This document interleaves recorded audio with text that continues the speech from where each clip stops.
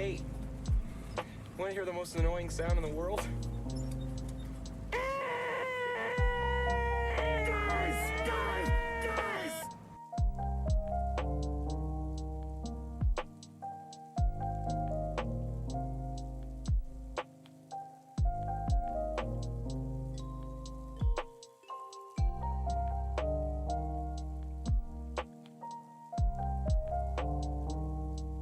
All right, good morning. What's up, Only Cow? How you doing? Oh my God, guys, what a morning. Whew.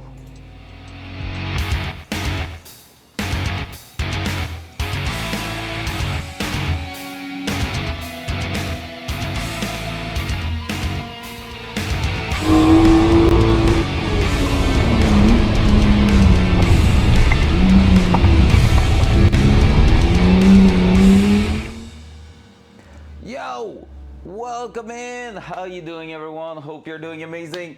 Man, Only Cow, you will never believe how crazy my morning was today. Holy crap.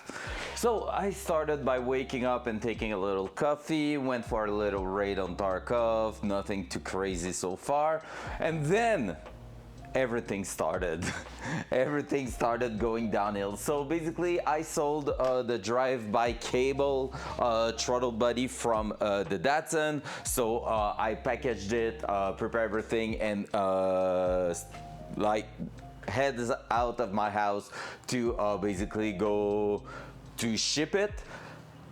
And as I get out of my house, there's a police car in front of my house that arrested someone. I was like, classic speeding situation, I guess, no big deal, whatever. So I just got in the car with the package and left. Then, then I got to the shipping point nearby my what I thought was a shipping point nearby my house, and actually it's just a reception point, so it's just a place where you can go pick up your package, but you cannot ship there. They're not like waiting packages and doing all the little things around it. So I was like, oh shoot, well there you go, I'm gonna go tomorrow instead. So I started heading back home about like 5 minutes after leaving it, pretty much. And what happened is that I got to a place where you're doing a stop, started heading, and it's like a hill, and it's like just a street going uphill, and a pickup truck about like 200 meters behind me turned at the intersection and started like speeding like crazy, and I was like, what the fuck is he doing? And he overtake me in the uphill when we can't see anything. I was like, that guy's fucking dumb. And I have to remember, you guys, I already got a situation where I almost had a face-to-face due to a pickup truck doing exactly the same thing, but in front of me, not like against me, but like to someone else in front of me, which means he just showed up in my lane and almost did like a head-on collision with a pickup truck with the M3 like 4 years ago. And so I had some PTSD from that this morning, and I just started like going a little bit faster to get behind the pickup truck just to try to flash my headlights and be like, what the fuck, dude? And I just started doing that. The guy smashed the brakes and I almost like crashed right into him, but racer reflex on the brake, let's go. The tires were screeching and all that. I managed to stop the car. He started to open the door to get out and try to be full angry and all that when he's the guy who did stupid shit. So I just overtake him and took off. But like I was like, what the fuck? And then I come back home, the police car is still in front of my house, still with the same guy, because it's been like 10 minutes max at this point. Another police officer shows up, another police car shows up. I swear to God, what the fuck was this morning? Another police officer shows up and all that. I don't know what was wrong with that SUV that got arrested, but let me guess that that guy didn't pay his license or some driver license or something, because the car got towed. And yeah, so all that just finished pretty much now. And here I am finally in the garage, but man, that was a lot of things happening. The only thing I hate is that like right now, basically the guy who did a road rage on me, I don't know if it's someone living in the same area as me or just a worker around here. I hope it's a worker, because if he lives around here, let me tell you, I'm not feeling like so happy with it, because I'm like, man, you are crazy enough to slam the brake like that. The best part was when I saw all the stuff in the back of his pickup truck just like going everywhere, because basically he smashed the brake so hard, and I was like, I hope he broke something. Well, this is karma for him if it happened. So there we go. That was my crazy morning, man. What the fuck? I'm still like, I'm kind of shook about it. What's up, Orange? Welcome in. I'm kind of shook with how people can be so crazy and like idiot at the same time. Like that guy, if he stopped in the middle of the road, he thought he was right. And that blows my mind. Yeah, you missed a story time. It's worth this morning. Hooray, it's story time. Hooray, it's story time. Be with you, and you, and you, and you, and you, and you, and you, and you. Beautiful. So you want me to repeat it, Orange? Because it's okay. I should have waited a little bit more. Hey, what's up, Hog? Good morning. And you. So it's a proper story time right now, because basically, okay, I thought it was starting again. I was so afraid. I was like, no, end up cringe. So basically, I had a heck of a morning. I was supposed to be live an hour 30 ago. Basically woke up, took a coffee, did 2 raids in Tarkov. Nothing so crazy so far. Then got confirmation I sold a part from the Datsun, like the old throttle body, the like big flap at the front that we changed to be drive-by-wire instead of cable. Sold that thing, so I packaged it and went head down to to a clothes store, like a store close to my house, where I thought they were a shipping point, but they are just like a reception point where you can go and pick up your packages. But there start everything. So basically, I got out of my home, got into my car. There was a police officer, like a big police SUV in front of my house on the other side of the street that arrested someone. I was like, speeding, I guess. And that's fair. Like, people have been a bit crazy lately. It's supposed to be at 50 kilometers per hour, so 30 miles an hour pretty much. And people are probably like at 40 miles an hour at all time. Like, people are just driving fast. And what pissed me off is that before where I live, there's a place that that's a little bit more like of an empty space. And basically, no one speeding there, or almost no one, I should say. And then they get into the residential area and they just speed like crazy in there. They just keep the same speed as the other one that's like a 35 or 40 miles per hour zone, 70 kilometers per hour. And that happened, and I'm like, okay, fair, but like, people are stupid. Residential, there could be kids, but more importantly, there could be dogs, and that's a no-go. You take care of our dogs. And so I left, police officers there, all that, it's all good. I'm going to the village, got there with my package, tried to like go to the store, go there, put the package on the counter. The girl's like, yeah, no, we're not shipping. I'm like, oh, bummer. Okay, I'm heading back home. But more importantly, dogs. Fact. And and so basically, as I head back home, figured this out. Okay, I'm at a stop. I'm turning left, starting to go uphill. So it's a huge hill for about, like, I will say not a mile, but like maybe half a mile. And basically it's like a nice long hill that you don't see anything on the other side there. And as I'm midway through the hill, a pickup truck turned at the bottom and just start accelerating like crazy. I'm like, whoa, that guy's motivated. Like, I see him right away in my rear mirror and rear view mirror, and I was like, oh, okay.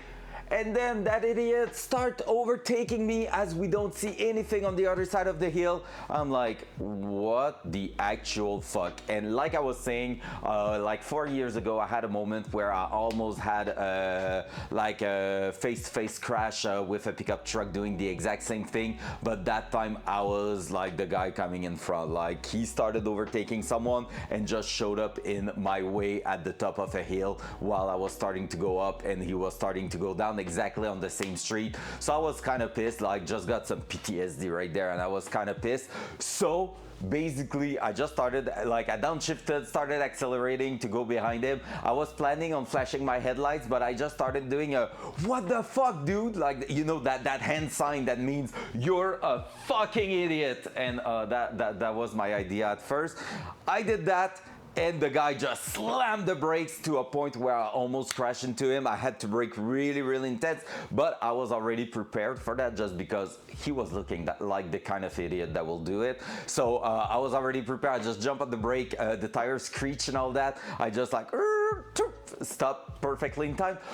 The guy stopped completely middle of the street and opened the door to get out. I was like, no, I'm not getting punched in the face this morning. No shot. So I just put first gear and I just overtake him and went away. The nice little thing was when he smashed the brake, I saw everything in his in the back of his pickup truck flip and all that. He had stuff. So I'm thinking it's maybe a worker around here, but but like yeah, so I saw this stuff like just like flipping and all that. So I hope he broke something in there, and like I overtook him and I was like, man, that guy's gonna follow me now right up to my house. But I think he took the time to place back his stuff and all that, and I was like, well, good for him, fucking idiot. Got back home, and the nice thing was I just parked in my driveway and there was still the police officer. So even if the guy wanted to stop by my house, I will be like, you want to tell the police officer what you just did at the bottom there and how you tried to make me rear-hand you? No? Okay, well, get the fuck out of here. So that's cool. And then after that, because it's not enough, that part of the story done. A second police officer showed up, like another car showed up, another SUV actually, with the first one, and I was like, yo, what's going on in front of my house now? It's not a speeding ticket at this point. There, you don't need two police officers to take in charge a speeding ticket. And I don't know, probably, no, I don't think jail. I think someone didn't pay his license plate, like registration for the car, or driver license, because the car got towed. And that's usually the two options that happen. So I think someone just received a $500 ticket plus 30 days impound, and then the car is gone on a tow truck. Yep, so pay your bills, guys. Pay your bills. It's important. So yeah, basically that's everything that happened this morning, and that's why this morning I'm an hour 30 late. How about that? Man, it was like something. And honestly, that pickup truck, like, it pisses me off because the fact, and that's what I was telling Only Cow, the fact that that guy stopped and opened the door to get out and be like, what the fuck, because he went out and he was like that, like really intense, and I still have the QC registration on the windshield of the RX-7, let's go. But like, he was really mad, and I was like, that guy, to be that mad, he thinks he was in the right, like he thinks he was right doing what he just did. Like he doesn't care that he passed me on like a solid line, going uphill, not saying a goddamn shit. And honestly, part of me, if that guy didn't seem so aggressive, part of me would have liked to just stop and say, dude, I almost got into a really bad crash a few years ago because of an idiot like you. Stop doing that. Like honestly, just stay behind the people there. Like, come on, just use your two brain cells for once. And like, part of me just has a small regret not telling the guy that, but that's the kind of guy that could have just went and tried to sucker punch the window or whatever. So I'm like, nah, whatever. Like, part of me would have loved to try to disengage the situation by just telling him how of an idiot he is, but you know, it's part of the game.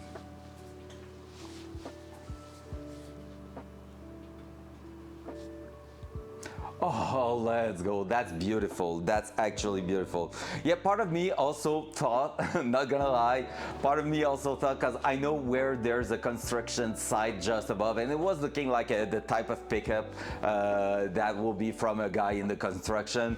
I almost, before stream, took the car and went up there to just see if he was there, just to go and chat with him, like, hey dude, sorry for what happened, but like at the same time, can you please stop doing that? Like, because I'm really hard believing he's a worker around here, and so he's not living here, and I want to be like, hey, it's been 8 years I'm living here, and honestly I've seen some shit that like people idiot like you are doing, and it's bad. Like, stop doing that. You're not like it won't matter if you're 5 minutes late rather than getting into a crash, because when we got at the top of the hill, by the way, there was a semi truck coming by, so like right in front of us, you know, the 10-wheelers, probably full of material and stuff, and yeah, like it wasn't close to an impact, but honestly, like, put 30-second difference there, timing difference, and it would have been bad. Man, everyone's so stressed to go at absolutely anywhere, even when it's not anything urgent or anything. It's crazy. It pisses me off so much, like so much. So that put the mood to start working on the car, right? Nothing's gonna go wrong today, right?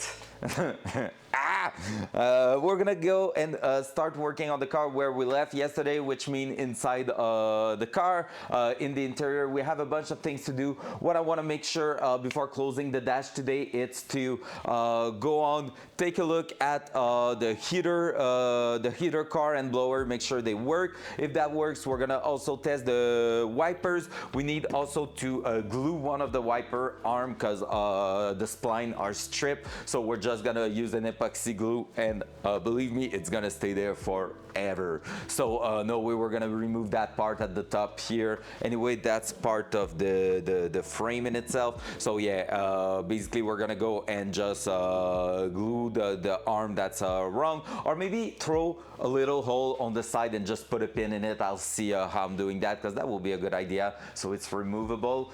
Then after that, we're gonna go on and start reassembling the interior. If we're lucky, we have a huge day in front of us. If we're lucky, fingers crossed that tonight the dashboard is in place once and for all, and that after that we're gonna go ahead and clean up the inside and install the carpet, and if that happens, that will be beautiful. That being said, we still have 2 connections to do also at the back of the car, so we're gonna check that. Let me check my cell phone. I want to make sure also that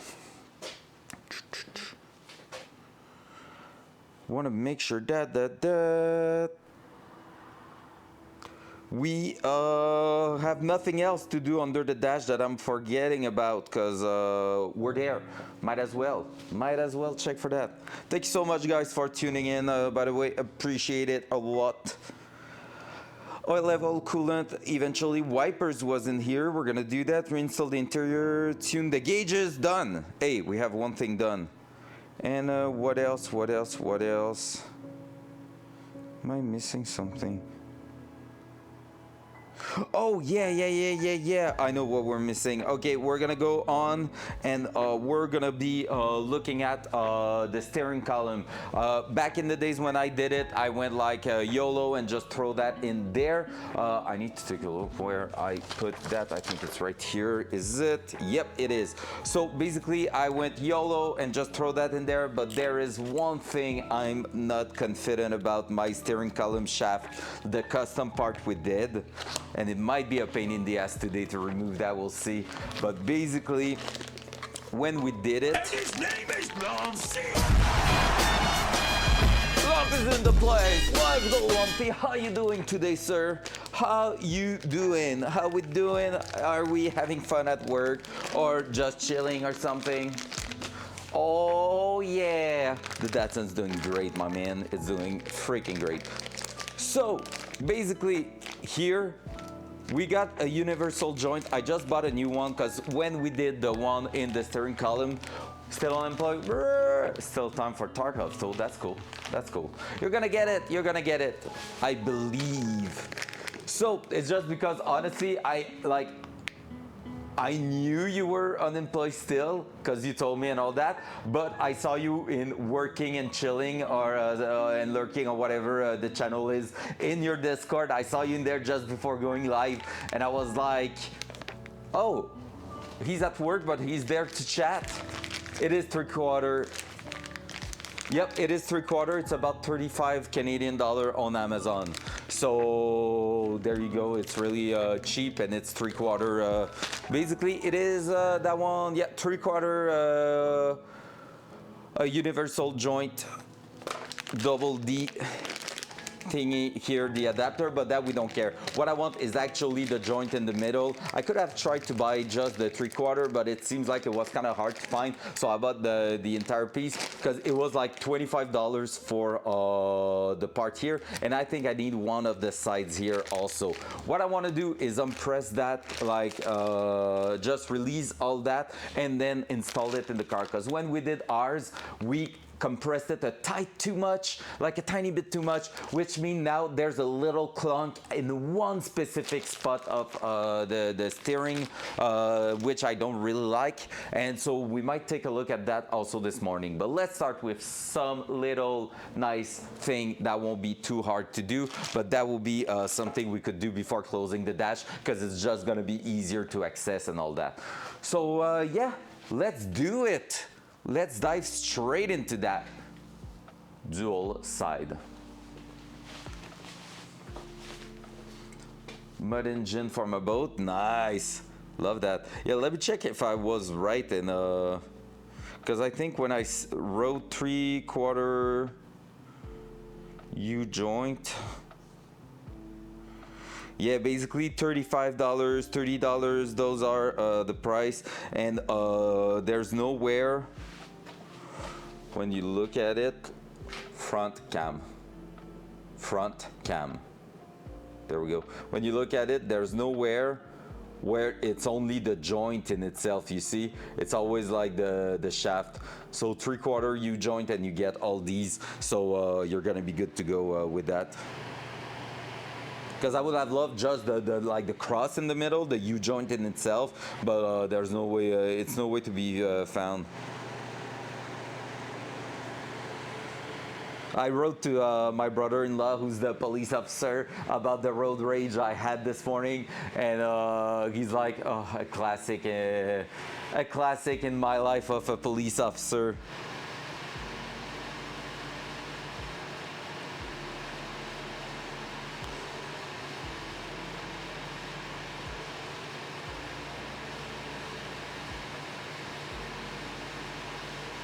There you go.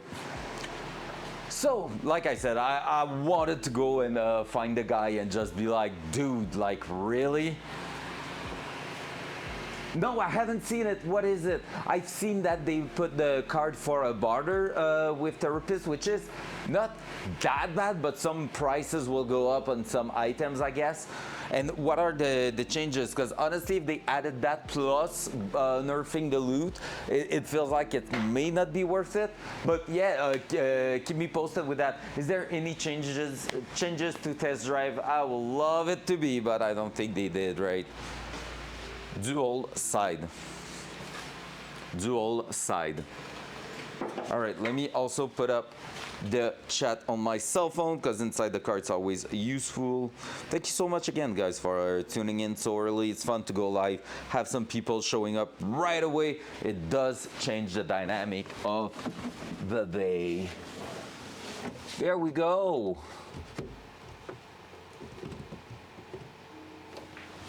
Just checking. Okay, nice.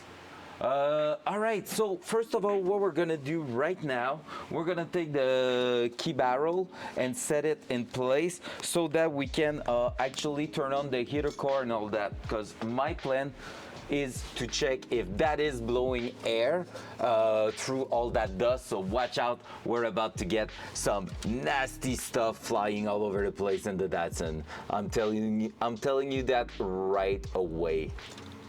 There we go.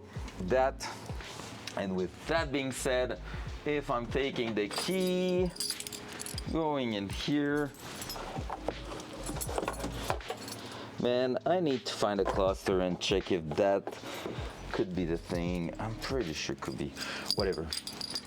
I'm getting. Oh.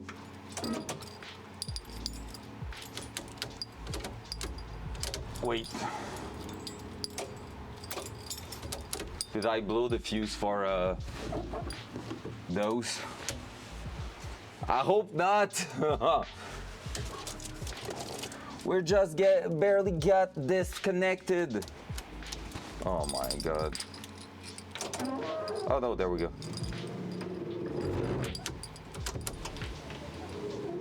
Well, the arms are working. Now let's set that. Wait. Oh, it was clicking.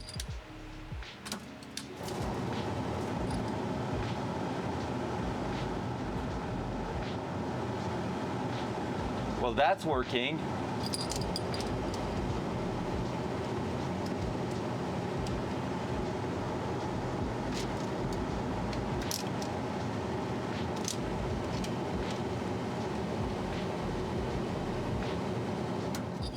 Nice. Well, everything's working in here. That's what we want to see. No big deal there. Awesome, awesome, awesome. Need to add a kill switch to that car too. That would be great. Well, that and that is working, so that means that connector, I probably don't need it. I have what I want. As long as I get some heat in here, we're gonna be good. Then after that, what we have to do... No, they didn't blue, because they're working now, but yeah, I thought so, because basically I've been fighting that in the car for so long. I think they're just, yeah, the arm is not happy, that's why. The linkage isn't happy. What are you doing, sir?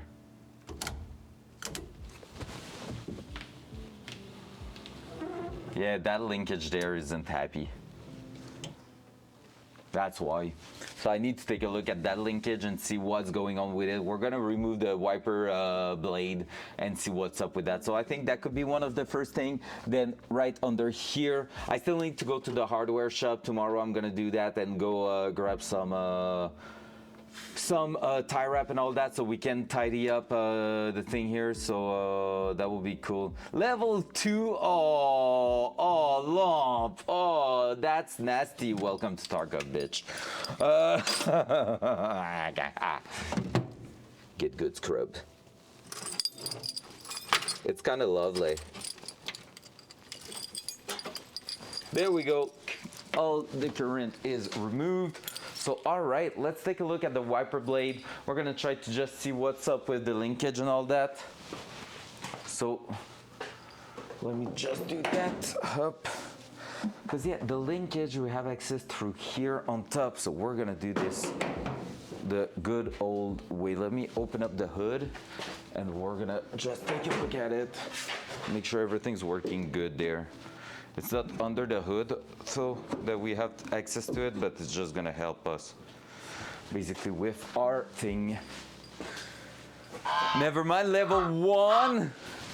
What's up, Goose? How you doing, sir? Welcome in. Front cam. For those who missed yesterday end of the stream, we installed the turbo shield, which is looking freaking great. So let me show you as I'm setting you up right here, because we're gonna go there. Let me do that and that. Dual side. Look at this. Look at that blanket there. So that's a Kevlar blanket, basically giving us heat protection. So on the hot side should help prevent the heat from going. What? Why the voice went down? But yeah, so thank you so much, Hawk. So basically we got this, the turbo blanket there, which is going to keep the heat in place right here. So there's a spring on each side keeping it tight around the turbo. Perfect fit. Honestly, not too expensive, cost like 50 bucks, where usually you pay quite a lot for those. But yeah, people on the comment section, the reviews and all, were saying like, honestly, does the job really well, just like those big brands for really cheap. And someone even said fit fits perfectly over that turbo being exactly what we have. So I was like, yeah, I mean, we're giving it a shot. Giving it a shot was worth it. So here you can see that, yep, this is the electric motor for the wiper. What we're gonna do now is remove the screws at the top here to go under that plastic trim there, and that's where we're gonna see our wiper linkage. From there we should be good to have a nice look, lubricate everything, and make sure everything's working good. We're gonna try to remove the wiper blade, see if it works perfectly without it. If so, we might just go on and change the wiper blades to make it like brand new and see if that solved the issues. But we're gonna also probably put some epoxy glue, just a tack of it on both arms, just to make sure. Well, that one seems pretty good. It's that one here that seems to have a little issue where it is basically not always going all the way up and down. So we're gonna take a look at it. Happy hump day! That's true. I always forget that's what Wednesday is called. Hey, sounds good, Orange. Catch you later, man. Watch out for the road rage out there. People seems a bit crazy today.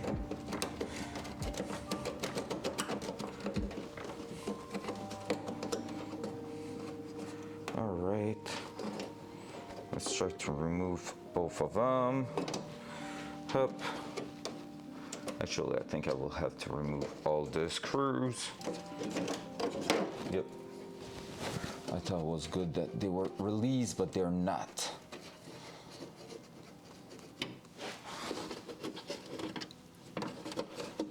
There we go. That's a part that we never removed so far during the build, but there we are, removing it for the first time. So we have the water nozzle here for basically the windshield washer.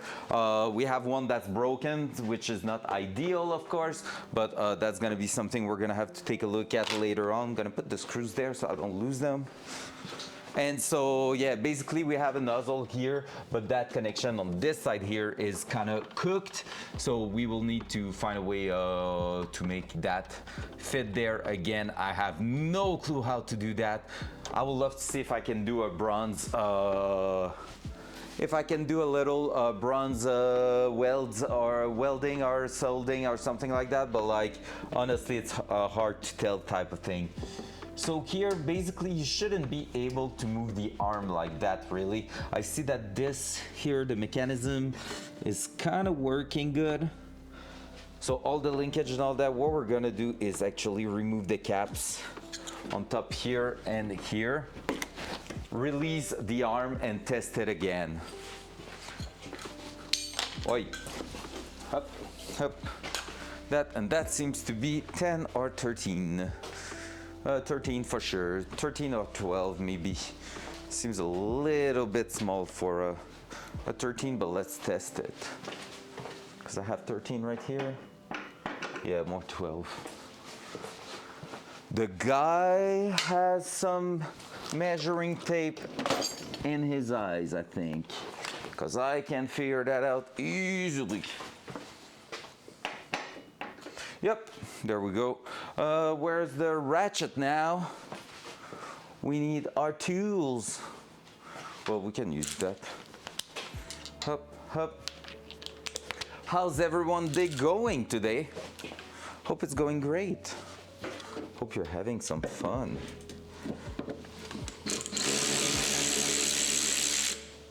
It's either that it was stripped or it's not tight enough, maybe. We'll see. There we go.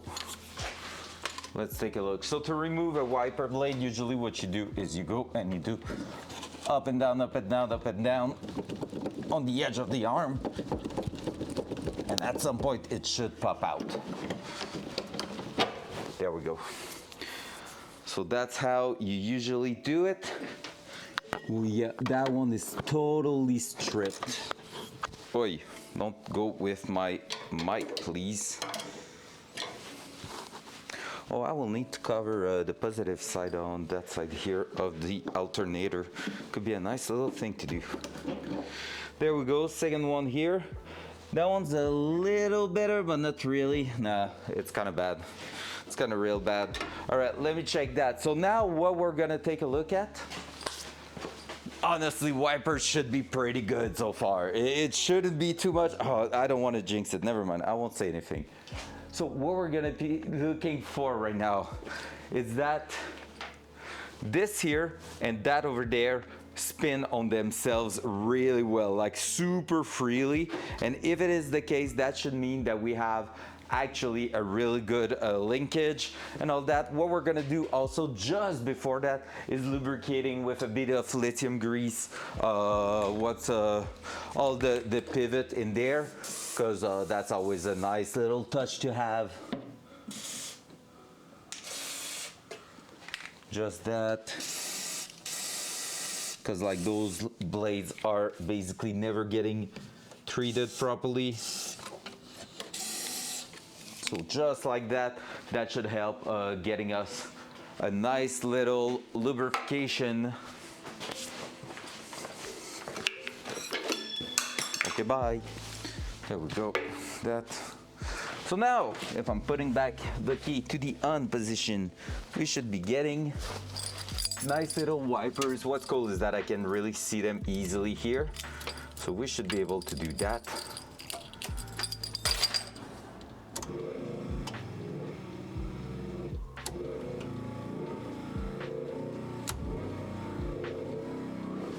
So as you can see, everything's moving great in there. No dramas, it's doing exactly what it should be doing.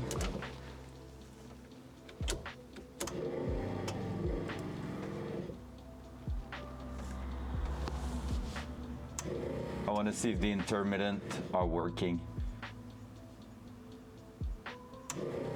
So far, yes. 1, 2, 3, 4, and if I'm going all the way down.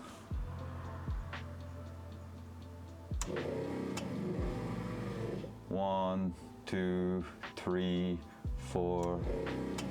So intermittent are working, but not the speed on the lever.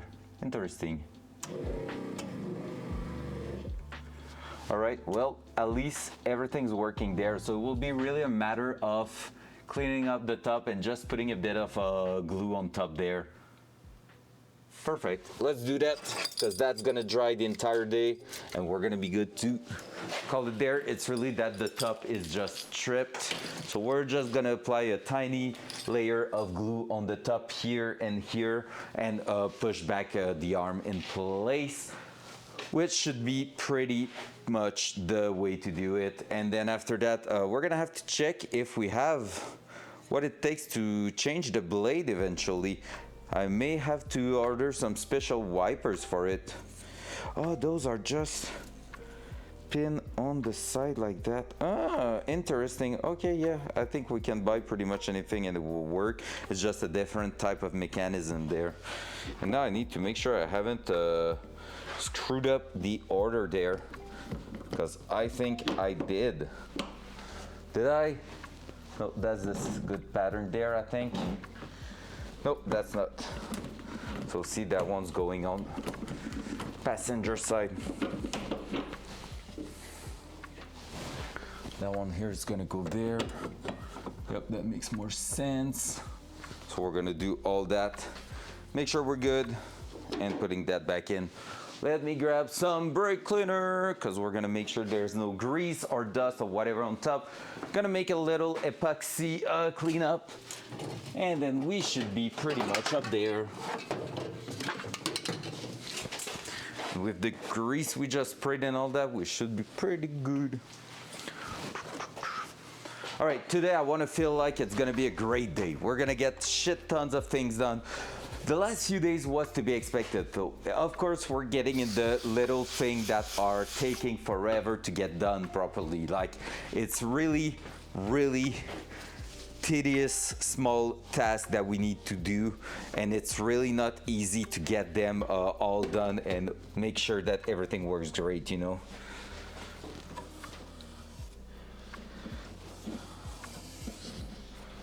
Okay, we don't have brake oil. Yeah, we do still have a bit of brake oil also. I'm gonna grab another wrench and try again to tighten the middle fitting on the brake system. I just feel like we're missing we're still chasing a tiny little leak on the brakes, and that pisses me off, but like, it's just the reality. If that time it doesn't fix it, we might have to disassemble one line there and redo the connection. The only thing I'm afraid of is if the proportion valve is the one that is having bad threads. If it's the case, we're kind of in trouble, not gonna lie, because it is a $160 part that I need to change. Even if it was brand new, because it will be considered bad manipulation or whatever, and they won't give me another one. So let me just do that quickly.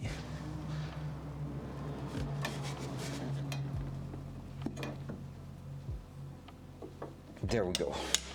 Just tighten the thing another time, because it seems like it's never tight enough, that one. So we're gonna check if we're ending up with even more leak or less leak or no leak. No leak will be the ideal option. So let me clean that up well, because it just says always a little bit, just a tiny little bit wet in there. That was weird.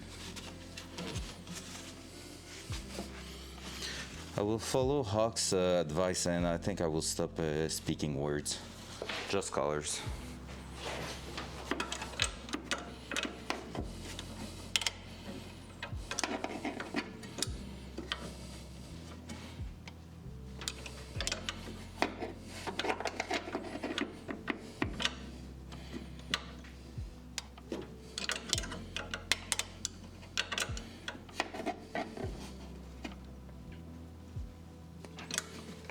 That seems really tight now.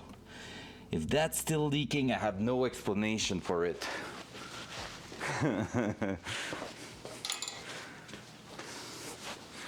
You love it, Hawk. All right, there we go. One thing done. One thing I had in mind but not on the list, so that's a win and not a win at the same time.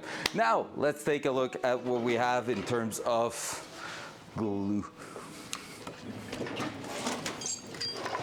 So my favorite one will be that one here, GB Weld epoxy glue front cam. So that's the one we're gonna use. 6 minutes to grab, basically. It is an epoxy, so you have two things to mix together. We're gonna add a small layer of that, and that one here dries in probably 24 hours, I would say. Probably still reinforced epoxy glue with a quick thing, but it's not saying how long it takes to stick together and all that, but I will assume usually it's 24 hours. You're not touching that, like you're not asking anything out of it for 24 hours. Really nice way to do it, by the way, guys. Use something like this, and then you can literally use a piece of wood or whatever to mix it up. I had a bunch of wooden pieces. All right, hello. Somewhere, I just don't remember where I'll put them, of course. So let me take a quick look, but I don't think I will find them that easily. So I'll assume I will go with something else, but let me give it a quick look.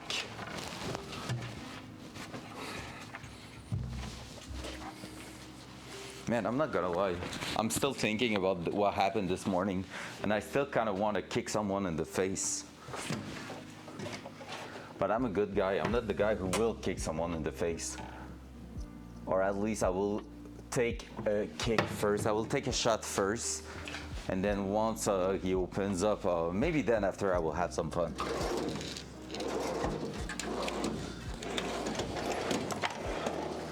Better knock me out on the first one, otherwise you're gonna see a nightmare in front of you.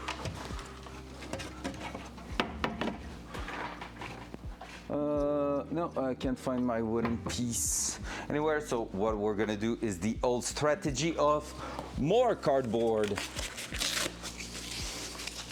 So what you do is a little stick like that, removing the flappy sides.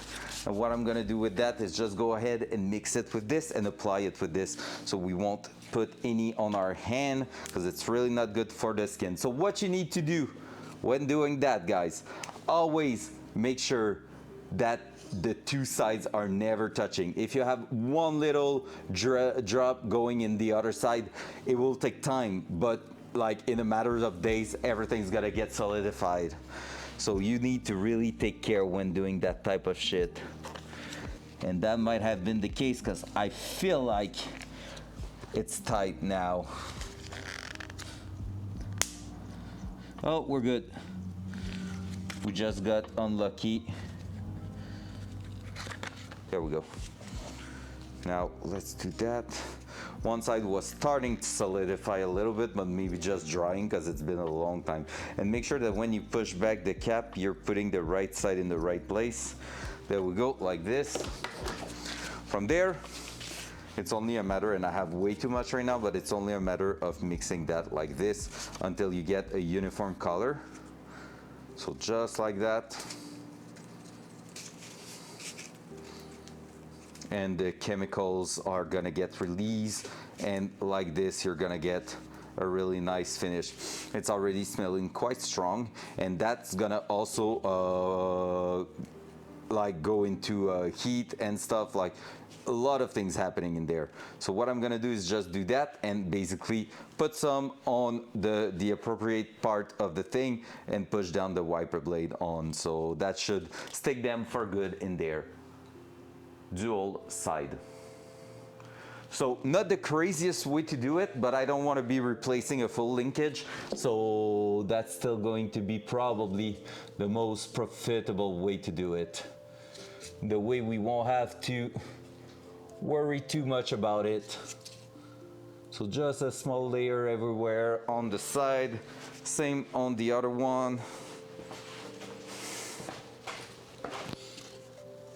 Oh yeah, it's smelling strong.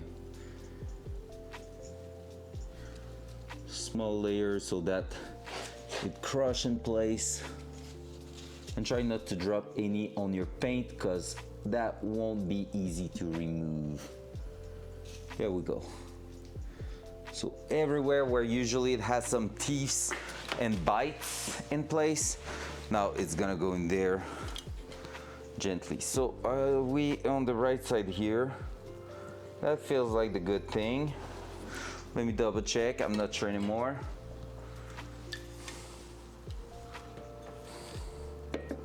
Maybe that one? Yeah, that one's the right one here. So just like that, and make sure you're setting that in the appropriate position, just like here, because we don't want that to go too far down. So down like this.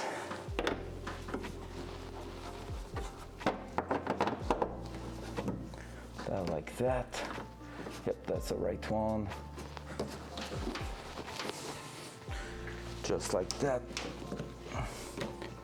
We're gonna make sure everything's beautiful here.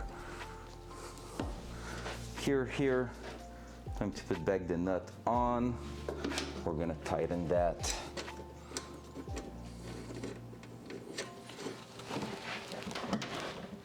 And that shouldn't be moving forever.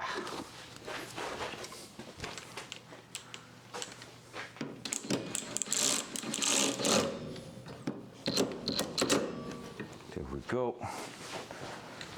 So that's gonna dry for the next 24 hours without any big deal. And see, boom.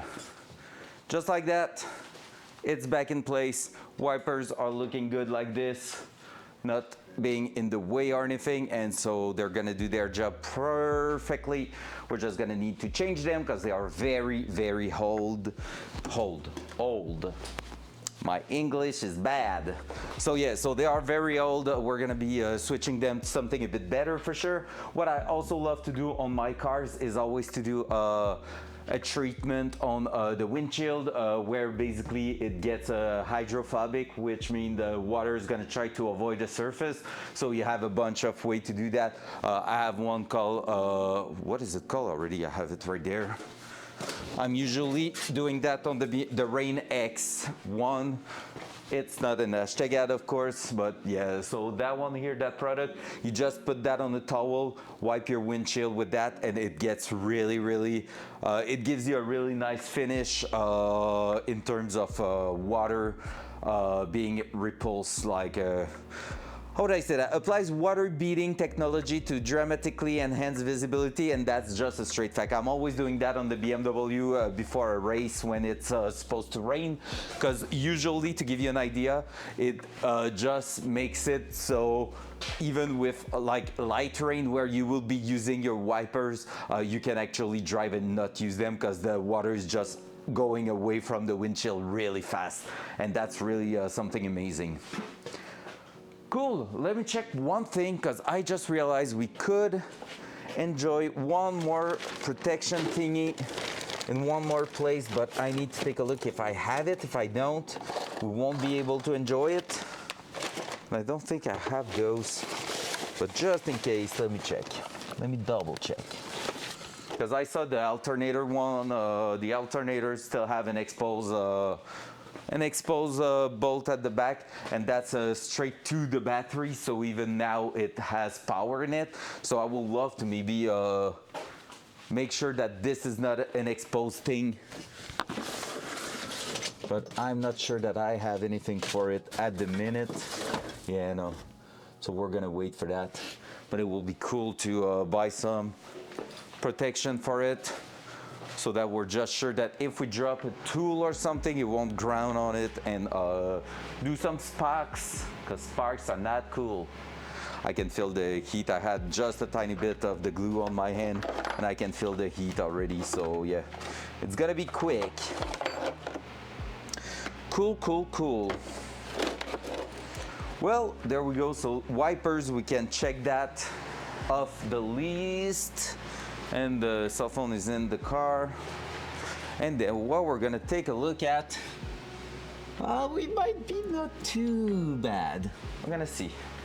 We're gonna see how it's going for the shaft.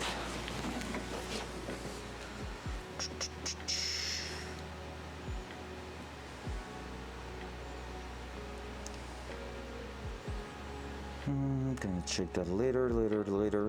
I was saying list. Datsun wipers, check. Hey, it's going great, guys. Honestly, yesterday was bad, but today, well, it wasn't bad. A lot of progression, but a lot of tedious little thing, and that's not cool. But yeah, today, honestly, I do believe we can get a lot of things done. So let's dive straight into that. I'm gonna bring you with me over here. Let's close the hood one more time, because in the end, there's nothing we have to do there. Front cam. So let me bring you here with me. We're gonna see how that's going. So I'm diving into something that wasn't planned necessarily for today, but we're there. We have the dashboard off, and honestly, the more I think about it, the more I feel like blower motor with the heater core and all that seems to work perfectly fine. So that was not really expected to work this morning, so we're not losing time there. And oh yeah, we still have a ground at the front to fix from the right turn signal. Let's do that before starting too many things. Let's start working again on here on the turn signal. So we're gonna close the heater because it's not too hot in here, but I don't like getting air blown on me. Okay, let me test it again. But technically speaking, that corner light and that light here should be sharing pretty much the same ground. So both of them should be bad, maybe. If it's not the case, we're gonna only check for that one. I'm taking that aside just because I want you to be able to see what's going on down there. What's up, Synapse?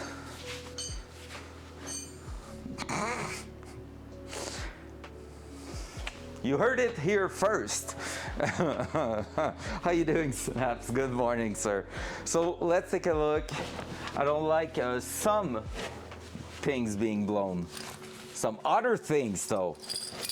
And I said to Hawk I will stop speaking words. So we're gonna speak color instead. Our number. 629420. So let me do that. Or the flasher. No, we need to be at the on position. That one, perfect. That one, not happy at all. Here, do we have the corner light? No. And if I'm doing that, this is working, this is working. Is the one on the other side working? I think so. I think I see it open there. It is. So that one's working. So that ground should be shared somehow. That one works, but not that one. So we might be regrounding that one because I don't know if you can tell, but it's like almost half the intensity, and it's not a camera angle effect. It's really like dimmer on that side. So that being said, we're gonna try one more thing now, and if that fixes it, we should be good.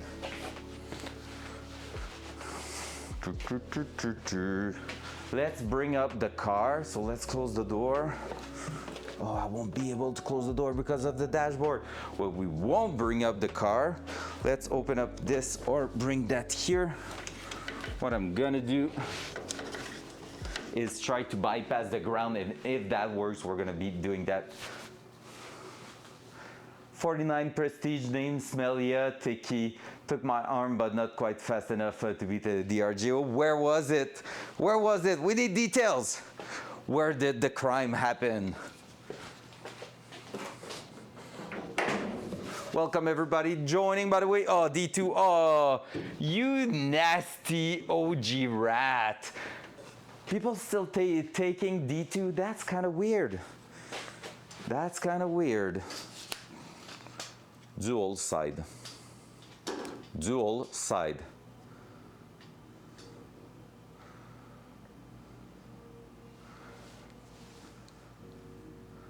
Two raids, 2 kills, we love it.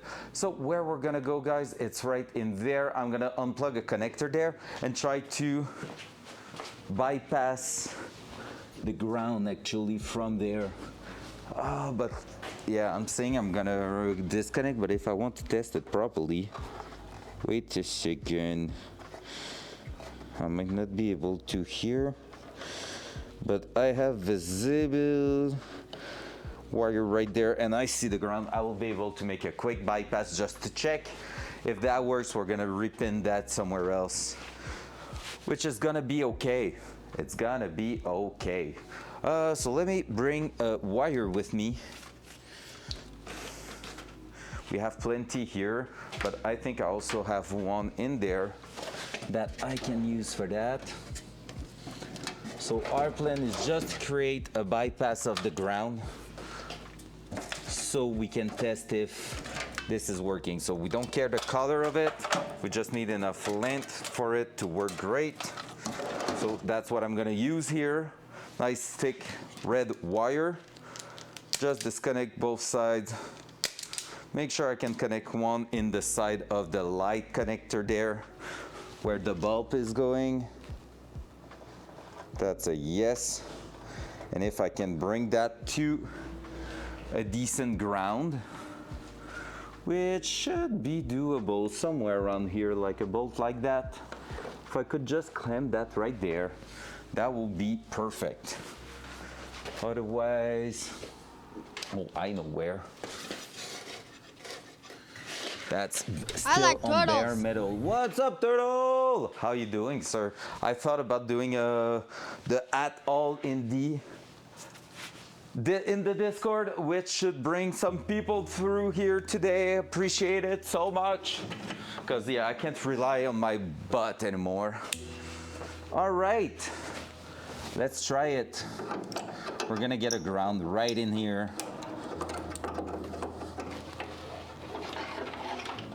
So that custom ground wire, we're gonna just ground it right there on bare metal. Push that on the side of the connection here. And from there, if we're getting a GG weld blade, well, we know what we have to do, create a new ground. So now, dual front. There we go, that one. Now, if it brightened up to the nice bright orange that we had on the other side, we should be good, and it seems way better. Look at it. Almost the exact same thing. It's twice as good. You want to see how much of a difference a ground makes?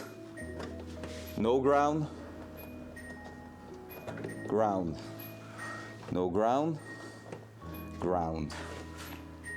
It's crazy, right? So that's the good thing. That's how you can tell. Just by the way it was acting, I was having a real good doubt about it, but there you go. Now if we test the flasher, still blinking. Wait, what?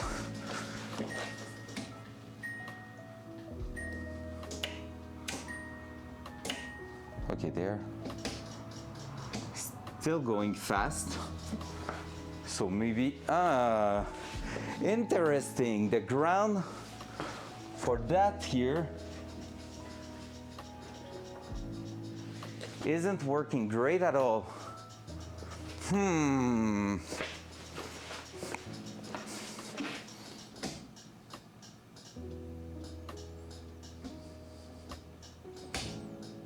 That one's good. That one isn't. Interesting that. So we can fix the problem for the right side parking light, but we cannot that way fix the issue for the actual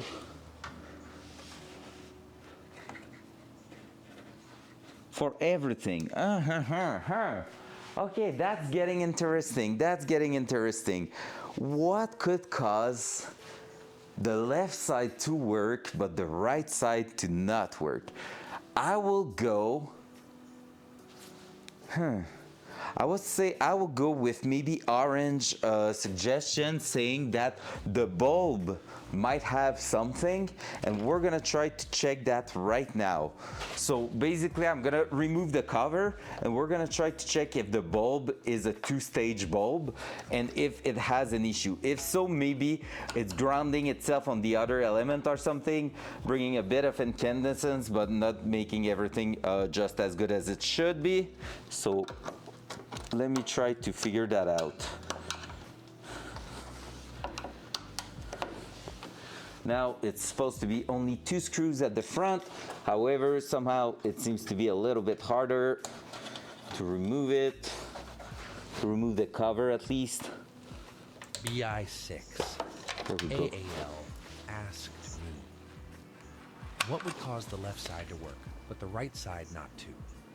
When the left side works, but the right side doesn't. Thank you, Miguel. It's like your brain farted harder than a whoopee cushion at a clown convention.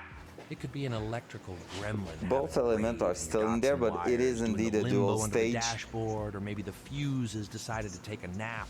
Make sure those connectors aren't playing hide and seek, and check the fuses haven't had a meltdown like a snowman in Aruba. Can someone bring me an 1157 bulb, please? The worst thing is I have some somewhere. So okay, the bulb here, everything seems good in it. And thank you, Joker, for that. Might be useful someday. It won't work, right? Come on. You got this. All right, it doesn't work. Well, anyway, trust me, it is still together, but one of them seems out of shape a little bit. I'm still thinking that it might be a ground issue. However, what we're gonna test right now is the actual input we're getting there. So I'm gonna keep the ground in place. I'm gonna disconnect one of the wire. Actually, I'm gonna ground into the plug, into one of the pin, then just try to see if we can get it to give us a pulse and see if the pulse is 12 volt or lower than that. It seems like it might be under than 12 volt, and that might be what's causing the issue. So I'm gonna push that back in because we don't need that to be out. Usually you never touch them with your finger, guys, just because when you do so, you are basically leaving grease on them that can be damaging the bulb. But I'm a bad boy. Why is it not going in? There we go. Boop. I can also try to check if it is that here.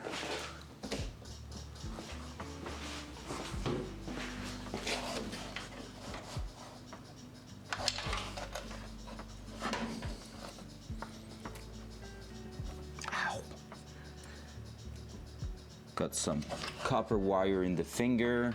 Not the greatest feeling in the world, I'm gonna lie. I've had better.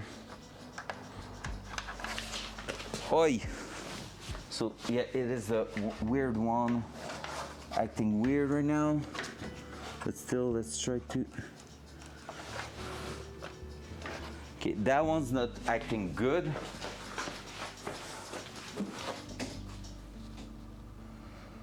But it is probably the other one for that one here. Unfortunately, there is a problem with the repeater module.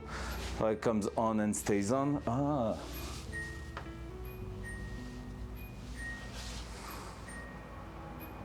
Huh.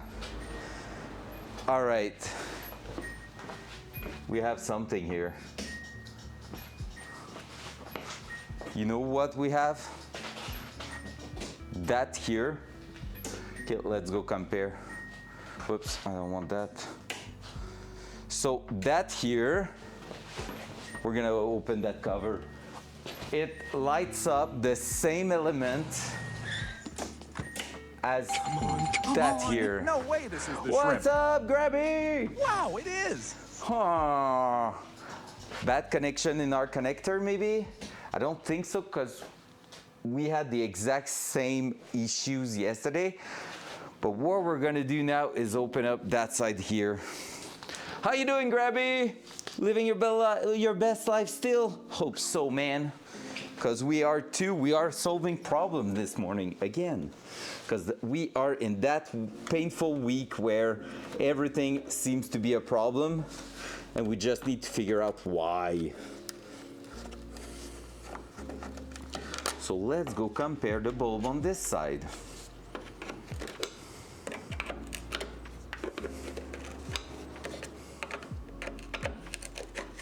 There we go. The gasket wants to fall off. Let's not do that. How about you stay in place, sir?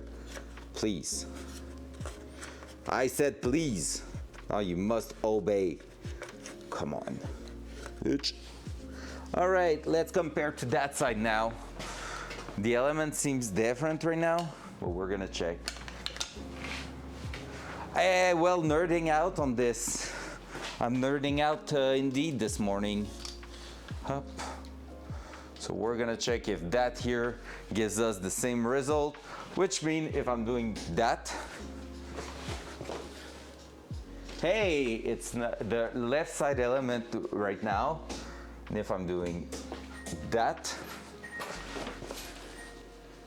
right side element, and then going back to that, wait.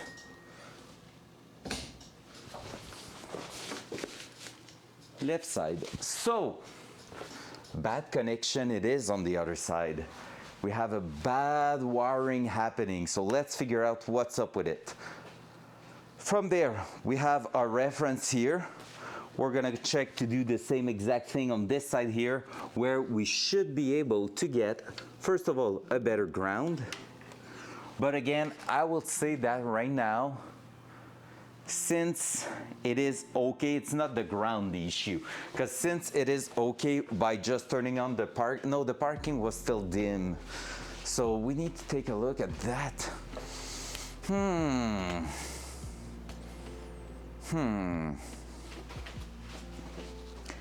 Is it the switch? No. In here, is there a place in the wiring loom where we got that messed up? Not impossible.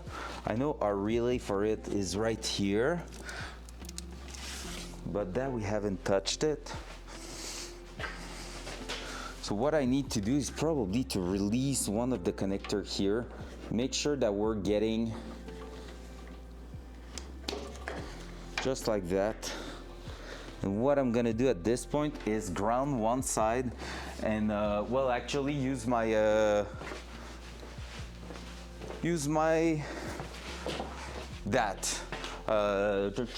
multimeter and just try to figure out. I think it's on the workbench actually. Is it? Yep, it's there. We're gonna use the multimeter, and what we're gonna do is we're gonna go with that tool here. Plug the ground, so the black wire on what we were bypassing right now.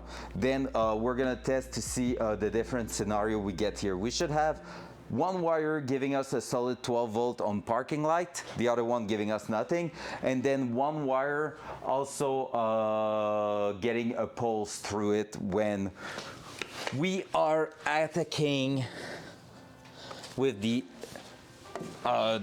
turn signals. So we're gonna check if that's the case. Just need to figure out black is on top there.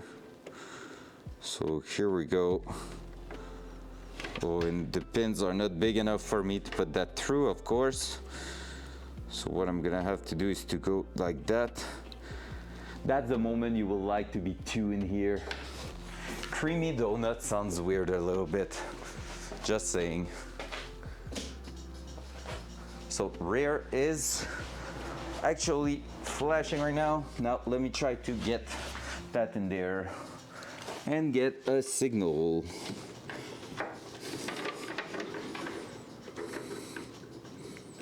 So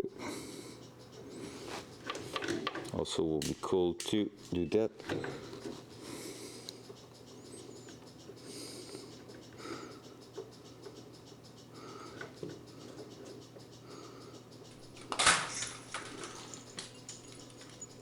Ba-ding, ba-ding, ba-ding, ba-ding. Mr. Pound!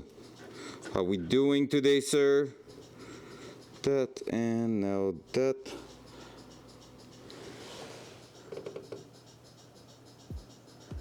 Yeah, it's not working great, that one. It revolves quite a lot, but nothing too solid there. Now, if I'm turning on that, ding, ding, ding. I love that sound so much. It's the way they're cooked. Oh, donuts are great. What's up, Kratos? Good morning. How you doing, sir? Nice stream last night. Was fun to play the last few raids, but was also fun to watch while eating dinner.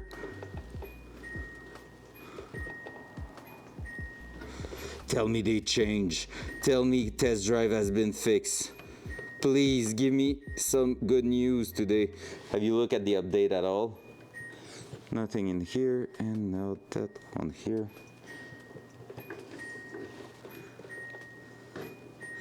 Wait, maybe I'm doing that wrong. Maybe what I need to do is actually that.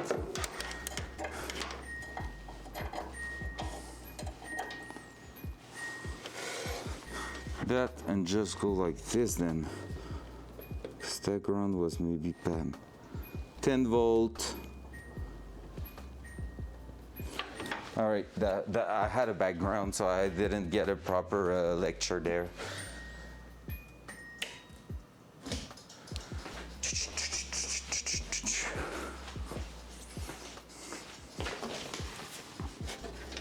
Yeah, and Hawk is the best, so she won't make them improperly. Fact.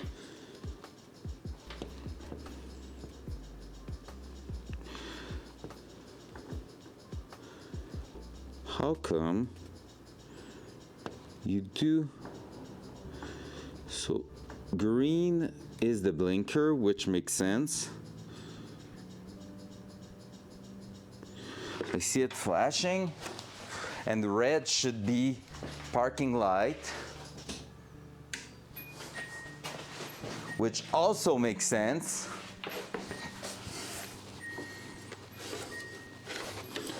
But then why red's at 10 and now here? We're all good down up to there. Why the heck the last bit isn't working? Okay, wait. Now I'm confused. So I have two different inputs supposed to go to two different elements down there in the bulb, and yet not getting the proper result.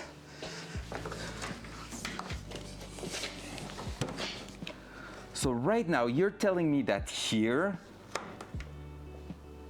I'm having an issue?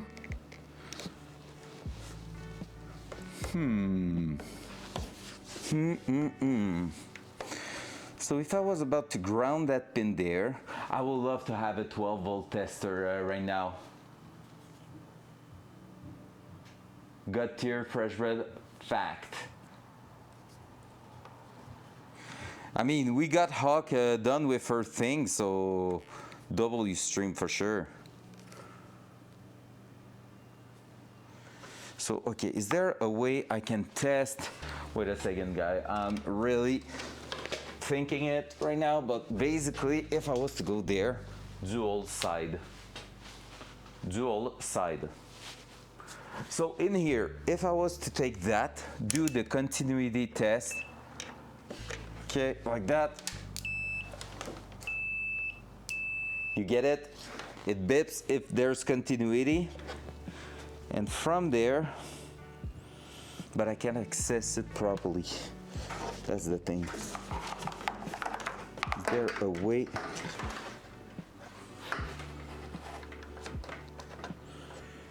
I can get it out of there. Yeah, maybe with that 10.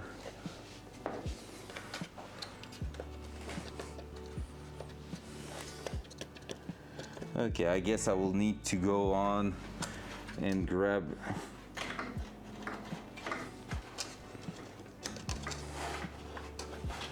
that here to make it go through.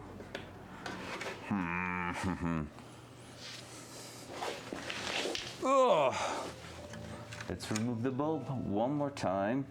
So the bulb here, which one is going where? Because basically the way it works is that ground is on the outside and each one of them is an element. So except if something's wrong with it there,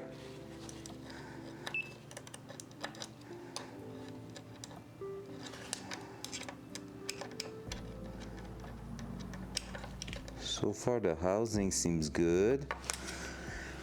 Except if there's something wrong, it shouldn't be the same light turning on. It's like it's grounding on the other one at the minute. And I don't get why. Because we're getting 2 times the right side lighting up and nothing on the other side. I don't get it. I'm so lost. I'm so lost right now. Why would it do that?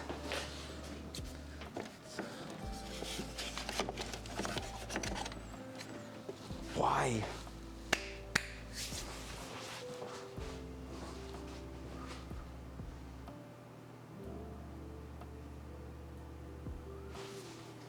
Oh, that looks so cool, Hawk. I had another croissant this morning. It was so tasty.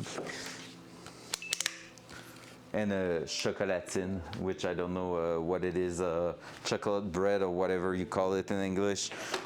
I have no clue. Like small bread with chocolate inside.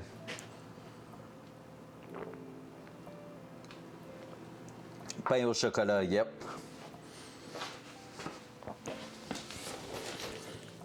All right, part of me just want to do a new ground on that one, call it a day, and say, yup, that's good enough. But you know, it's not really my kind to botch the work. And that's where it's like just starting to get into my brain a little bit too much, where I kind of want to go nuts and do something crazy out of it, but yeah. Because I need to basically ground that. I know where I can ground it differently, that's for sure.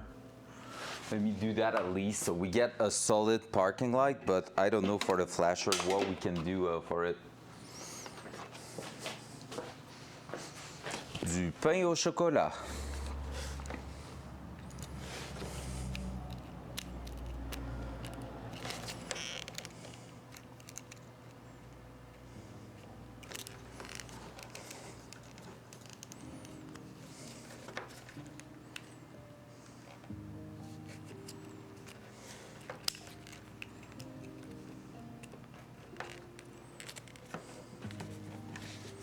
Come on.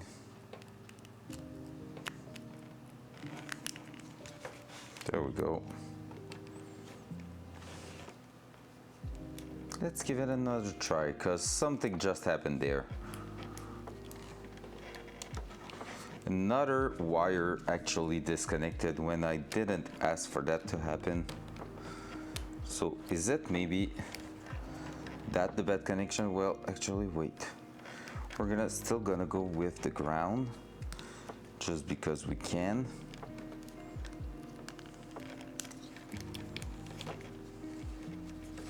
Now these are properly done.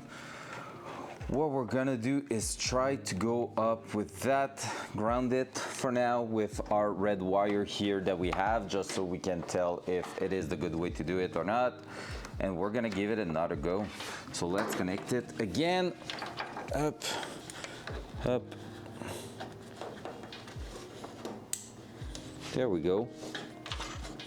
But yeah, having that thing doing that could mean that we had an issue with a pin not being properly seated or something. So let's take a look. If that's it, man, we're happy. It will be the best of the best. Now, can I get a plier or whatever? Maybe just electrical tape to hold it together. Yep, right there. We're gonna just make a nasty little ground there. Welcome everybody joining this morning. Hope you're doing fantastic. One in chat if you are a believer who thinks we're gonna get a lot of progression today. Two if you're a mean boy or girl.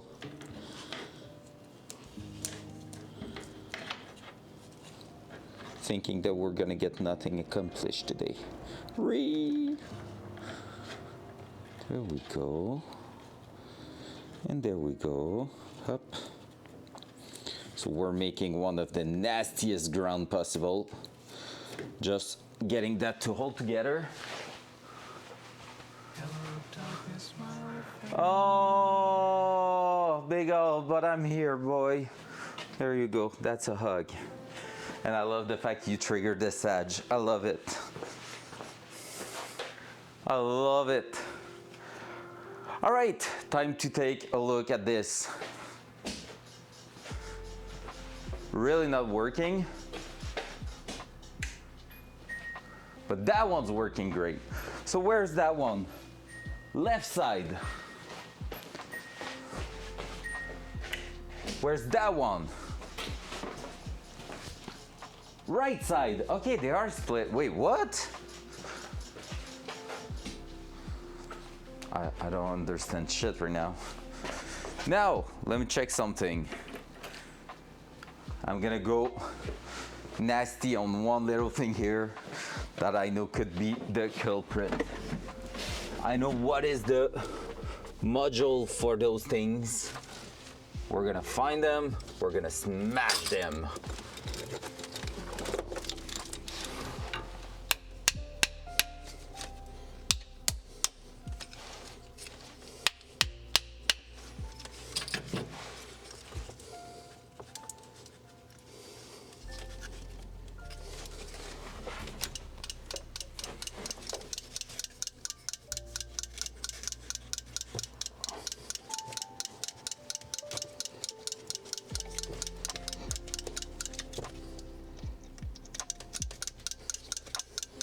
that's the thing. Okay, do I have another module? I think I have one upstairs in some wiring loom stuff. Or maybe in the thing I brought down here. No, I don't think in here. But to eliminate one other possibility, we will need to switch. Oh, I have one with that here. So the way it works, guys, the way the flasher are working, we have one special, what one is that? That's also flashers. Okay, let's just bring all that actually. So the way those things work, front cam. We have those two modules here, and these are the one triggering the flashers. So there are some weird little piece there. We're gonna just switch them. I had some spare one from when we bought the pedal, the brake pedal and clutch pedal assembly. So we're just gonna try to reconnect two in there and see if that's improving our problem. So let's test that. Dual front. There we go. So that way you should be able to see it clearly. And I'm just gonna disconnect those here because technically they were working just fine, but you know, just in case. And there's two called flasher, turn signal, stuff like that. So we're gonna switch both of them, see if we get any different behavior on both sides, and if not, well, that way, what are we getting? Solid lights on both sides, perfect. And now, that flasher works great. Still not. So it's not our module here, the issue. Perfect, that's being solved. So it pushes us back down towards that.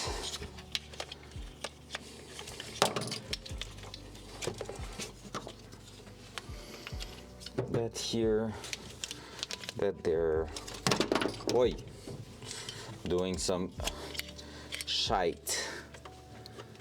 The Cheetos. All right, so if that's not the issue, where are we heading with that? So it has to be in the wiring loom for sure, which means I have no clue. We solved part of the problem, but not all of it. Also, I want to check one more behavior, what it does when I have the parking light like this and the flasher. So we're gonna test on our good side here. It flashes like that, perfect. So you can see what it's doing on this side.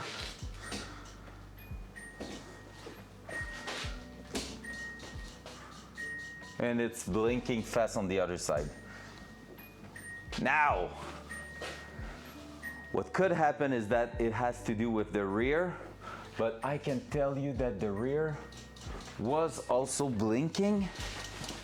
As far as I know, yeah, that one's blinking too, so it's a general ground issue. All right, that makes it kind of interesting, not gonna lie. I think that's gonna be something for later on, because I don't feel like working 3 hours into sorting out that. It's technically by the book flashing. It's just not something super obvious or anything, so the flasher definitely have something wrong with it. But I just don't know what else we can do at this point to make it work properly. We can bypass the ground. That's helping, but otherwise we don't have a lot of other possibilities. What we're also gonna do is definitely bypass the ground at the front here, because we see, I'm honestly thinking, let's wait, let's not rush anything here. Because what I'm thinking is that we're missing one ground somewhere to plug back in and like boom, magically everything's gonna be solved. And that sounds like kind of weird, but to be fair, it's definitely one ground somewhere that we removed and forgot to plug back. That's how it feels.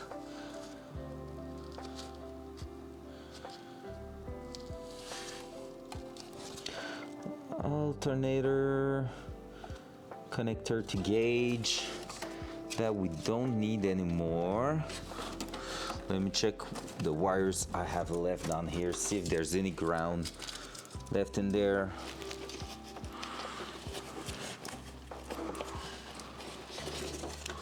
What are you?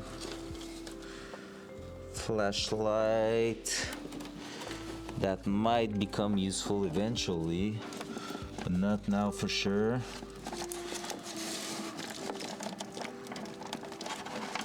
You are all the grounds and stuff, I guess, here. And you're going down here, right?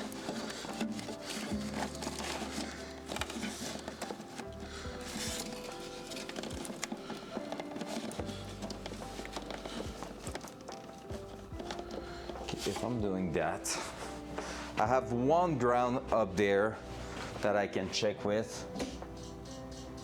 Let me play with it. We're gonna have to definitely rework our, recharge our battery. That's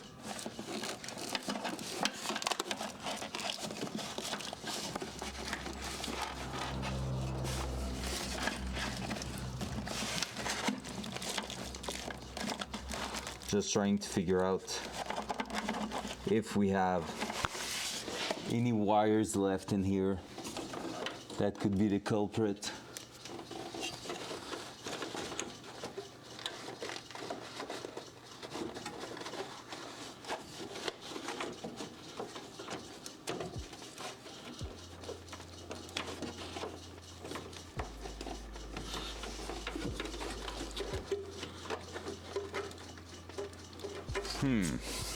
Because if it is something affecting both sides here. Hup. Click, click, click, click, click, click.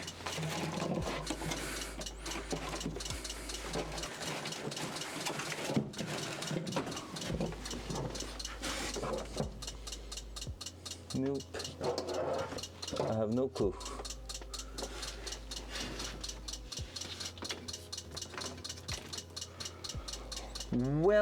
Well. That's kind of interesting. Okay, let me cut that. Like I said, we're gonna bring it down here. Screw that. We're gonna figure out a way. But for now, we're not diving too deep into that. Oh, hell nah. Too many things to do. So, bam, game over. We're gonna be just doing a little something there to make it work properly. We're gonna reground the thing to another spot, just so we have at least the parking light. So the light for the nighttime working great. The flasher, it sucks because like that's something I would love to be working properly, of course. But I just don't feel like diving into that right now. The best I can do, I guess, is actually try to figure out something out of it here. Like double check everything, all the connection and all from underneath. But to be fair, there's no way we're gonna be spending 2-3 hours today on that. I really wanna get stuff done. So that's a note. I'm gonna write it actually on my list. So let me grab my cell phone. I'm gonna add that to the list, but it's gonna be something like 90% sure it's outside of the interior, the dashboard and stuff like that. So we're just gonna try to make sure we're getting it properly done later on. So right turn signal ground issue added to the list. And then what are we doing next? Right now we're gonna go on steering column, because that's gonna be a tough one. We're gonna just reinstall. That's the word I was looking for. We're gonna reinstall the covers at the front here, make a temporary ground out of here, and then after that go on. So that way we're gonna get at least not some progression, but at least something a bit more decent on that side there, which is supposed to be good enough. So let me find my electric wires in here. Where are you guys? Am I out of black electric wires? If so, we're gonna grab a blue one there so it's super obvious, so we always remind ourselves that, hey, you're supposed to do something out of that, bro. So yeah, so what we're gonna do is go ahead, just do a quick connection there. What I think I'm gonna do actually is use a pin from the Dutch connector here, so I don't have to unpin. Like, the idea will be not to unpin the one in there. I really feel like we have either a cut wire for the flashers or like a shortcut, a short circuit or something. That's well, yeah, I mean, maybe. So maybe we're gonna have to track back the entire wiring loom up to the switch and all that. But again, we're gonna have to take a look later on into this. It's really, really tough to tell, and it's also really tough to track down. So let's go with this here. We're gonna make a temporary ground so that the parking light works great. And the thing that makes me say that it might be a cut wire is the fact that it only affects, like, it seems like it's a bad ground in the first place on part of it, but it also only affects the flasher once the ground is fixed. So it feels like we're missing a ground, and it's maybe a damaged wiring loom at one specific spot, and that means I need to basically check the entire wiring loom running under the exhaust and everything on this side, and it's not really something I'm looking for today, not gonna lie, because I know where it goes, where it goes in and everything. So that's why I'm really kind of curious to know why it's doing that. But yeah,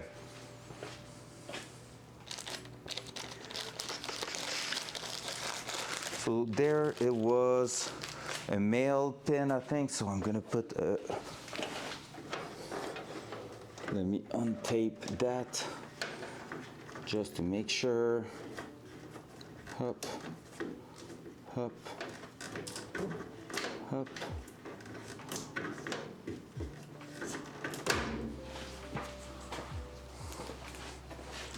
There we go. What we're gonna do is set that in here. Crimp that. Where's my crimper wire? Oh, no, that's the other one. We're gonna go grab the one in there. Up, up.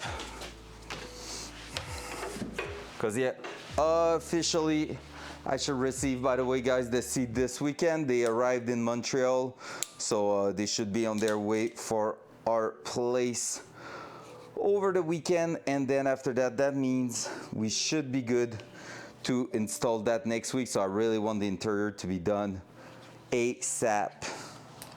That's gonna be a big deal. We should be having some fun installing that, except if they don't fit, but I'm assuming they should fit.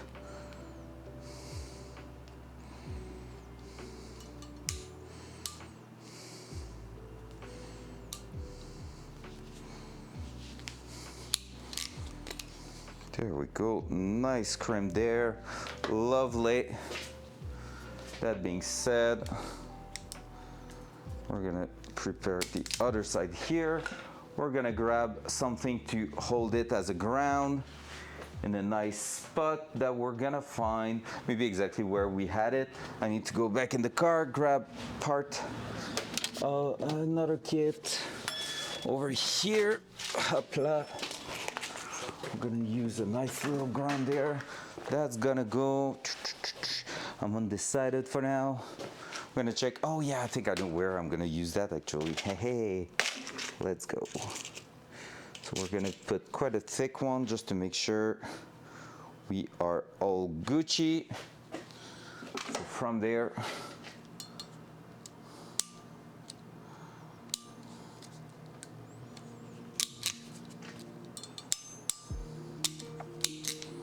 cool. Now that being said, let's just start it properly in here. Up.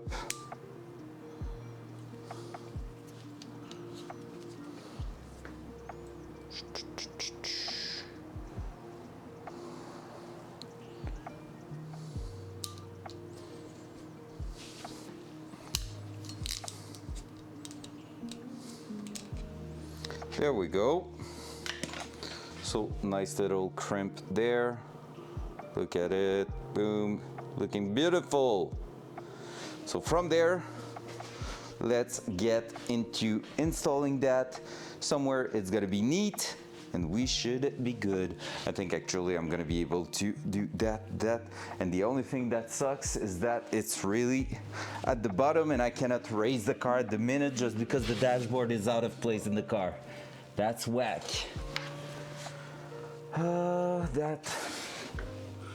Gonna pin that here.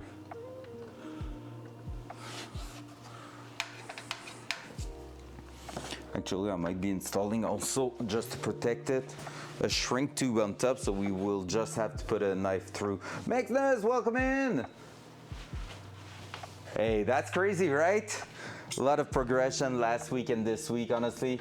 Still plenty to do, but like, we're really getting there, man. We're really getting there. One day it's gonna be a fully finished car, but well, no, never happening with a project car, to be honest. We all know that. We all know what I'm saying is bullshit, but it's okay. We already accepted the fate there. I need something out of this. And yeah, I need to close that and raise the car, honestly. Let me try to do something there because I want to close that thing so we don't have to think about it anymore. But I really do need to bring the dashboard towards me then. In here so I can close the door. Hold the door. That was not a beautiful sound at all. There we go, that might be enough. Don't want to go too crazy. Up, up, up. Can I at least close it there? Yeah. All right, we can raise the car. Whew. Doing great, doing great. Really trying to work our way through here. And trying to get it done as fast as possible. I would say I would love it to be completed end of next week and ready to take out for a first test drive. That will be the idea there. But still a lot to do, a lot of, you know, those little 5% details to get it done. No, that thing, okay, there you go. Like those last 5%, man, so insane. Basically stupid things, like yesterday we were chasing a connector I lost. Not even lying, under the dashboard I actually lost a connector. Finally figured out where it was and everything, but it was like wiper stuff, so now it's done. Finished that this morning. Now we have a bad ground on the right side turn signal, and I will say that it's a little bit more than that. I'm suspecting maybe a damaged harness for that one, but I don't know exactly where the issue is. So for now we're doing a quick fix. We're doing just a quick fix for the ground in itself, but right now basically as is, if I'm turning up the parking lights, that one's gonna be great, that one's gonna be dimmed down by like 50%.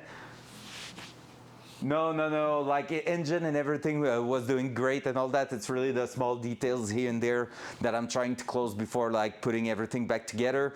But yeah, so that there was that.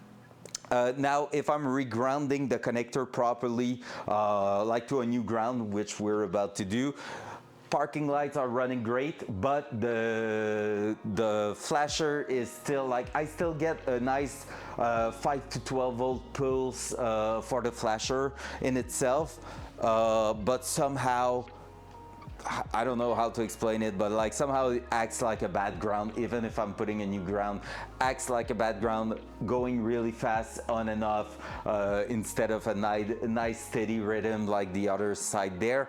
it's not a blown up bulb, neither at the front or the rear, because all of them are working, but it does affect both front and rear on the right side turn signal.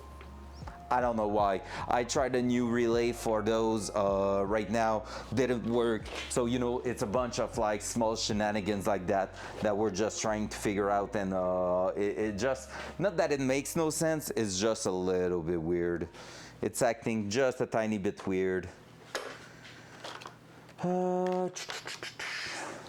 Yep, so let's go with just a little bit. Actually, since it should be temporary, nothing's more temporary than nothing's more permanent than a temporary fix, you might say. But since it's supposed to be temporary, let me just put some electric tape, because I don't have a proper shrink tube for it, I think. Except you, maybe. Yeah, you should do the job. Let's do that then. Because that ground, I wouldn't be surprised that it'll last for a while in there. That will go on top, and then we'll go down here and try to bolt it up too. Which bolt is it already? Will I even have a bolt here actually?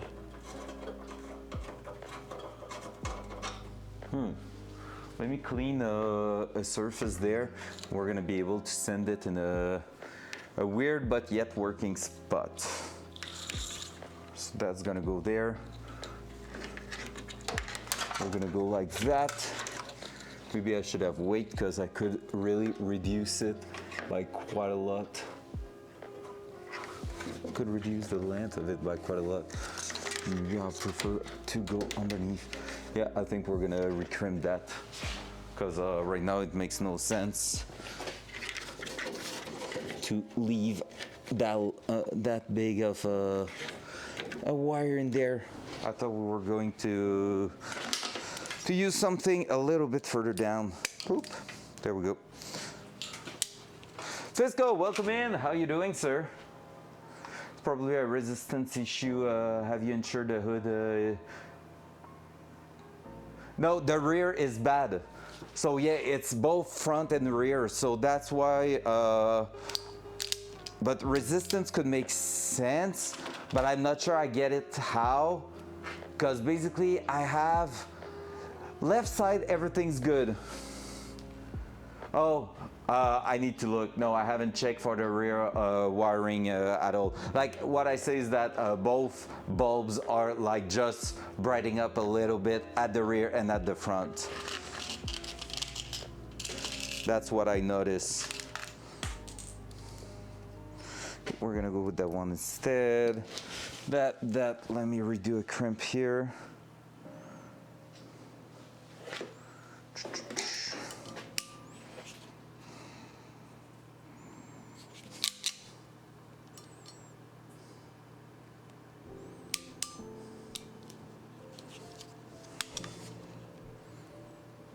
So yeah, we'll need to check the wiring also, and that's why I'm saying for now, parking light are working, and I'm not feeling like spending too long on something like that, so I won't go crazy on it.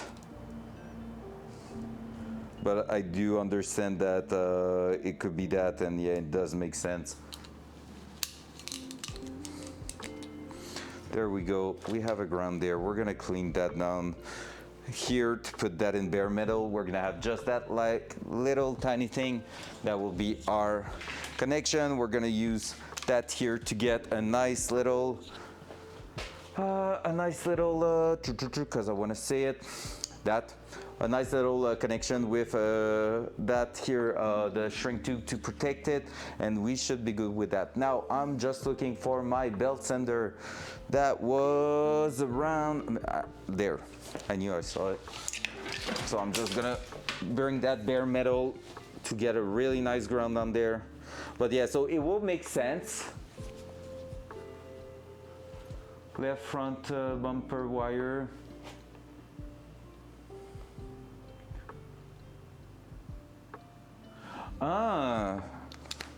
I like that.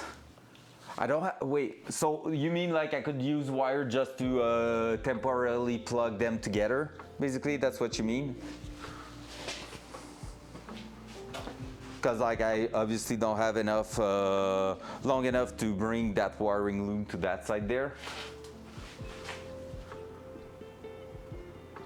I'm putting that aside right now because I kind of want to see what you're coming up with, because like that could be a good idea. Because like if I was to take that harness here, temporarily plug it in that side there, see if it works.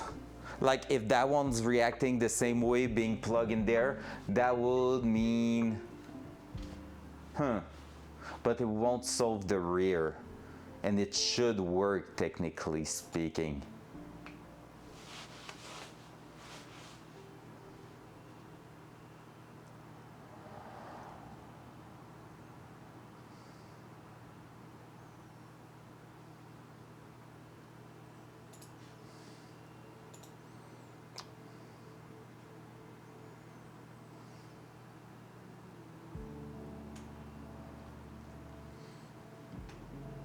Wait, what?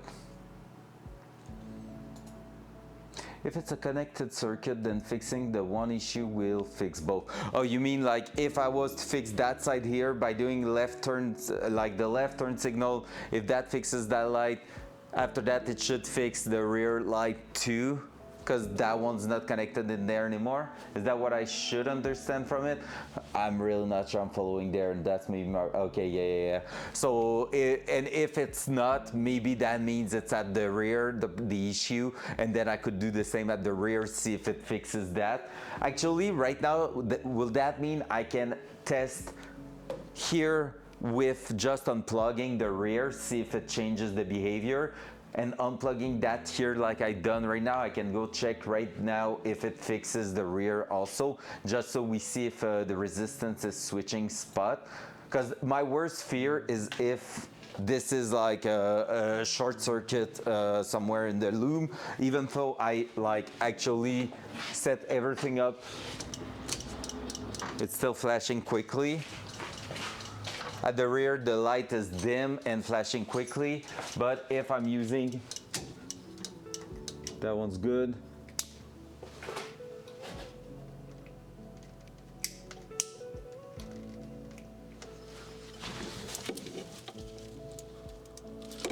Come on.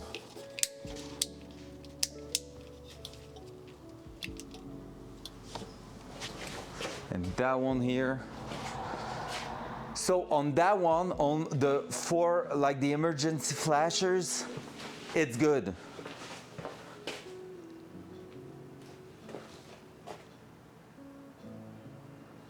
That one's not grounded at the minute, and if I'm grounding it, it's probably getting good. But now that one's using a different relay and all, like a different circuit for those.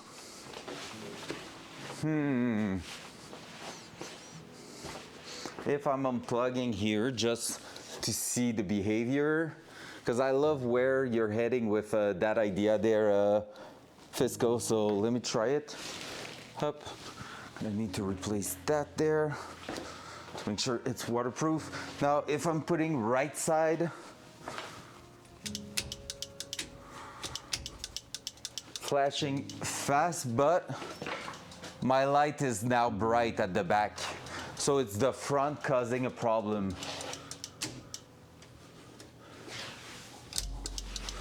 Like legit doing that makes the rear light works great. So it's a resistance problem at the front, because basically if you had a blown, like a burnt bulb, like a blown bulb, like that's what's happening. It flashes faster at the rear. Makes sense. But the light should be still as strong. Now, if I'm having that connected in, both of them are flashing really fast, but at the same time, they are all like halfway, like half as powerful as they should be. Like they are like half bright as they should be. Which means, technically speaking, we do know now that this is part of the problem. That is definitely the problem in here. Doing that, still thinking about everything. We're gonna put back the covers onto the lights because we know it's not the bulb in themselves. We reviewed the behavior of the bulbs. we have the good behavior on both sides. So let me just double check. If I'm doing this here, is that the right side? I don't think so. Or if it is, it's going like this. Yep. So, thank you, Fisco. You're actually making me think a little more with my brain this morning to try to fix that, because I was about to give up.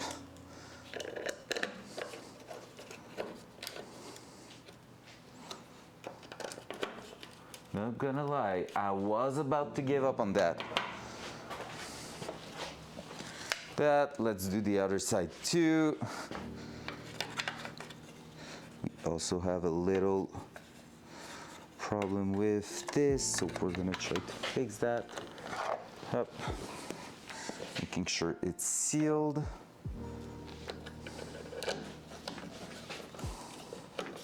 Just like that, it's gonna be easier to see what's up with it.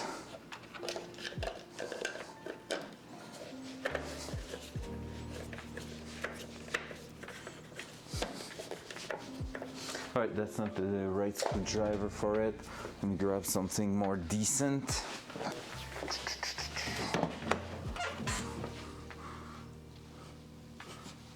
Where's the decent screwdriver? So, there, right on my feet. It's a 79. Oh, and that's a real big thing too. Like, that's not surprise. It wouldn't surprise me if it was about the lever, because I've spent a lot of time like doing that. Basically, for those who want the OG story of the Datsun on that side of, on the electrical side, I've been chasing problems since day one. First of all, when I bought it back, because I bought it the first time a year after I sold it, because I was still like a student, just barely finishing school, not having a job in my industry or whatever. So I sold that exact car once and then bought it again another year later to the same guy who owns it. And when I went to grab it with everything hooked up and giggles, the turn signal. Oh, you mean the lever in itself, like trying to work with it slowly? Okay, I will try that. Because, yeah, basically I bought it, and one of the things that happened, the guy who I bought it from, when I got there, he put a battery in it and put it inverted. He put the positive and the negative side of the battery and the negative on the positive side, which mean we had a car that blew a couple of things when trying to start it, so it was really not cool. So yeah, honestly, some crazy shenanigans like that happen. All right, so let me show you. That's left side, right side, and wiggling it doesn't change thing.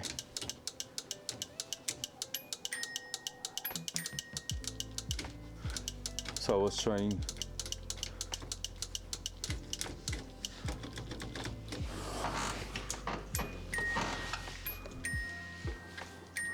However, we lost something there. What the fuck?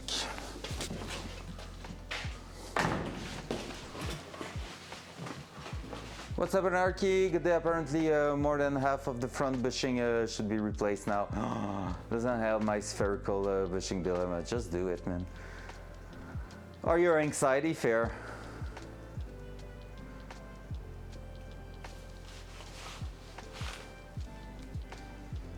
Let me check that. I'm afraid now, Orange, not gonna lie. Fiscal, what are you sending? Issue side, connector.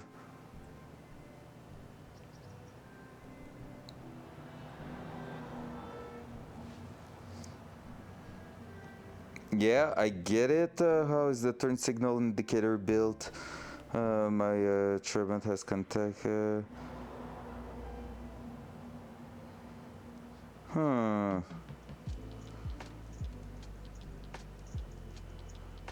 What is a Trabant? Is that the handle, basically?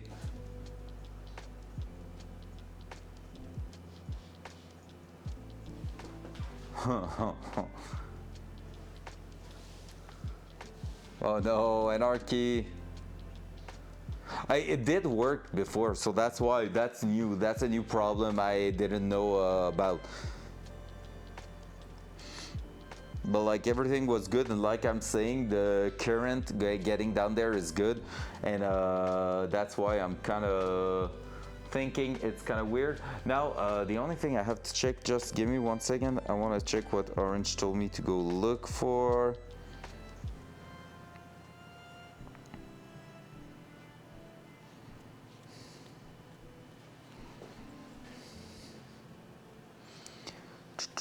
Let me do that quickly.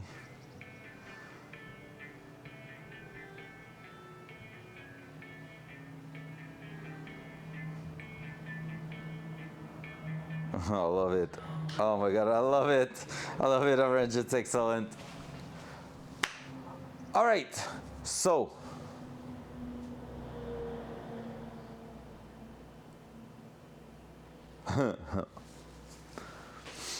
I love it too much.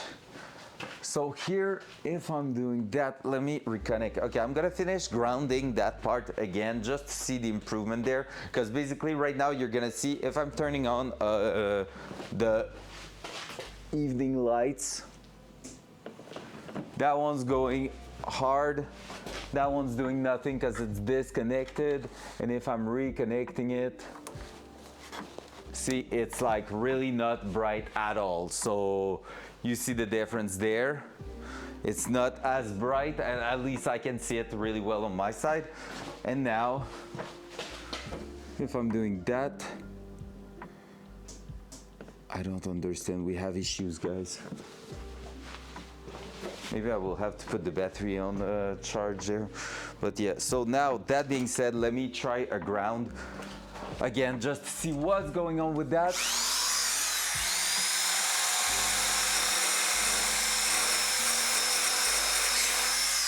That's it, bare metal. Now with that being said, let me ground it again here so we can just say, hey, we've done it. I put that screw there. Let me grab that, the screwdriver. Oh, and you're not seeing shit anymore because we raised the car in here. So Fiscal, you're saying that will be maybe caused by the handle? I don't think so. Not impossible, but I don't think so. My guess right now will be that I may have break a wire somewhere. That will make more sense to me.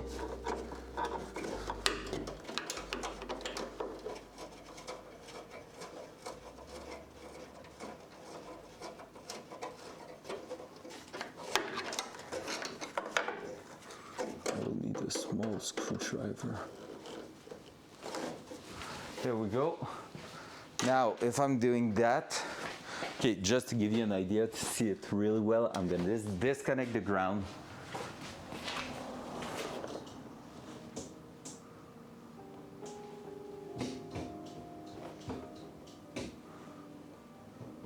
I love how all of a sudden it's not now telling me, hey, your parking are open. So that's with no ground here.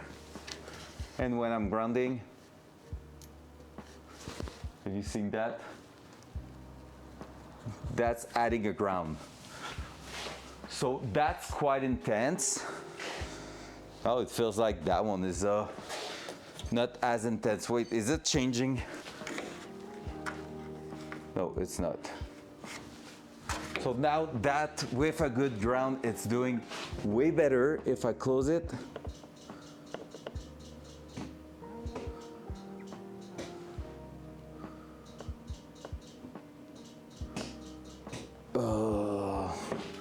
okay, and now if I was to disconnect the rear, just for fun.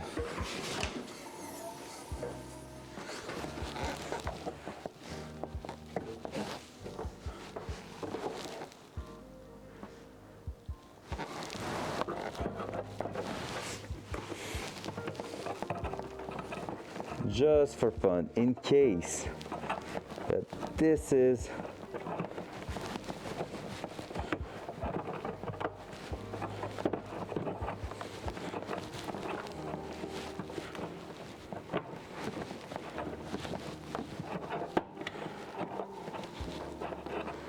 come on.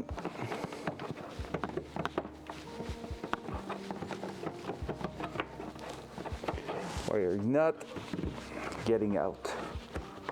Oh, I'm gonna have to check that because I'm not in a good position for that. Let me just try this here. I'm gonna also check my battery level right now because I feel like it might be getting low a little bit.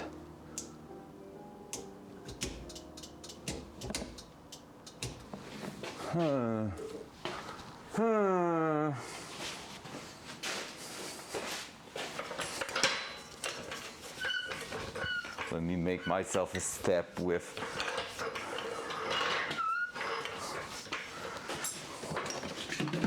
this OSHA as fuck right now.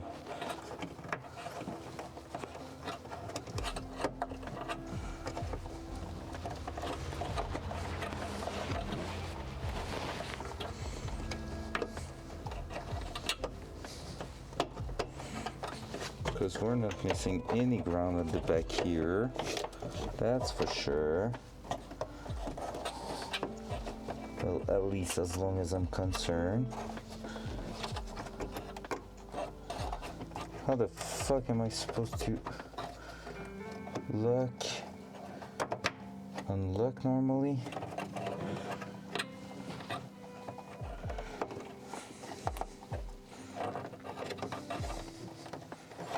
Wait, what? Sorry guys. I know you can see shit, it's rough at the back here. I'm just trying to disconnect one bulb and it doesn't let me do it.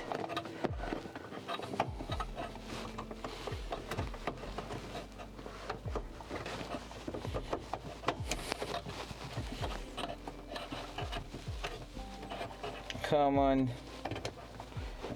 How hard can it be to disconnect one connector?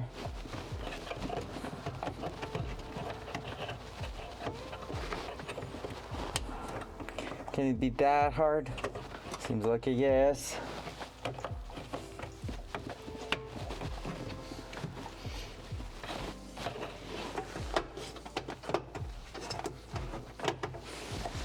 Oh, I'm about to get it, I feel like.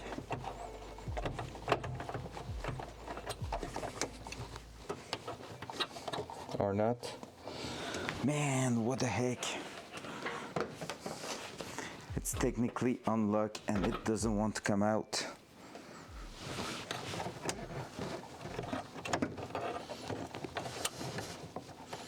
So I'm probably doing something wrong, right?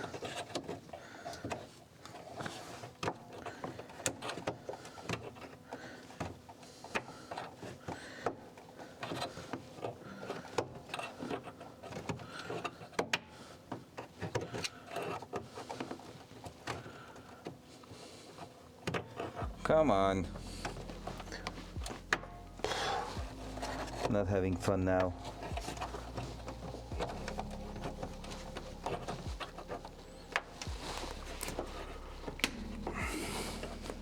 Alright, doesn't want to come out. Fuck that, I don't know how it works.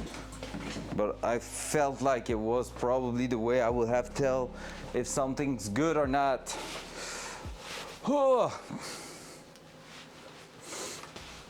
Did you wrote to me again, Fiscal? Let me check. Yes, you did. Oh, okay, that's what it is.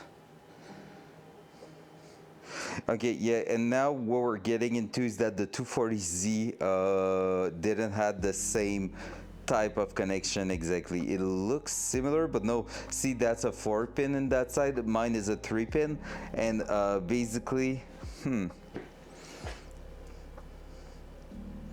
that's the rear panel. Wait. Yeah, no, that's a 2-pin at the front, and ours is a 3-pin at the minute.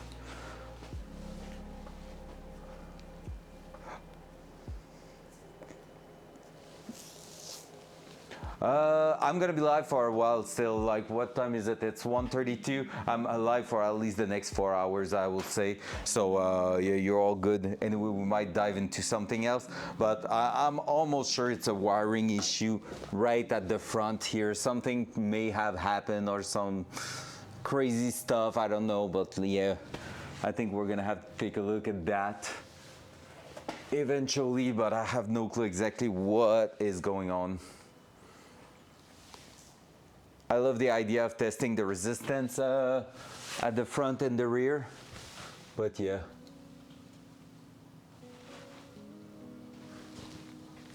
Also, we're gonna bring back down the car because I just saw the rear leg isn't in the best spot.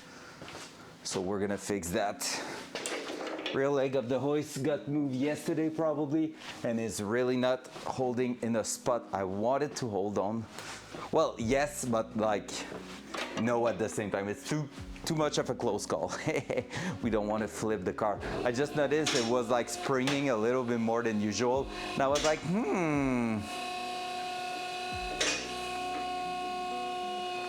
Okay, that could be similar, yeah.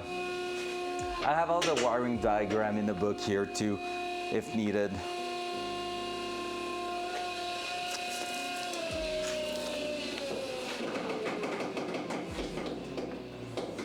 Let's replace that so it is in the proper position. Still needs to come down because it was really... Sounds good, man. See you later. And as we're back down, guys, just give me the time to test for the rear light. That would be cool if we could make it work.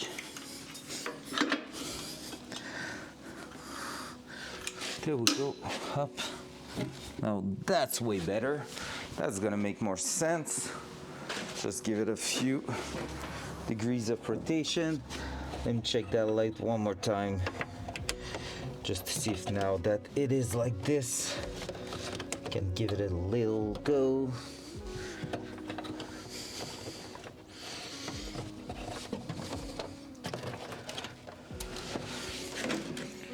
That's the rear brake. So that's really the turn signal. That goes right there.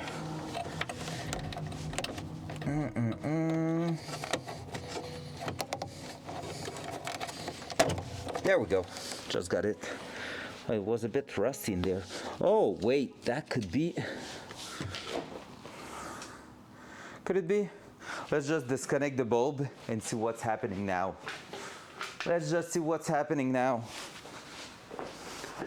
Because that bulb was technically good, but it's really corrodated.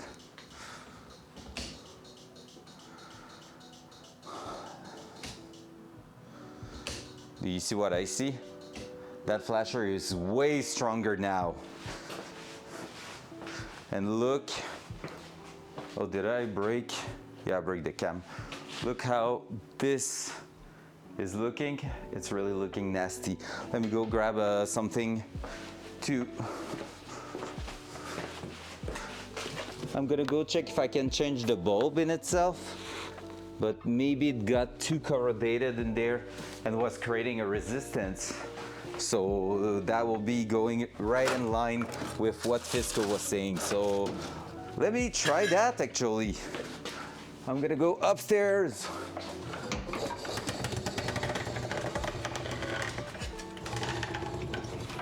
Up.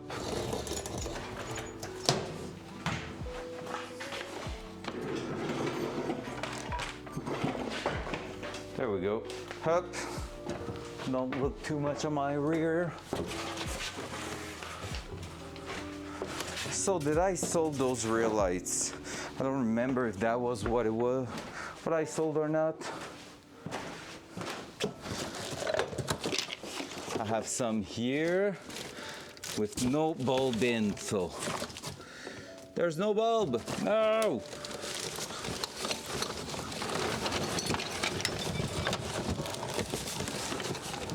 Maybe in that bag I just saw dropping at the bottom. Nope. Nope, nope. Like I said, I have almost another complete interior. Just let me try to see if I have some other light.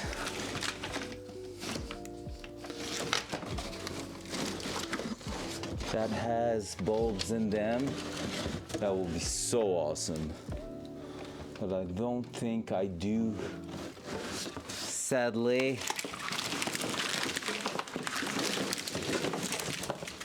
All right, we're gonna try to grab a bulb. Oh wait, there's one here. No, no bulb. So close. That one, no bulb. No. I have multiple. I have like 2 or 3 pair, but absolutely no bulb to be seen. So yep, let me come back down. What we're gonna do is try to grab the other side. Actually, now that I think of it, we have the other side that might be our way to test it. Probably. I'm doing some shit right now. Just destroying half of the garage.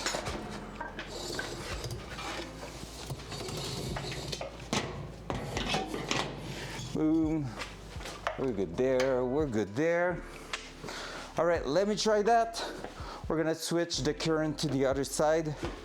And after that, we're gonna also take a look at how our battery's doing in the car. All right, where's the release for that panel? Here.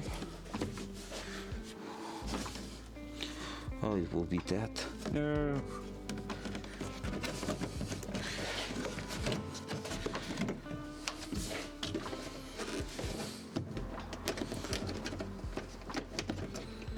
All right, guys, let me try that quickly. Up, up, up. There we go. Flash your light. Easy to get out. That one's brand new.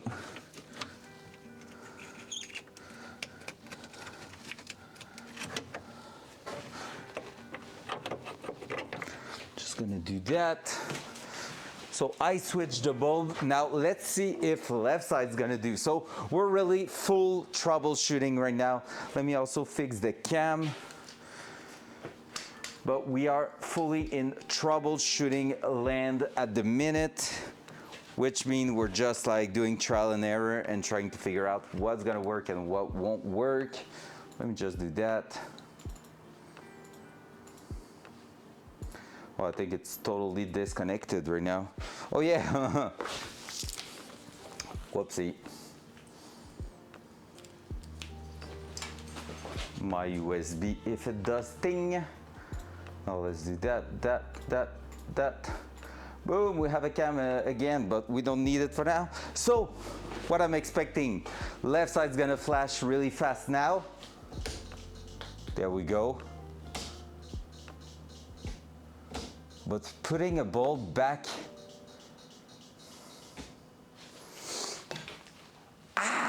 we're almost down to the solution there, because now we have a problem on both sides, which means it wasn't the socket in itself at the back, but it might be linked to that, because as soon as I have something connected at the rear, here on that side, it's creating an issue.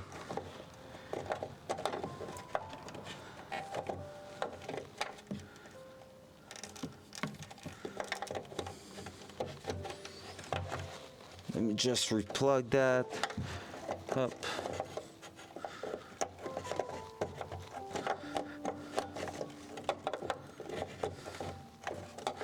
Wait, how you supposed to get in, sir?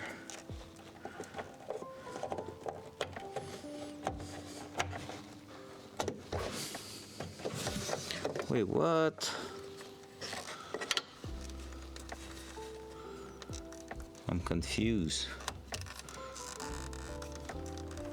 Okay, that's you here, I think.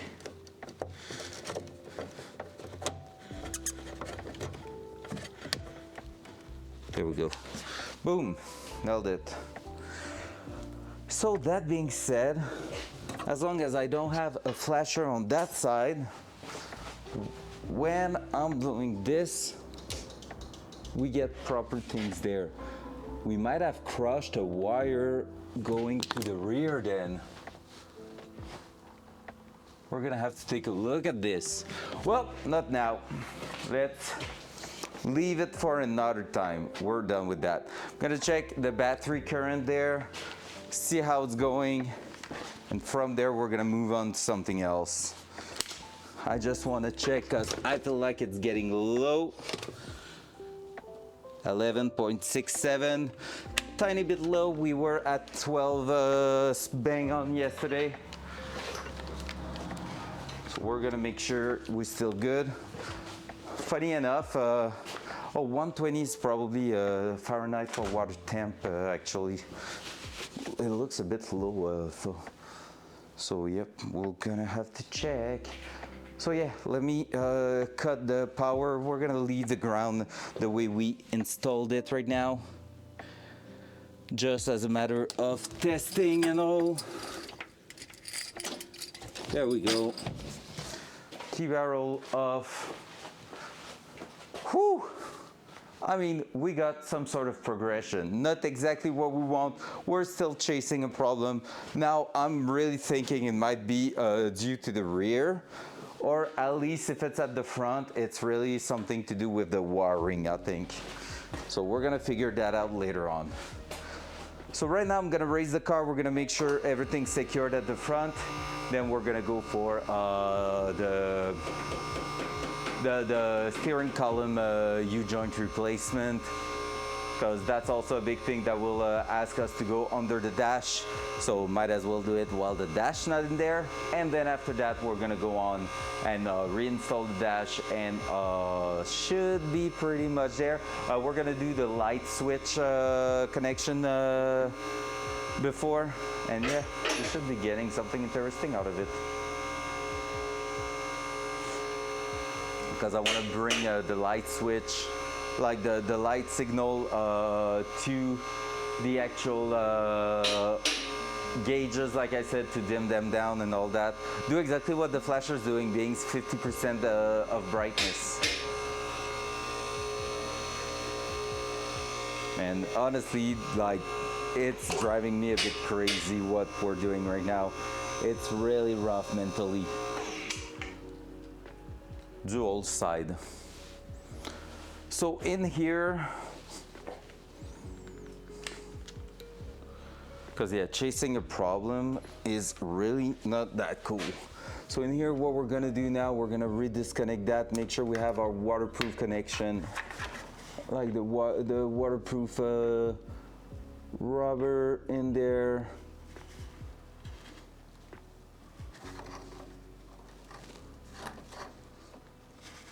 Because like basically how I feel right now is like I'm about to cut the corner on the car. Like just cutting corners, not doing the job as good as I hope it was. And that's not nice. Like, it's not a nice feeling, but at the same time, we're getting to a point where I kind of want to just get it to run properly, get most of it tested, and then after that, fix that. However, usually when you're saying that, you're just not doing it. It's like those kind of little things that you're like, it's all good. Flashers are a bit more like important, so of course I couldn't like run like this for years. But again, like, it's something a little bit hard to find and all that, so definitely not something fun to do and to track down. All right, let me just go ahead, do the shrink tube so we have a solid ground in there that will last for a while.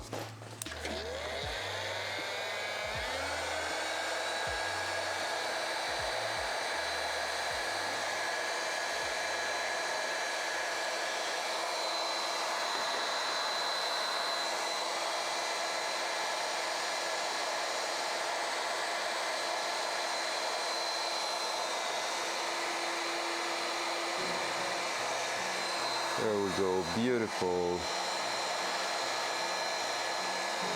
Getting that to nicely protect our thing there. There we go. Like that, we should be good.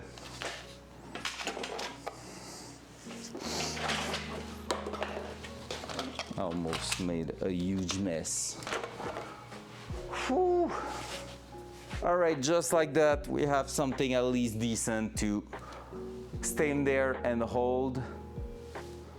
And then we're gonna go again in the car and try to get some other stuff done. Maybe I'm gonna raise it entirely right now, just so we can take a look if we can remove the actual, just disconnect the steering column right away.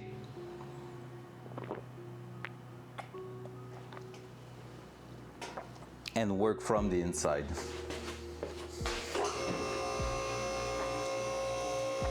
Because one other thing I just noticed is that we were not getting the headlights to turn on at the minute somehow. And like they were turning on just a bit before. I don't know if it's like the battery that was too low, but usually they should have turned on, and I was trying to turn them on again and they were not. So I'm really kind of confused of what was going on. So where are we going with all that? Well, let me show you.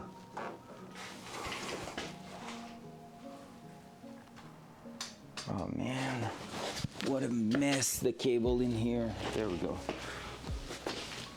Up. Always showing my lower back lately. Cool. So right here, gonna have to clean that mess also. But what are we looking for? We are looking for this right there. That's the steering column. I would love to disconnect it so we can push it back inside. It's gonna be something we have to look at. There's a bolt here. It doesn't seem to be fully tight. Oh, maybe it is. But yeah, so I'm looking to basically remove that shaft here so we can go on inside the car and get it to work properly. Why does that feel like it's leaking? I don't like it. So yeah, so I would love to disconnect that so we can remove the half shaft, like the custom part inside the car, and that way we can go on and install a new U-joint in the section that wasn't working too great. But we'll see if it's doable. Otherwise, we won't care too much about it. So let's just go on and try that. Up. What is leaking here?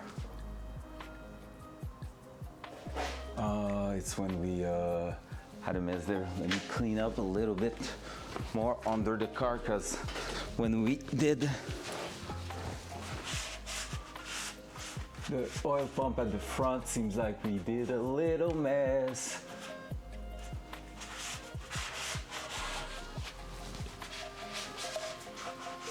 Let me just clean it up a little bit so that we're all good. There you go.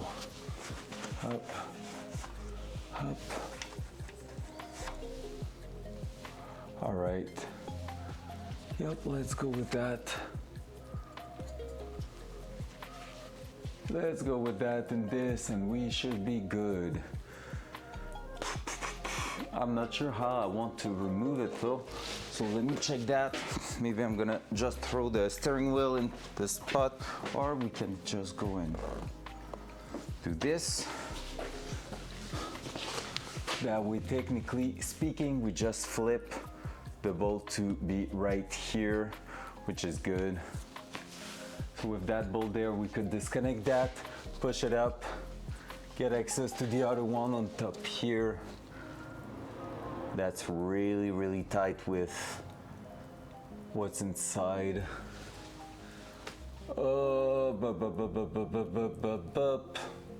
Maybe I want to go inside first. Here, I'm not too worried, to be honest.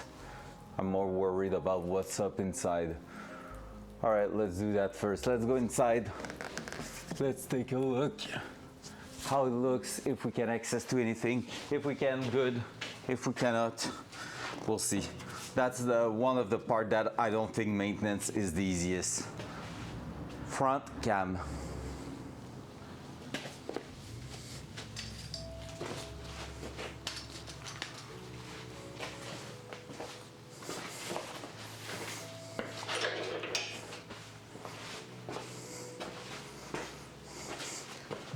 I think it's gonna be another rough day to get anything really 100% done. Dorf, welcome in. Good day, good day. How you doing? I hope you're doing amazing, man. Like I'm saying, I think it's gonna be a rough day today. Really getting any progression at the minute is all about like small, tricky little things. So it's really rough mentally, physically, and just like time-wise, man, time-wise. I'm doing good, I'm doing good. We got a lot of progression last week. This week feels a bit slower, but we're still getting a lot of wins. It's just like, it's so hard to basically manage to get a definitive, yes, that works. That's the hard part, like right now.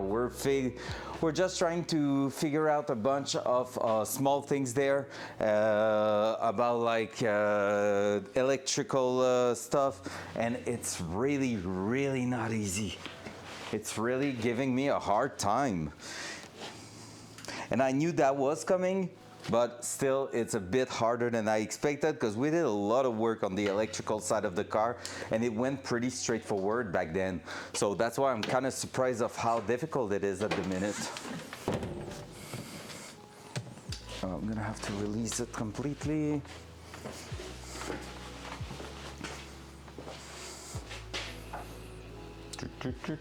Let's do this.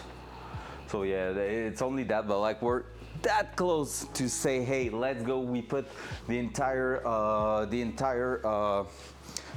dashboard and interior back together and get it ready to run and drive. So there's that too. It's really fun, but like I want to go kind of fast and it's rough because it's not going as fast as I would like it to be. Dual side.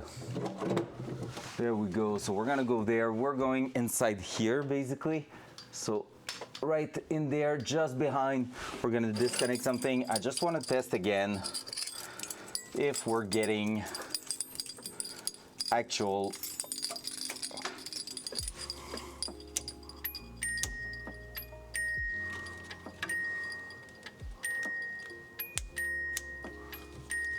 okay, somehow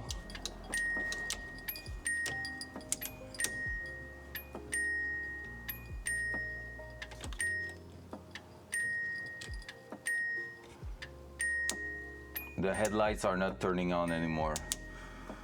Oh man.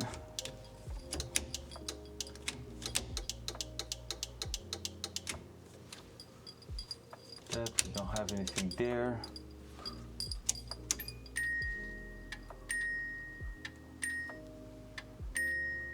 I have no clue why. Something for later on. Why would it be?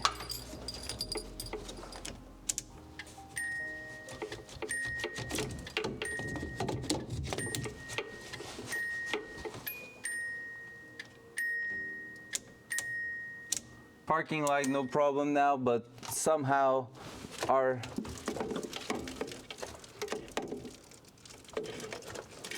that's something in here. Let me try something because I need to figure that out.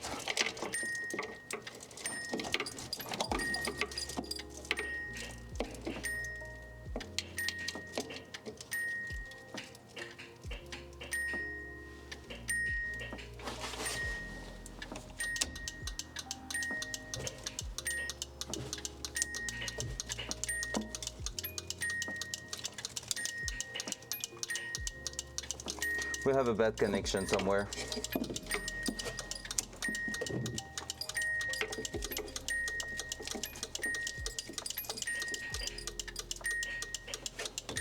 All right.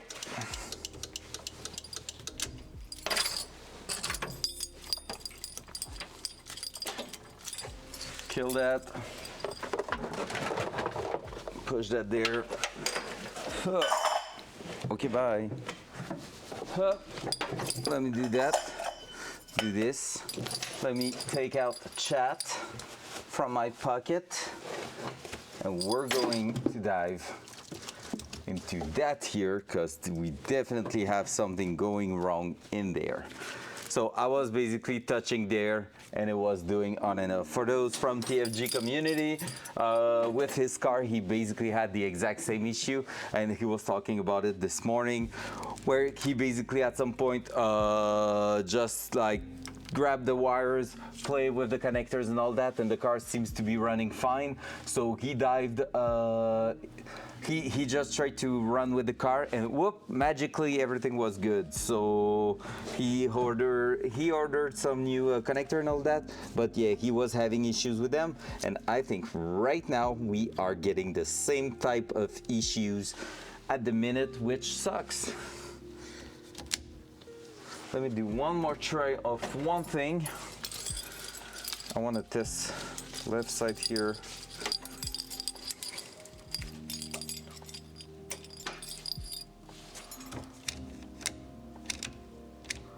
Oh yeah, disconnected, that won't work. Wait. That here. Just let me do that.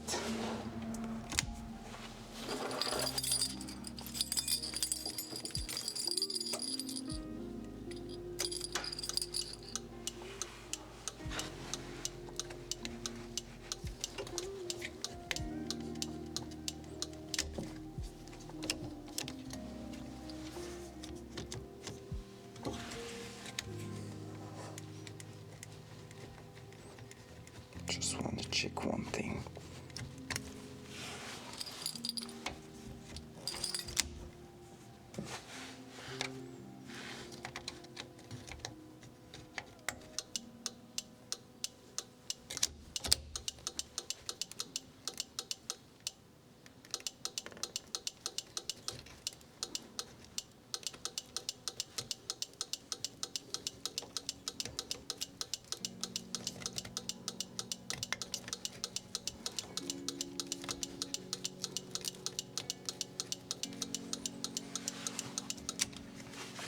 Let me put back the bulb at the back. Even if it was rusty, I'm really wondering now if it's not that our connectors and cables had a bad contact or something. Let me put that one here back there. So yeah, I said we were done with that, but we're still on it because right now it seems like I'm starting to figure out something. There we go. Let me just do that temporarily like this. Let's close that just in case we raise the car and forget about it. Whew, we're gonna get it, chat.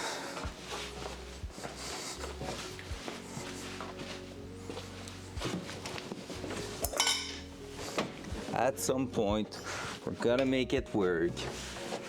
Okay, let me bring you up with me.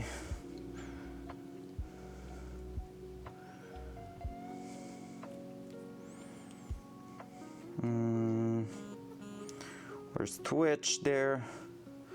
All right, there we go. You're back up with me.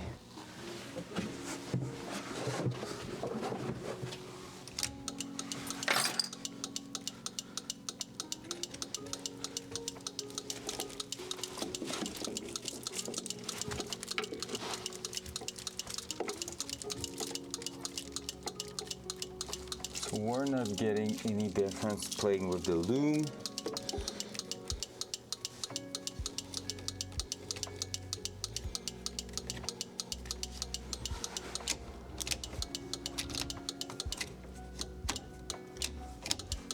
So we have something elsewhere. Good to know. All right, there we go for now.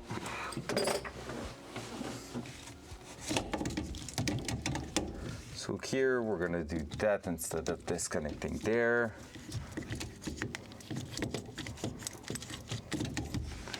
We're gonna go there, there. We're gonna unwrap here and see if we have something obvious going on down there. because at the minute it's definitely, oh yeah, I see exactly what it is, guys. Can you guess it? I'm gonna try to show you. The last pin on this side here is actually pushed way down right there, so don't even look for the issues, it is right there. So let me try to do that. Up.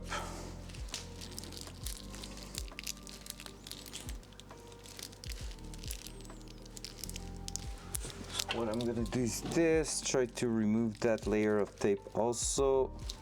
I was keeping everything nice and tight together. And we're just gonna redo it at the end.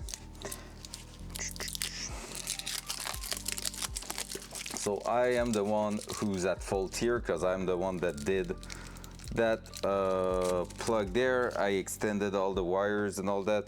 That means I wasn't good with my way to plug them together. So we're gonna go for it again here.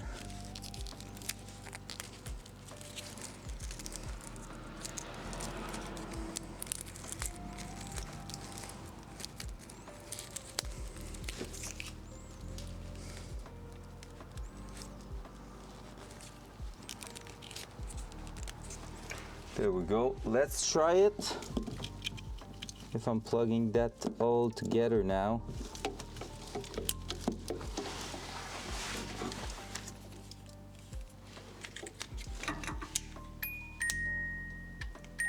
First shot, the lights are working. Okay, now I'm not expecting that one to work, but still, let's give it a try.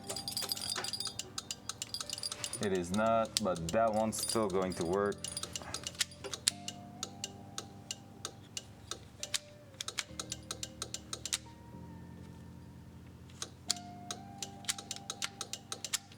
All right. And now the high beam are working. Let's go. Let's go. We're getting progression on the issue. There we go. So that pin was poorly put in place, which means it was getting out by itself. Just need to make sure that doesn't happen anymore.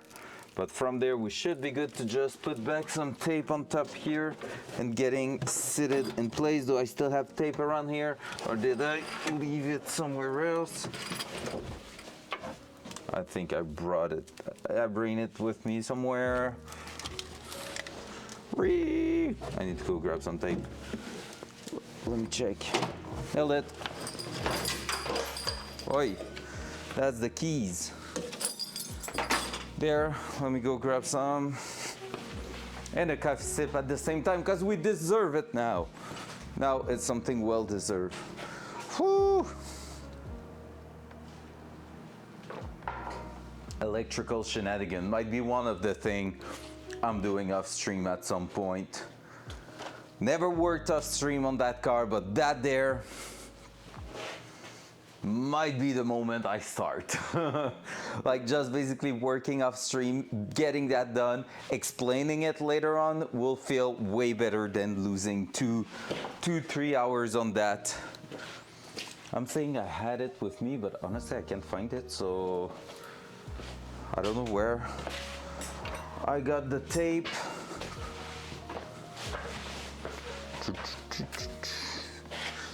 There it is. Because like honestly, it is draining. It seems like nothing, but man, it's draining to actually work on electrical issues and like not feeling like you're doing progression, knowing that it is boring. It's not fun to watch, let's be honest. I mean, if you like it, good for you, but like on my side, it feels boring to watch. So I'm really having a hard time staying focused on it.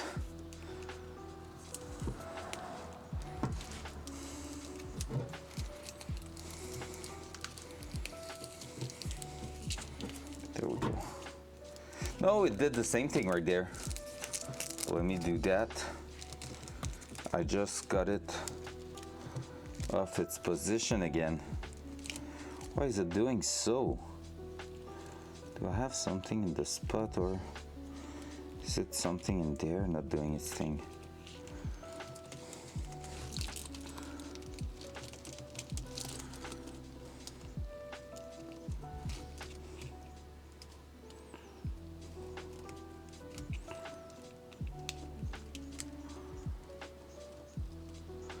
Oh yeah, it's in there that it's not staying in the spot. Okay, so I know why I did something then here.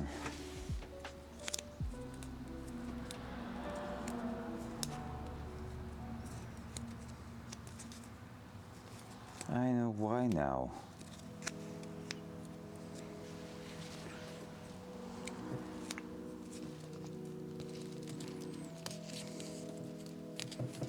That's why I've done that, to try to hold it in place, because I think the connector is slightly damaged. That's not a connector we can change, so you have to kind of embrace it.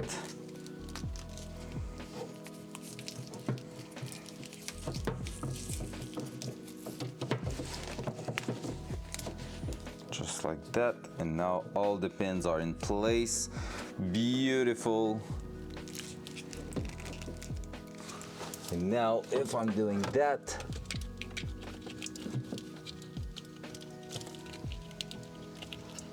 and this,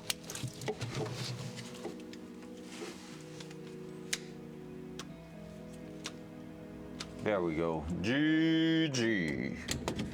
So that here is gonna get grabbed anyway through here, like that. And it shouldn't move too much, but we're gonna make sure we're putting that in a safe place. All right, time to get down here now and try to get that done. So how are we going to do that properly without raging too much?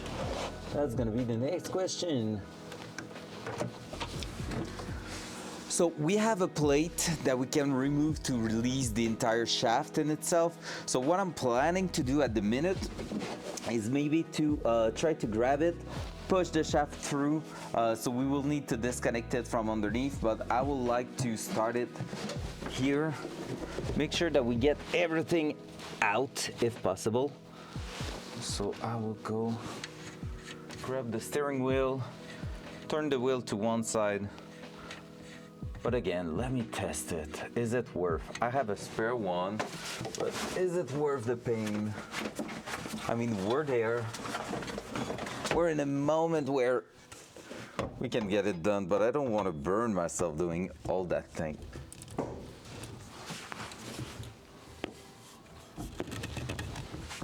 So I don't want to hit myself in the face. So let me just do that and put the nut back in. Just a tiny bit. For those who never saw it, here's the steering wheel. The temporary steering wheel. It's not the final one, that's for sure.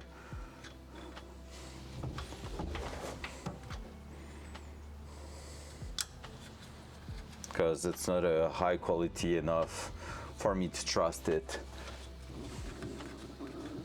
To trust it as I'm driving like freaking fast on the racetrack. So that's probably something I will buy this summer to replace it. Okay, so what we're gonna do, we're gonna bring the car slightly up. I'm gonna try to feel how the steering shaft with no load is working. If I'm not feeling anything sussy with it, we're gonna go and leave it as is. If I'm feeling anything bad, we're gonna change it. Deal?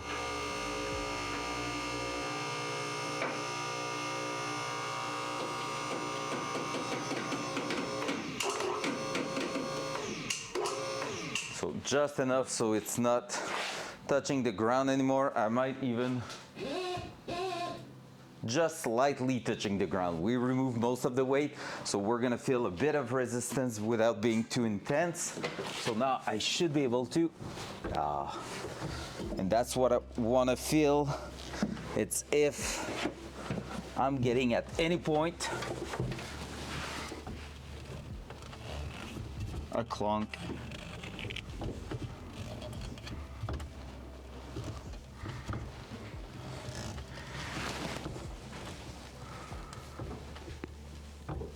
There.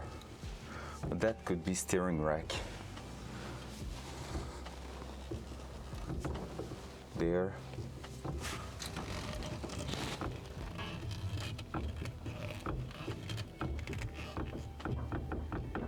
Feels more like steering rack stuff. In my mind, I was really feeling like a clunk, and there's nothing right now.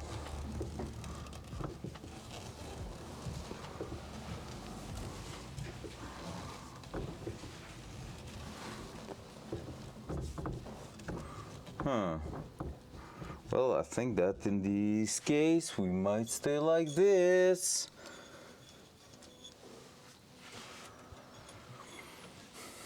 Good. Honestly, like, it's really smooth and everything, so it's gonna be a matter of when we have the power steering fully working, how it behave. But until then, it's really no big deal. So we have one adapter to install here still, and then after that we're gonna be good. That one we're gonna have access to it afterward. Then it's gonna be a matter of preventing any wires to be in the way of the pedals. So it's probably going to be something like that happening in here. Clunk, clunk, clunk, clunk, just like this. We have one wire remaining in a place, I don't remember where. That was for the lights in the over here, basically. Otherwise, we should be pretty much good to go. I just saw that we can be clipping one thing there. Let me go grab a screwdriver. We're gonna try to fix a bunch of things here, and we're gonna get ready to reinstall the dashboard, because it feels like we're gonna be pretty much there. I mean, true, not true, we're gonna go for the light switch also. As I said, parking switch to dim down the gauges, so that's really important to me. And then we have one more connection on passenger side, which is the RPM signal that we're gonna try to bring to one of the gauge. So we have a shift light potential there, but yeah. Sorry, whew, that one was disgusting. What did I say now? Light switch stuff, but first of all, screwdriver to reinstall one of the vents. Welcome back, Orange. We got progression on that problem, but it's not fixed. You never left? Oh, I thought you said you were running to do something. Grenadier done. Let's go, Kratos. How did you do it in the end? Are you streaming also today, Kratos? Man, you're gaming in the last 2 weeks. That's insane. Impact on Lab Sphere. And then you didn't want to do it at the Labyrinth. Way more fun to have a potential 5-mans in front of you that will be so pissed. It was at noon. Fair. Oh, yeah, I added that. You don't need the exclamation mark, you just need to put evil. Like, evil being your first word, it's gonna work. No, it's not Orange, you really do need to find a way to clip the giggles of Hawk. Like, I know last stream I was like doing bad because I couldn't mute the music and the music was louder than I thought it was. But you really need to find a giggle, so you can just write giggle and it does like Hawk's giggle. That will be so good. I want that to happen. Ding dong, ding dong. All right, let me check which switch is turning on there. And when we're gonna do that, we're gonna try to find a wire that we can splice and connect here, and then come back to here and reconnect it in the place. So that will be great. What do you mean? It's not the laugh. It's not Hawk's like main laugh. To be fair, giggle will be so good. Because no one got a Hawk's giggle so far. And I feel like it applies to more situations. The evil one is kind of funny, but the giggles will apply a little bit more.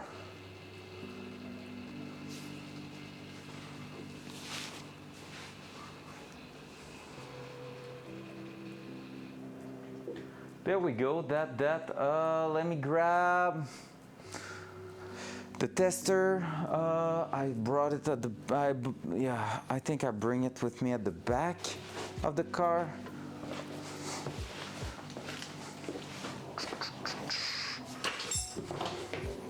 And I think in not too long we're gonna take a quick break for me to go grab something to eat, which is gonna be a wonton soup. I have a leftover of that, so it might be my little afternoon snack until I make some nice, it's over there, until I make some nice stuff tonight. But yeah, Orange, that will be cool, the giggles. Maybe it's just me that will enjoy it so much, just because it's perfect.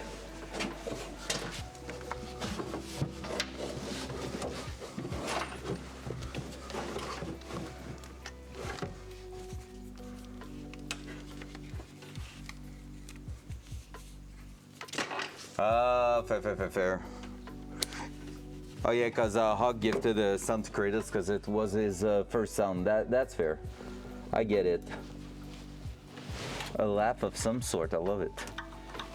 Okay, now what we're gonna do is just try to go ahead and test which signal works here. So we're gonna try to just go like that, like this.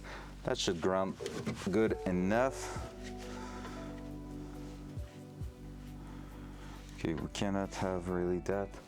Good, let me try that. Boom. First wire is the good one. Bam, 12 volt, whoops.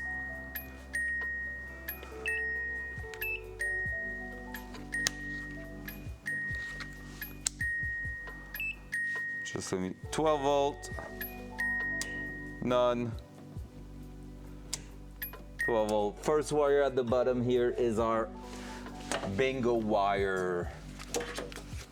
So that one here, what we want to do is take that wire and bring it as a signal to the 3 white wire in here that are basically ready for, you cannot see them, you won't be able to see them much still, but let me at least do that. So basically in here we have 3 white wires that are from the gauge, and when those will receive a 12 volt signal from here, basically what it's gonna do is automatically dim them down. So that's just gonna help not having really bright numbers and all when driving nighttime. So that's pretty cool. That's something I want to have on the car, just as a matter of being nice to drive. So that's exactly what we're gonna do now. So first wire at the bottom, I said here is gonna be our one that we're gonna be doing that and splicing into it. I don't know how I want to do it though.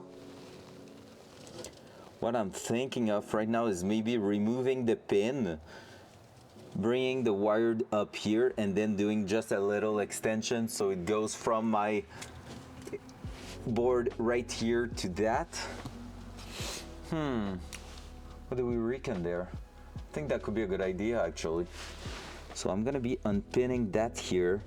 Actually, I'm gonna be unwrapping that.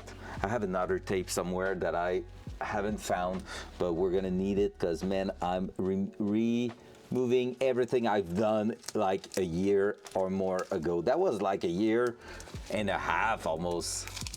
That was like in the middle of last summer. that we done all those wires, if not early summer. So yeah, a year ago, not 2 years ago, not a year and a half, like a year ago. So there we go. Here we can retest it because I had in mind I saw a white wire, but yeah, I think I was just wrong. We're gonna retest it just to make really sure I was in the right spot. Don't want to be cutting a wire that wasn't the right one, you know. That will suck. So back to the ground here, back to here. Right there, I can see that I'm really in the first spin, and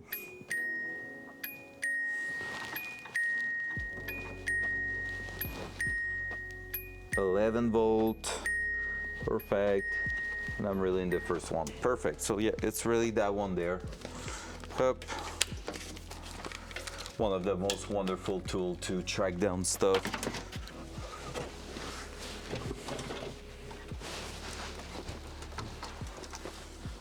There we go.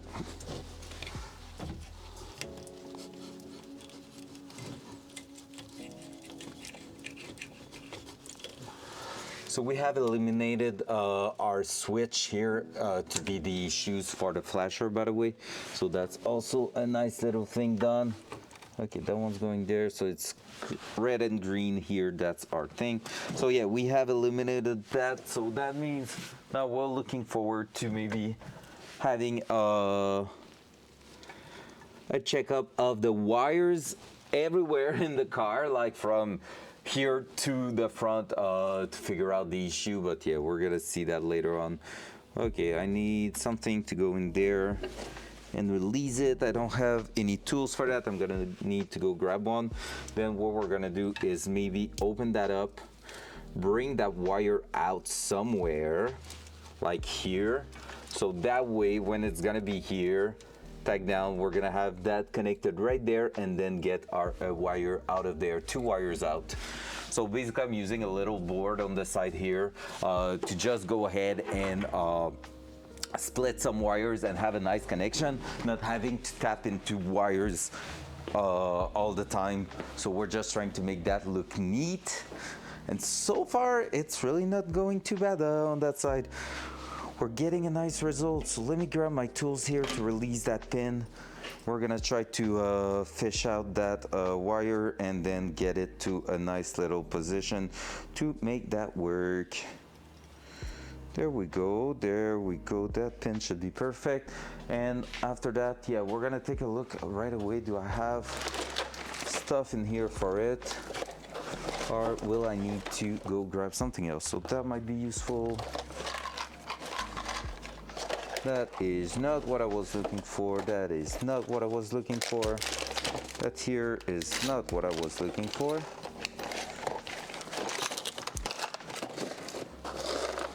Nope, nope. Oh no! I've done a mess. I just fuck it up. I throw a bunch of things on the ground. Right there. You know, I think we might, oh yeah, I have 3 of them left, exactly the amount I need. So we have 3 of those little connector there that are going to be fantastic for what we need to do.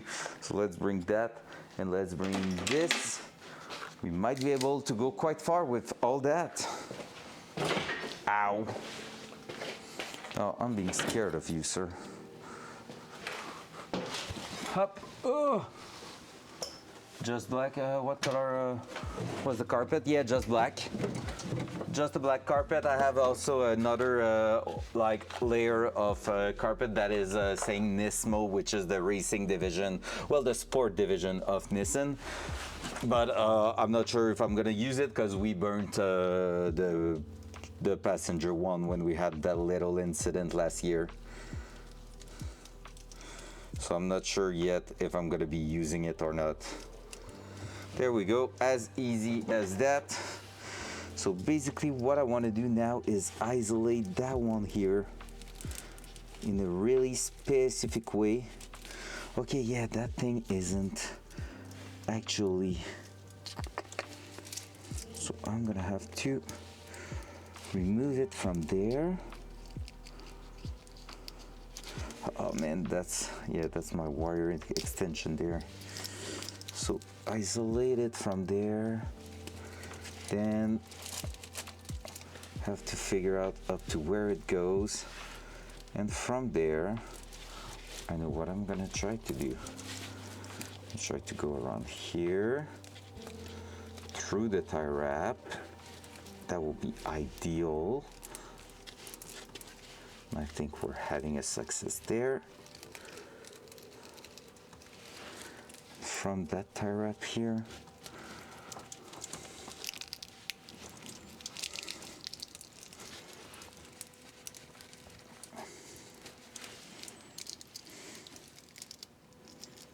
the only thing I need to do is now to flip that without breaking the connection here.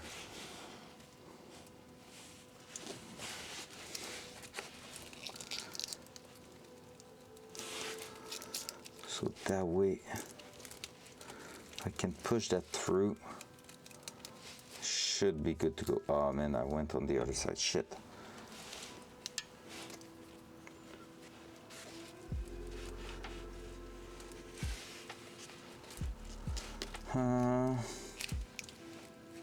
Because what I'm looking to do right now is to actually get access to that cable through here. So I might just cut a little bit the top. I had my pliers, I saw there, my cutter. What do you mean the pedal here? Honestly, the only thing that might change is that pedal, the angle where it is sitting and all that, but otherwise, no. I love the pedals, I love everything. I love the retro look of it, basically. I don't want to go too crazy on it. I really just want it to look nice, so I'm not too worried about that. I want it to look OEM. That's basically what I want. So I'm not looking for any crazy shit or whatever in there. Really just looking for that to be looking almost from factory. That's what I love about that car. If it's looking almost like factory, but then in the end, it is a super nice, super powerful car, it makes the best sleeper out there, right?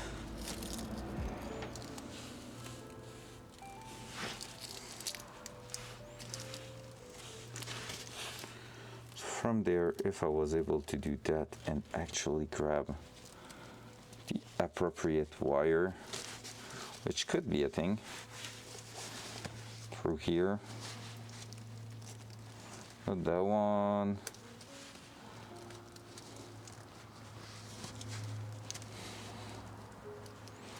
Not that one.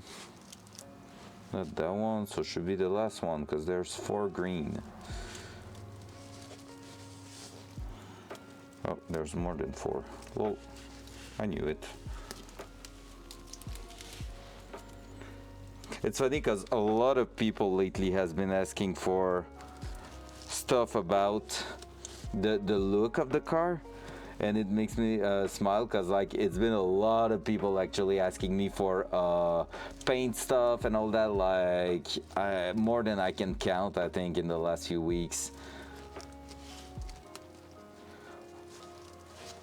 It makes me smile because basically that means we are getting up there. Like we are almost, like we're so close to a point that people, oh, I see it, it's right at the other side, of course, but yeah, like we're getting to a point where people actually start to believe it's gonna be on the street and wonder what it's gonna look on the street. Are you going to change the color and all that? Makes me smile.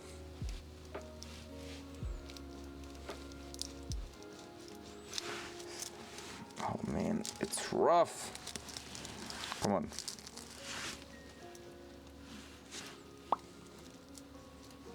What was that? You want to ride in it? Nice. Might happen, who knows? Life is full of surprise. There we go. Finally got it.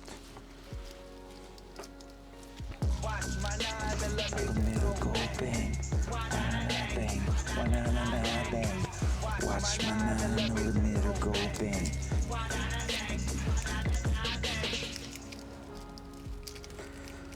Honestly, I wouldn't be surprised. Like, one thing I'm really thinking of is that one day we might get like a proper event where I'm just saying, hey guys, those who are not that far, if you want to make it to that event there, I'm gonna be there with the Datsun. You're more than welcome to join.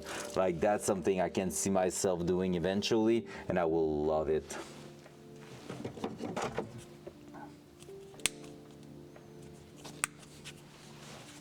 There we go. There we go. So what I'm doing right now is preparing the spot. And we have the screwdriver. I think I removed it from here. So that's gonna be another thing to do. For now, let me go in that.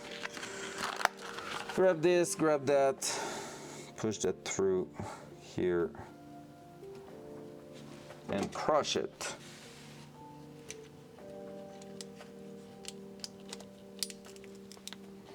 So yeah, if I was to do that, I think that would be really, really fun for everyone. All right, the crush didn't work great. Let's do it again. I said, crush it.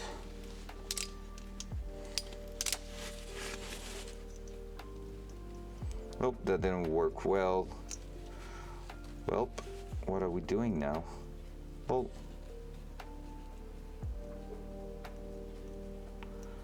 imagine if people were coming by to a lapping, like a track day. I mean, not impossible that it goes to an event in the US also. Like, I'm planning a lot of shit with that car, so we never know.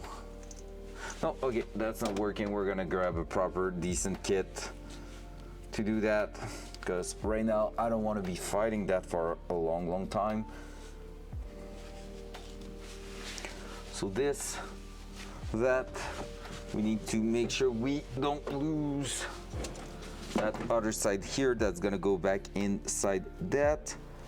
So that way it's gonna go this way here.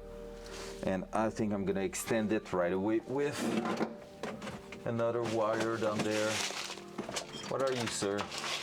Hey, look, you're a random wire. Don't know where you're coming from, but welcome in. I think we could use you right now. But let me check if I can find a better one. So we're gonna go outside, just gonna try to use that crimp tool, like those crimps and stuff, Now, and you know what try to make VTEC it is? work. A lot of people talk about it. This is what it is. Honda managed to get 1 is. million unicorns Exactly. crammed into the engine block. And when you get to Fact. around 5,500 revs, they all fart at exactly the same time. Straight fact. It's like it's unicorn boost. That's what VTEC is. What? I haven't said it. No. Oh my god. Oh my god. I'm sorry, chat. You don't deserve that. How long do you think I need? A few inches. I'm so sorry, chat. You deserve more than that. You deserve something better. That should be illegal. That should be illegal. I'm so sorry. It's because I inserted your sound, so it's basically your fault, only cow. But yeah, honestly, I need to check what track close to Canada I want to try on the US side, only cow. No, only cow orange. I need to take a look at this, because honestly, there's a couple of them I think I will have some fun with.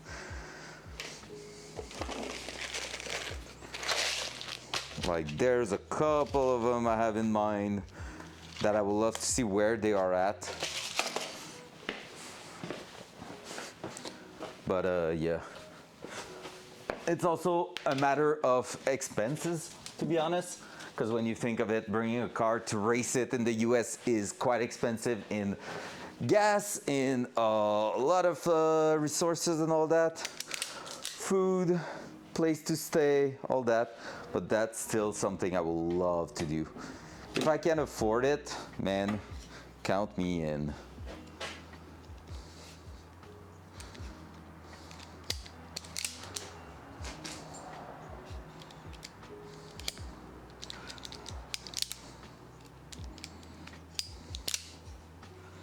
There we go.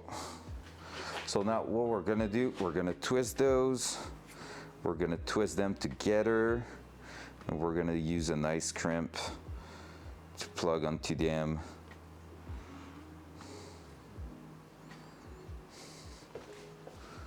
Here, which means we should have a really solid connection, and then we're gonna throw a nice little shrink tube that will protect it for a good time.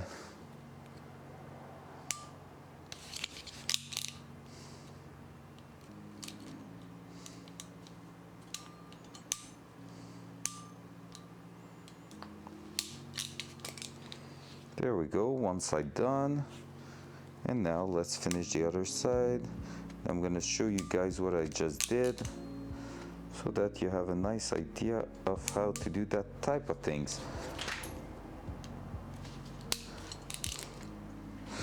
So what I've done here, front cam. What I've done here is like basically I strip both wires, twist them all together, and use like a crimp that's used to merge wires together. So now I have a real nice mechanical crimp, which is like just holding all the wires together, and that's better than soldering. Like if you're soldering those wires, soldering those wires, you're gonna get like something that could crack over time and all this. We have a few in the car from back in the days when I had less knowledge than today. Something that we have to keep an eye on. Might actually be the issue for the flasher. Just saying, I'm throwing that out there. Could be one of the reasons we have issues with the flasher at the minute. Not even joking. 221, yeah, no. You're not gonna make it there. We need something a bit smaller. It's all free, sleep and car tent. Only thing that costs is the gas. Yeah, I mean now, and the food and all that, like restaurant and all, you're not taking time to tell you on a race day, you're not taking time to cook any food. That's for sure. You don't eat well, I do. And I need the Mew Mew in my mouth. Oh, there we go. That's a better type of shrink tube. I'm happy I bought a couple of them, and it seems like. Yo, let's go! Red Bull 14 Red, just joined the crew. welcome in. How you doing today, sir? Or girl, we never know. Whoever you are, welcome in. Hope you're doing amazing. Ramen soup are so good. Hope you're doing amazing. Thank you so much for the follow. It's always nice to be working on electrical stuff and having you follower. That means you're a real one. Because man, there's nothing exciting about wires and stuff. So welcome in my garage where we're working for the last year and a half, almost 2 years, on a Datsun 280ZX. We've been doing some crazy mechanical shenanigan to it. It's been fun. It's been really enjoyable. Now we are on the last few miles to get that running and drive on the street. However, it is giving us a little bit of a pain in the ass in the last few days. So we are, sorry, we're trying to get through that hard moment and just get it to a point where it's gonna be fun and enjoyable. So interior is like all the last few pieces for the electrical stuff, connectors, stuff like that, accessories, and yeah, it's been a little bit rough, but we're getting there. I believe that we're gonna get some nice, lovely result. So let's do that, let's do this, let's crimp that wire here. So right now we're just working a little cord extension and splitter for the parking light, just so we can plug some accessories to react to that. That should give us a nice little setup inside that will look just as good as OEM. So we love it.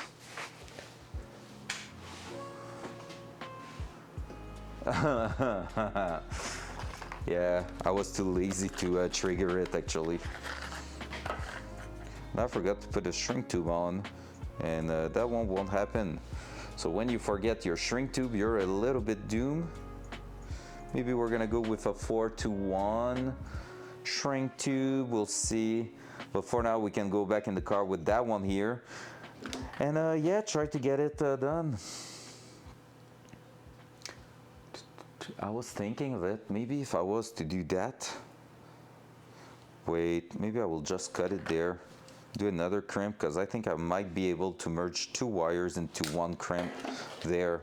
So we're gonna do that and just add that one here on top, so that if we're doing it, it's gonna still be working there. But let's do that, let's bring that inside the car.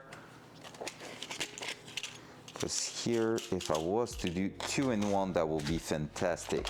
And Datsun seems to think it's a good idea. So there we go. All right, we're gonna bring that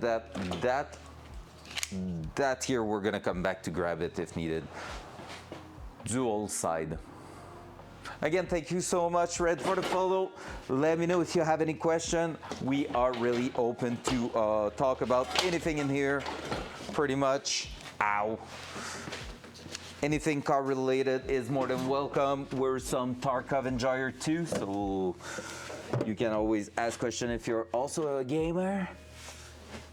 And yeah, we should have a bit of fun there. So what I'm gonna do, what I wanna try is to actually help us with having less connection in the board there. So what we'll do is take this, bring that through, both of them through the same shrink tube if it fits. And it seems like it might be a fit. And from there, if that works, we're gonna try to crimp both of them. Oh, let me do that actually. We're gonna try to crimp both of them in the same connector, which means we should be able from there to get a really nice and lovely connection that will work just fine for our application there. So that will bring the power to the light switch still without requiring too much work. Oh yeah, that's a little too tight. So we're gonna keep that one for the other side. We're gonna go with the 4-to-1 setup here. That might be good to handle that. We have one less thick one there. We're gonna do that. From there, where did I put? It's there. What I want to do is not grab the dirt on there, it's to grab this and bring that with us.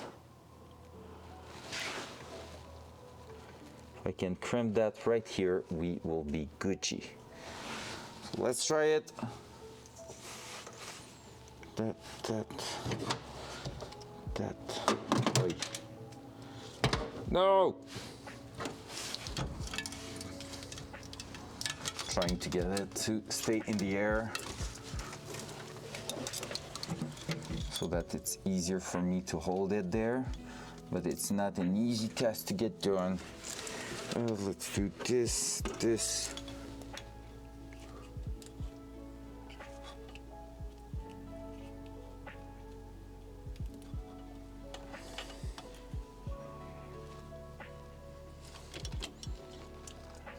Oh wait, I need to make sure I'm having enough to go back to that. I think we're good. Let me try it there. There. Oh, it was releasing itself again. Up.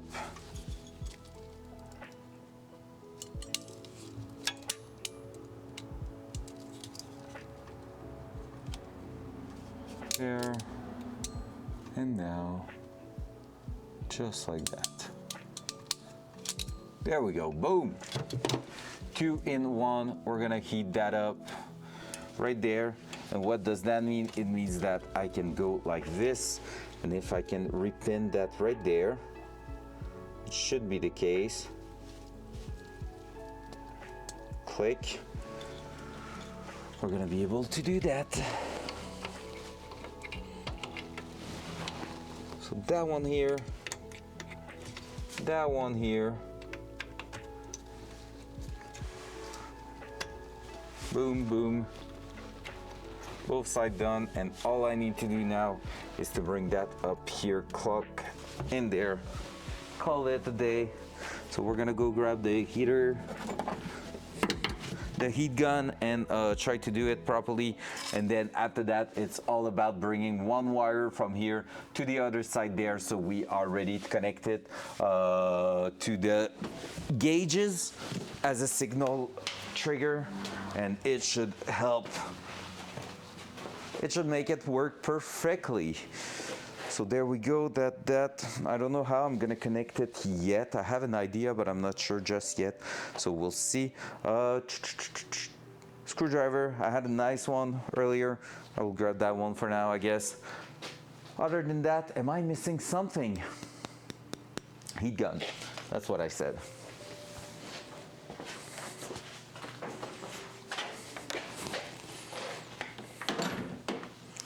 There we go. So from there we should be good. Oh, I'm just gonna put you right here, right there. Oi! I'm always hitting it, every time. All right. Let's try to hold it in the proper place at the top.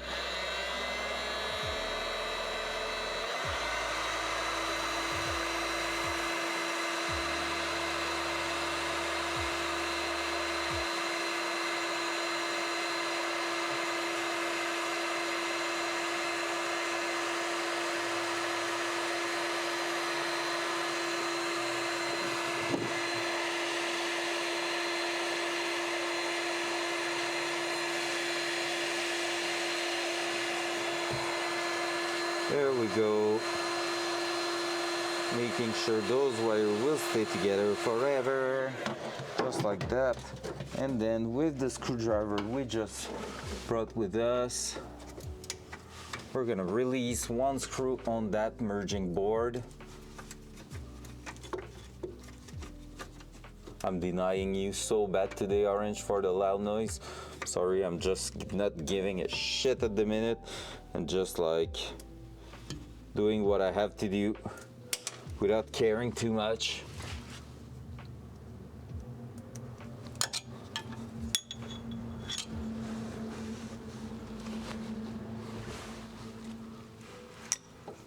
There we go.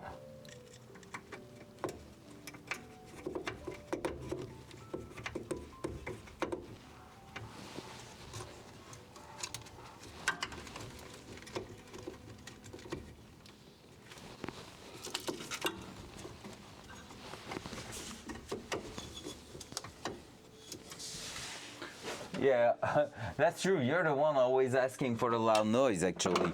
There you go. There's the screwdriver I was looking for. Yo, what's up with that screw? It's not screwing well anymore. Oh, it's going. There we go. That's true. I forgot about that. That you're that type of guy. Always asking for the loud stuff. Hehehe. There we go, and now we just need to prepare one good wire to go there. So there we go, like this, like that. That's connected in here. We have a full-on working thing that's gonna be held in here. That's perfect. And we just need to bring one connection from there to the other side. So now when I'm doing that, it's putting 12 volt in there, right in that board, and we're gonna bring that to the gauges. So for the gauges, I'm gonna need to do a connection. That's probably just being able to get released, just because it's gonna be the easiest way to make sure we can remove the dashboard without removing all the wires. So being a white wire, I'm gonna try to find a white one in my bucket. And if at the same time I find a purple one, I will try to grab the purple, because we have a purple thing to set in the car. I don't remember seeing a lot of white wires in here, so I don't think it's gonna be a thing. Oh, maybe I have some, so Wait. Yeah, I do have. I have a roll of brand new white wires here. So there we go. We're gonna use that to go from there to the other side. Easy peasy.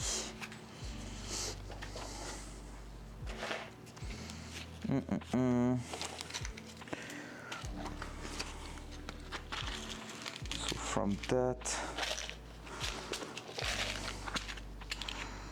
right here, come on, there. Let me go grab the shrink tube we left in there, plus the heat gun, because we're gonna need that for the other side here. Up.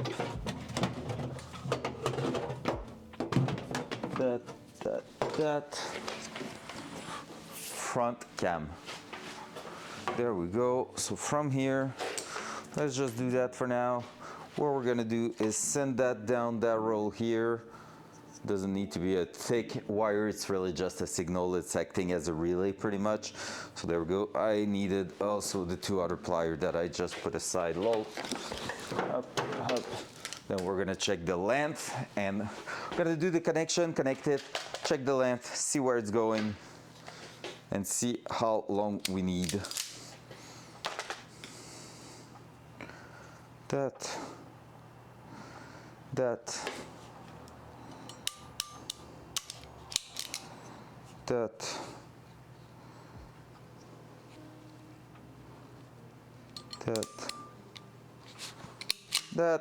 Clean. So we have a nice one right there, right on top here.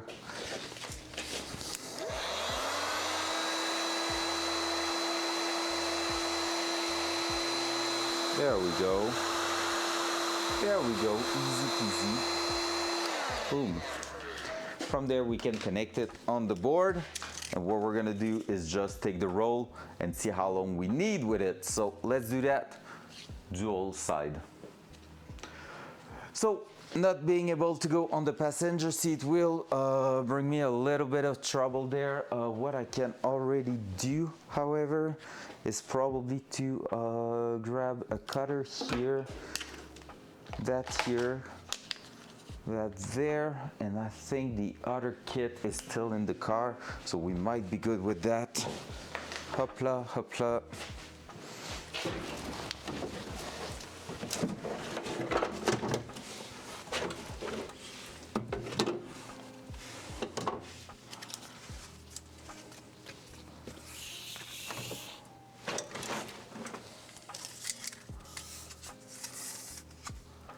So what I want to do is go through here, and I want to start on the other side right there, so that we can actually test the amount of wires I need to go through all that, to come back here,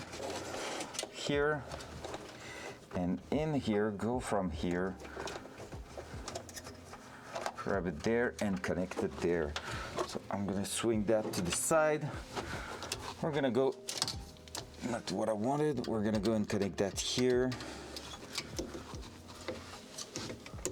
Up. After that, guys, technically it's one more wire left to do and we should be good to reinstall the dashboard. How crazy does that sound? Sounds crazy in my ears. Does sound kind of crazy in my ears.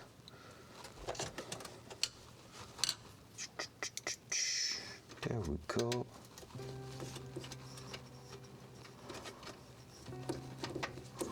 So we're just gonna try to start by taking that in place. There we go. Beautiful. So technically we have a nice setup for the light switch there. That goes all the way to the other side. If I'm just leaving about that, we should be good to set it in place. Even better, we're gonna be good to actually, that's going on top there. Yeah, we're gonna be good to cut it a bit short because we're gonna be good to set it on top. Once we're gonna be able to connect it before once the glove box is out. So since it's out at the minute, we can install the actual dashboard and connect it right after. It's no big deal. let me try to find. Yep, the kit I was looking for is this one here.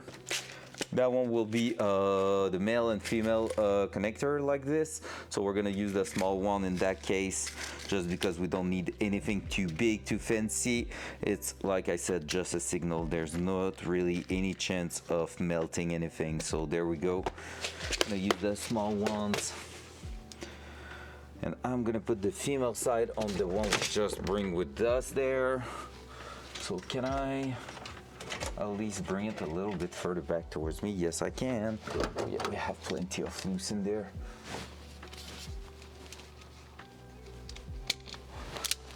There we go.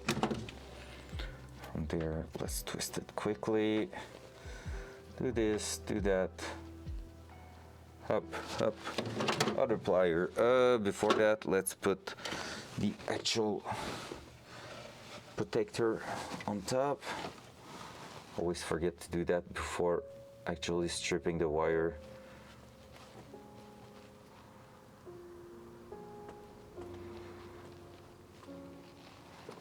There we go. So that will just prevent us from having any issues with 12 volt being naked and potentially causing fires, which doesn't sound really cool if you ask me. So that's why we're gonna try to avoid that.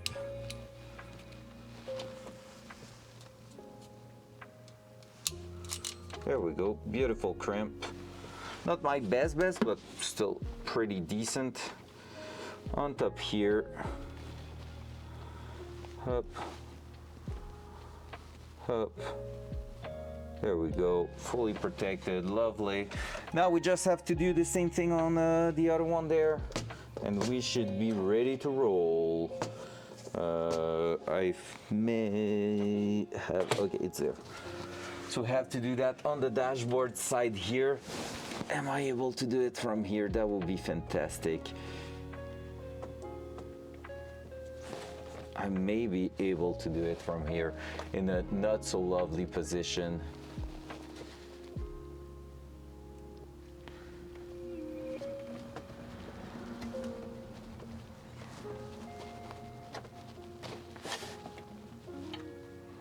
Not so lovely, but still working at least. There we go.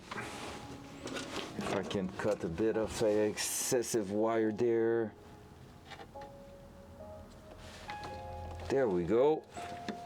Worked really well so far. Now let's see the hard part. Getting that in there without actually breaking anything. Up. Oi. Up.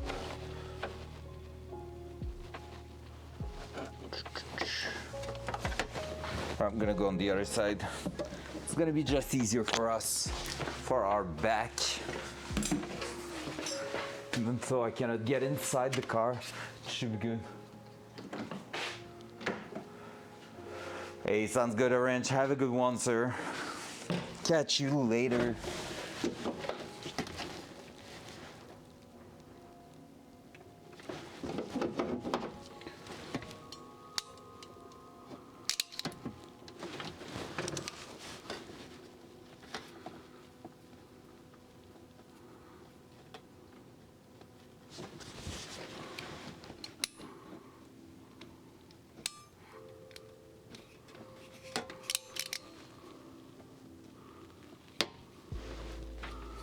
It's gonna be like that, like this, and like that.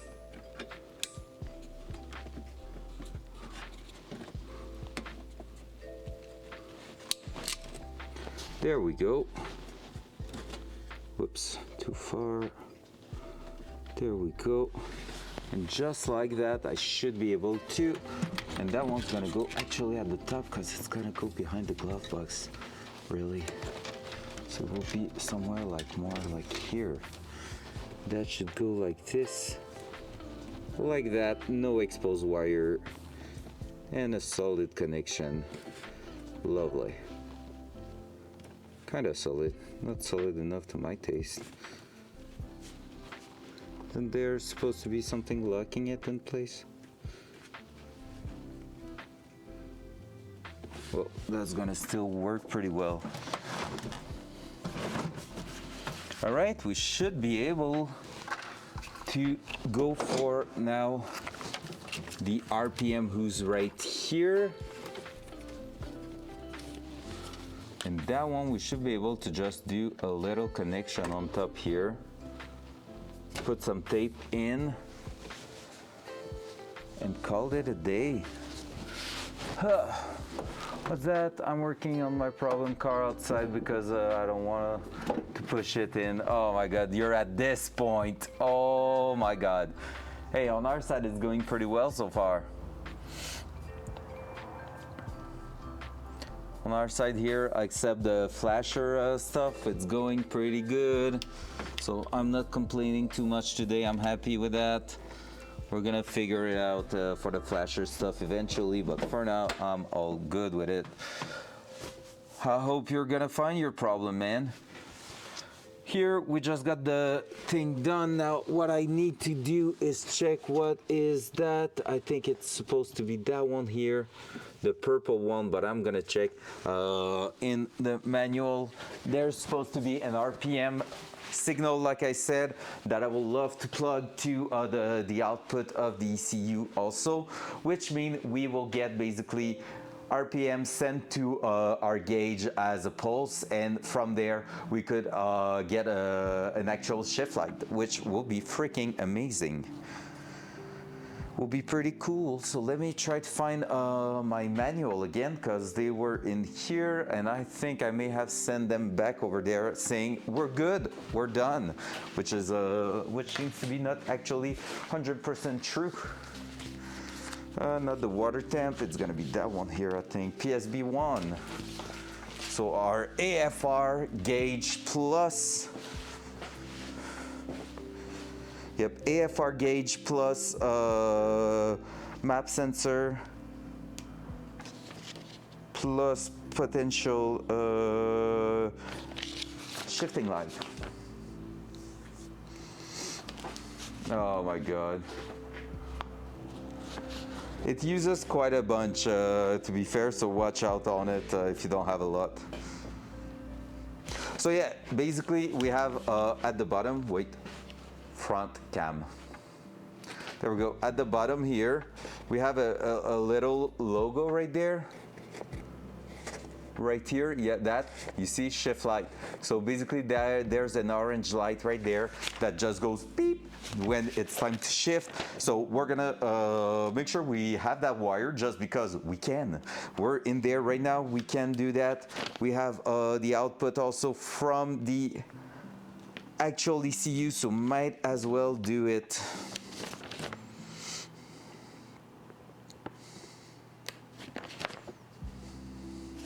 Shift RPM, scale RPM, we're gonna have to take a look at this.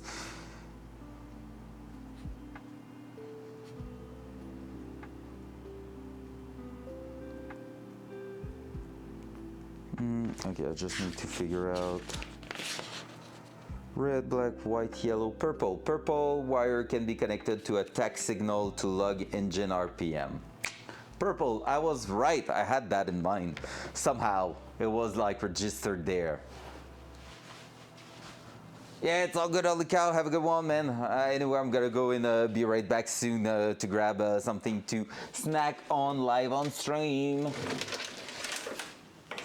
So to do so, I don't have purple wire, but a blue one seems to be something that's quite close to it. So I have a blue with no color line on it. So, oh, our gray line. Is that a gray line? Or is it just, no, it's not. So we have a solid blue wire. Go, go, go. So we're gonna use that. We don't need too long. Honestly, we need about this to connect it, to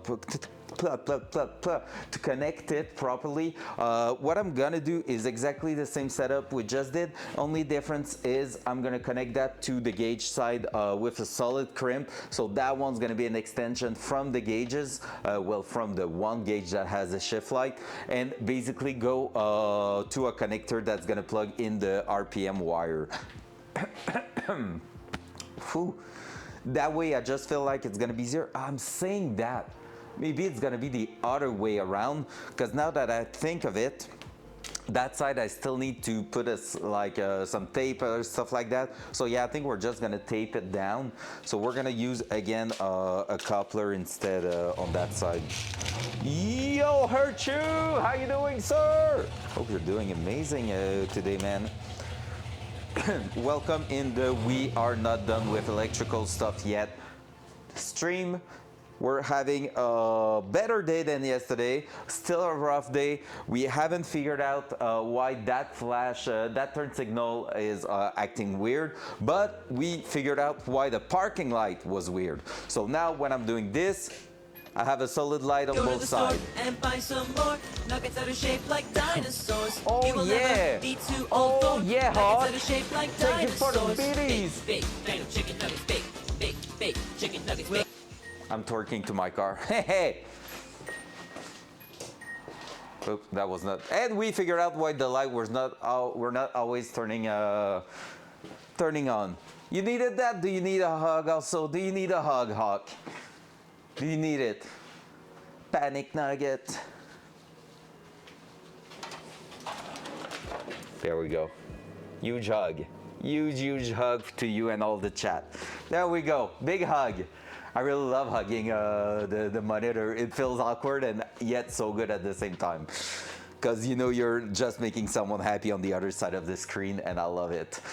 So there we go. But yeah, so basically, Herchu, we figured out that we did a bunch of tests to try to really solve the issue.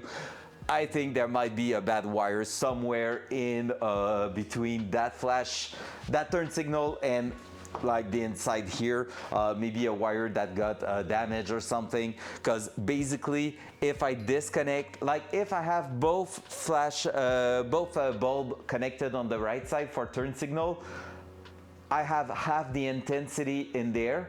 If I'm removing the one at the rear, I get full intensity, but it's always flashing way too fast, like one of the bulb was blown.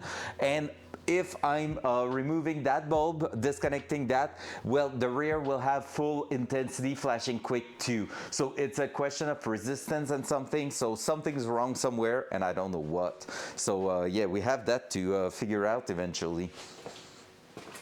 But you know, it's part of the game. Time to play the game. Dual side. And right now we are on what could be. Yo, what's up? You want to update my Windows? Well, how about no?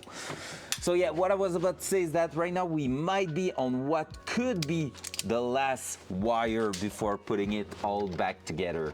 That will be mental. That will be so good. That's what I want. So we have already one here. With that here, that's the RPM signal from the ECU, and the wire was already weird right down here, and I don't know exactly why. So what we're gonna do is just tap into it. That's it, that's all. I'm saying that, but is that doing anything actually? Why is there two wires in that side? Why is life? Wait, what? I'm not even sure. Oh yeah, because that's like a resistance. That's yeah, that's what I was saying. That is probably just cleaning the signal for the tachometer. So what we're gonna do is go here, tap in that so it's going in and out. And we're gonna do that just like this. Whoops. I said just like this. Are we going like that? That will be even easier, but it's gonna be easier to use that type of tap. That song right now feels so much like Project Zomboid, and it just makes me want to play it again. Why do you need a hug today, Hawk? Rough day at work. People are being some idiots. I can understand that. I had my fair share today of that. Fucking idiots. There we go. One side done. And then second side going right up here. There we go, boom. And that we're gonna be basically taping that down with it right there. So let me go grab some tape, and then we're bringing that to the purple wire down here, on which we're gonna install the same type of connection we just did on the other side. Oh, that wire is small, so holy crap, I don't know if it's gonna work, but we're gonna hope for the best.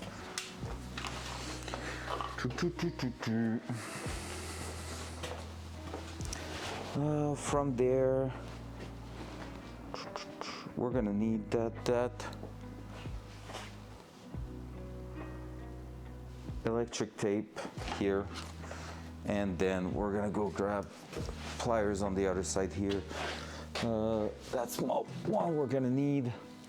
Strippers, we have them over there, but we need that tip too. There we go. Let's bring that with us.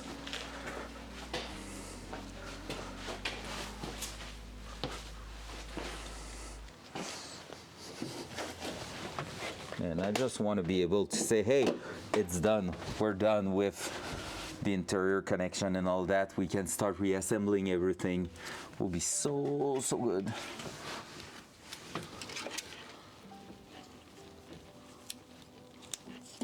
And we're right about there. So we're really hoping for the best today.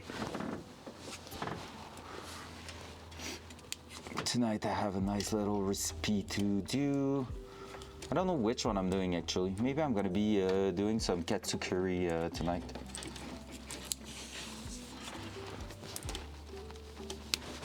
So with some rice and all that. Either that or I have some crepe in French. I don't know in English. Crepe, I think. So it's salty crepe with hams and cheese and mushrooms. Even though I don't like mushroom, there's one that I love that is decent, so we're gonna do that with them. Already told Flo they won't be the disgusting one. Oh, I'm hungry now. I'm just starting to talk about food by myself. That's saying a lot. There we go. Tacked in there. Let's spin that up a little bit so we have access to that wire here. What was the yellow one? I read it and just forgot about it right away. So we're gonna go check, but I'm not sure what the yellow one's supposed to be.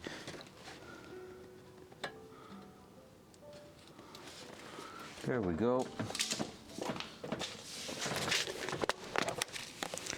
Gonna check that just in case it's another one of those thing we want to put in the car and use, but I don't think so.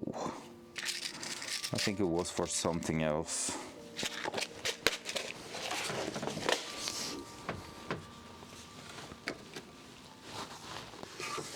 All right. So on this side, we're gonna go with the male or female.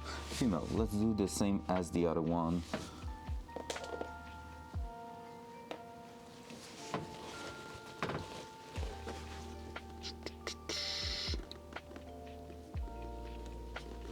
Like so, like so, and like so, and now hopefully the wire is still thick enough for us to be able to crimp on it, because it is a really small wire.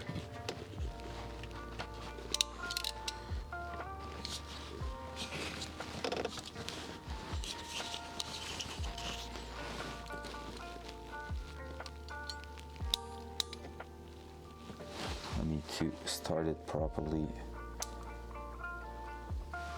Right there. Right there.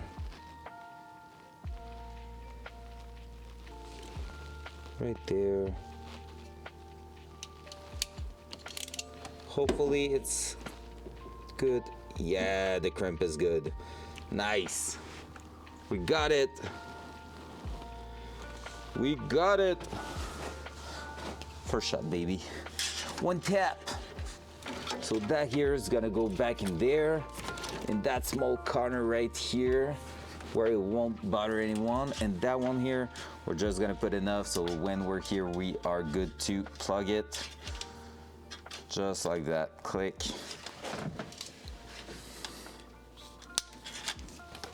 We can get rid of that. Take that here, actually strip the end there. Boop, just like that. Just like that here.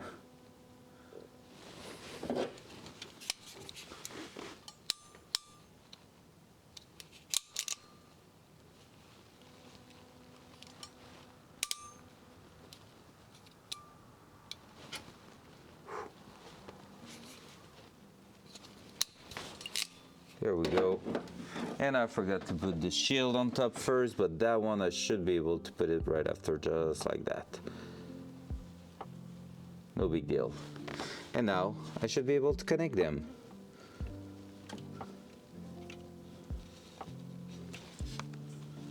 Wait for it. Up. Oh yeah, and that one's a good connection.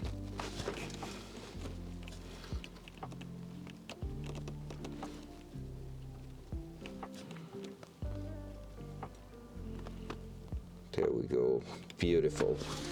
RPM connected, so maybe we're gonna have a working shift light. That's gonna be something we're gonna figure out later on. But there we go. That might be the last connection we had to do in there.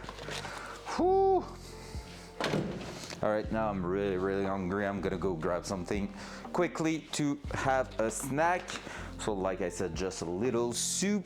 So wait for me, guys. You are the most amazing people out there on the internet, in the world.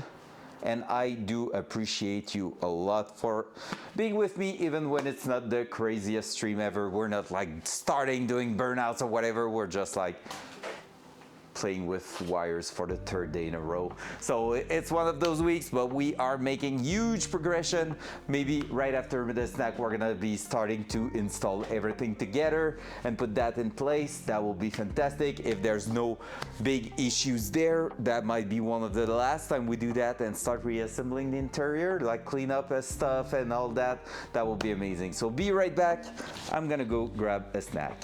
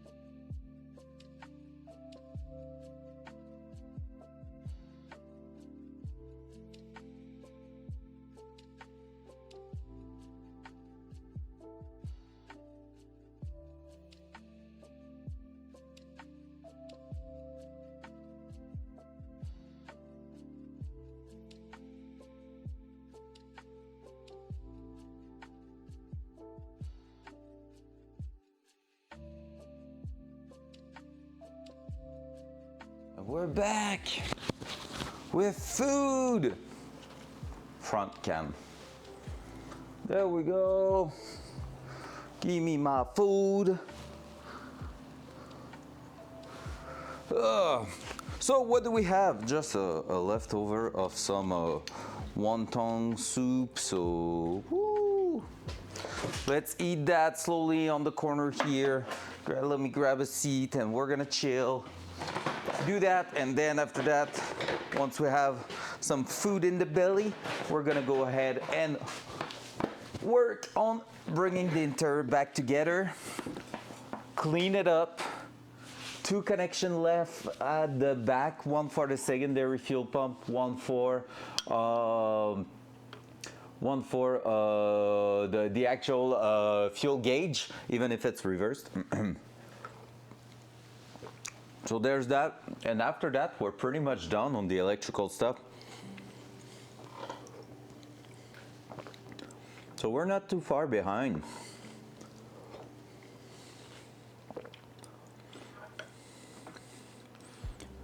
Because once this is done, it's all about vacuum cleaning the entire interior and starting to install the last few pieces for that. So yeah.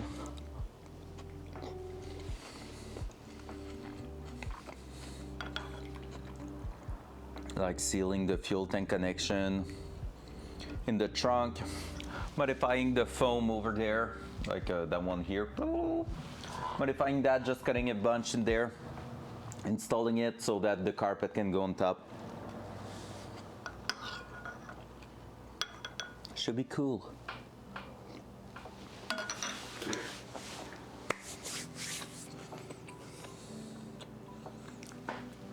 Next week is gonna be also good, like a big week where we have to recheck everything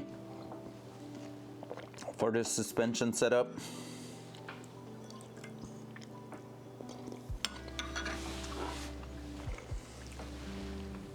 We have a few protectors to install on the different joints under the car,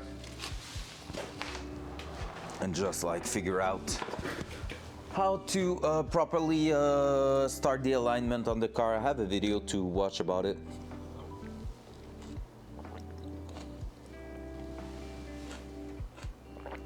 So yeah, should be interesting. Next week's gonna be a bit more full of passion than this week. This week it's all about just doing all that, so yeah. All right, let me eat a little bit. Loud noise.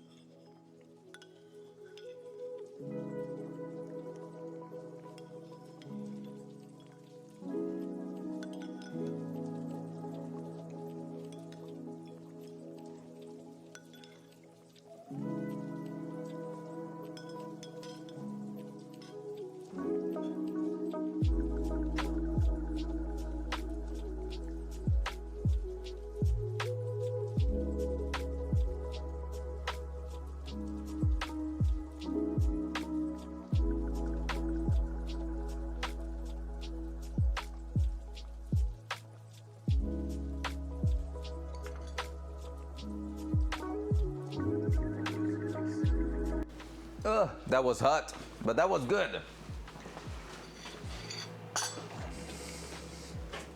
That was quick also.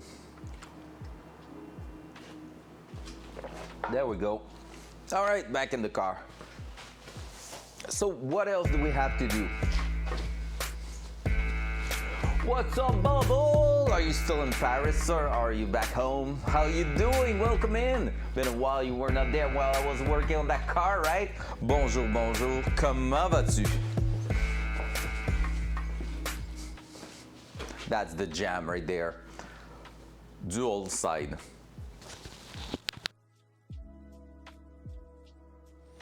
I just had a huge burp, but I just muted my mic right on time. Back home, let's go. Hope you enjoy your trip in Paris. Hope it was fun. My father's gonna be there in not too long, actually, in about a month. First time he's going in Europe. That's gonna be sick. All right, time to reinstall the dashboard for real, I think. Like, honestly, I'm just looking at it and I think we're there. I think we can just go on and install it right now once and for all. So basically we got everything set up in Ireland. That's so sick. Man, I'm jealous. You're going everywhere at the minute. That's sick. Yeah, I think we are good to go from here. Remove that, reinstall the dashboard, because basically thinking of it, we are done with those connections down there. We're done with all the gauge stuff. The heater motor, like the blower motor, I mean, and the heater core are working properly. Everything light-wise except one thing is working properly, and it doesn't seem to be coming from here. So legit, I think we're all good to go right now. Those wires shouldn't be up. Yeah, we're good. So there's that and that. I just thought of it, and I think we're gonna need to also tap again into the ignition wire.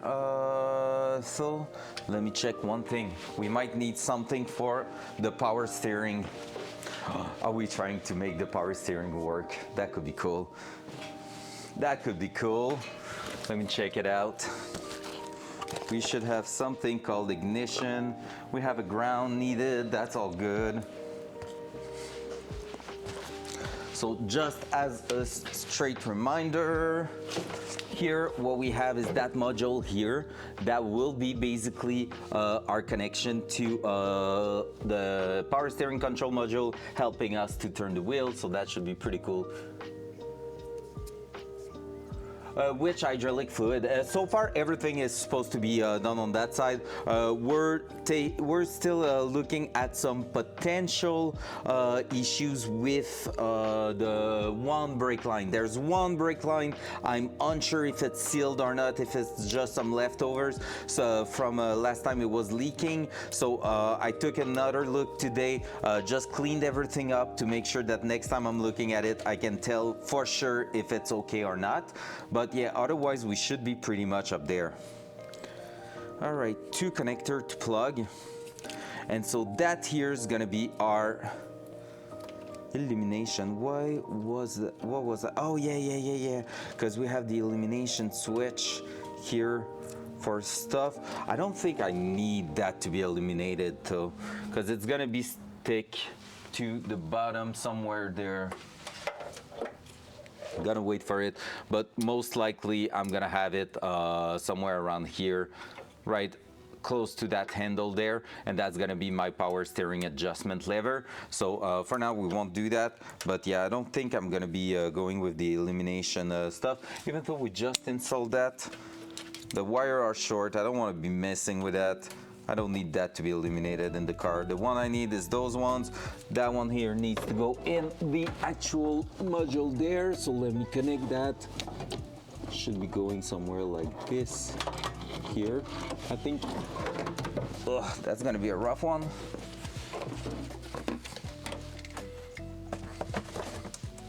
Oh, the hydraulic for the power steering, it's full electric. It should be Friday night. The next one. Except if I'm doing something special before that, but honestly, I don't think so. It should be on Friday night. Then we'll see.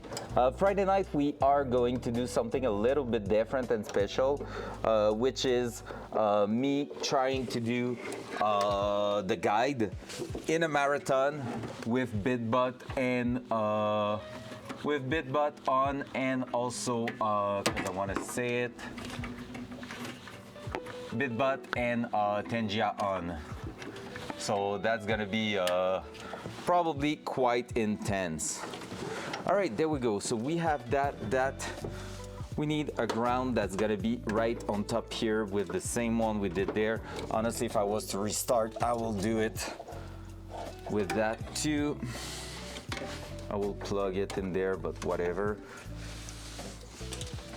That here is gonna need to be locked in somewhere to make sure it is safe. Up, up. We're gonna tape that together. Do we have some tapes around? Maybe on the other side, maybe back on the bench. It's hard to tell. So never mind, we have one more wire to do right here, which is our module for that. And we're gonna try to go and install it around here. So it should be pretty easy, yet could be annoying to do. We'll see. Oh, I might be tie wrapping that right there.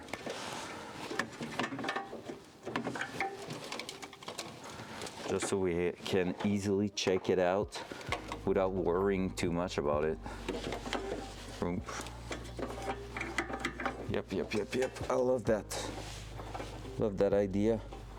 Up, tie wrap. Boom. Could be shaking too. Or dual side tape. Double-sided tape on there could be working too. Yeah, it might be that. And from there, we will have the switch coming on top somewhere here, probably. And then the wires going to the other side there. So let me bring the wires. That one's gonna come on top here.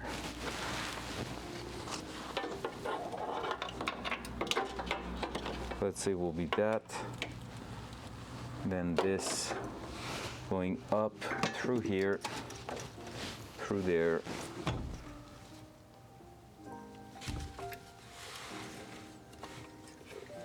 All the impact nades, nice. But yeah, I'm done with all the impact nade stuff and all. I'm done with Grenadier and all that. My next big step is really going on and looking at finishing a couple of Kappa quests. And once it's done, we should be pretty much good to get close to Prestige, which is going to be quite something. Honestly, I can't wait for it to that to be something I accomplished. That we're lacking a bit of extension there.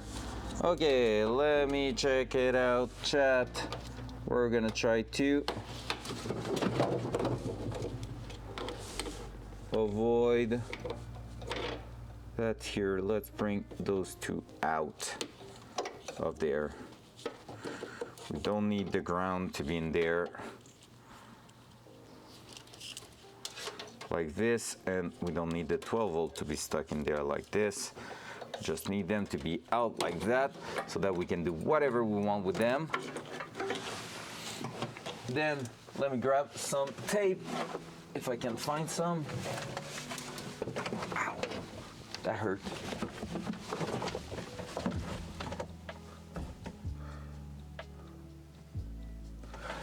No, it's not marathon, it is the guide. It is that one. Surviving on every map, that's the one I'm looking for. That's the one I want to do on Friday night. I want to build a team of people ready to die for the cause and try to go all around that. But I want to do it as a marathon, and which means we're going to be using the transit. And if we all survive through all that, it also means that we're going to be receiving an achievement for going through all that through the transit.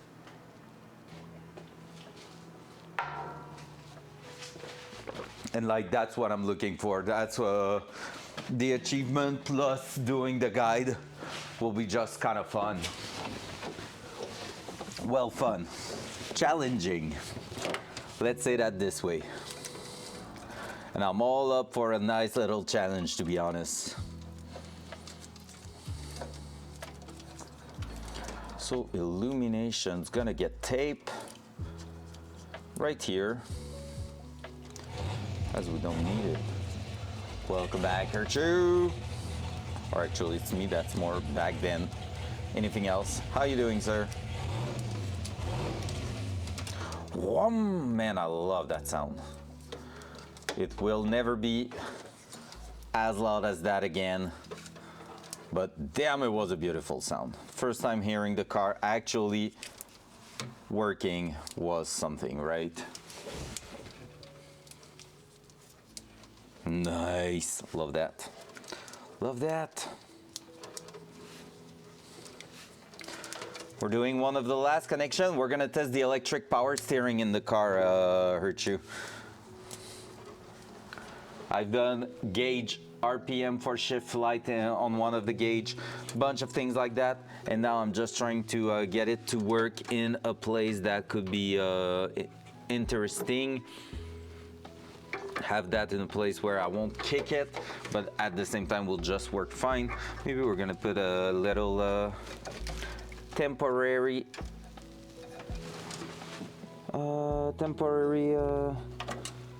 zip tie there.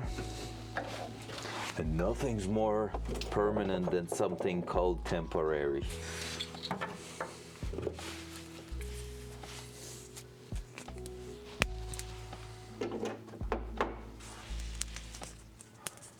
Are you getting the car up a lot? I'm not sure I get your question there. I'm not sure I understand it properly, Bubble.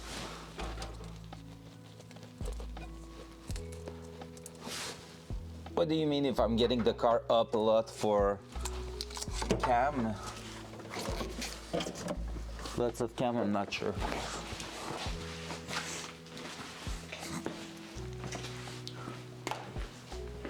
Oh yeah, I'm gonna be, well, the streaming setup I want to build will involve one main 360 camera, and that's why like there's now the new over there at the corner, the new goal, because basically right now we have everything to do the hardware, including one inside the car that I would love to put somewhere in between the seats, looking at like both sides with a fisheye. It's gonna be a GoPro with a fisheye, and so we can see really well the steering stuff and all, but also seeing through here if needed, maybe another one at the front. But the actual thing will be one interior shot plus a 360 cam at the back that will allow us to have a really nice feeling. You've never seen the video I shown as an example.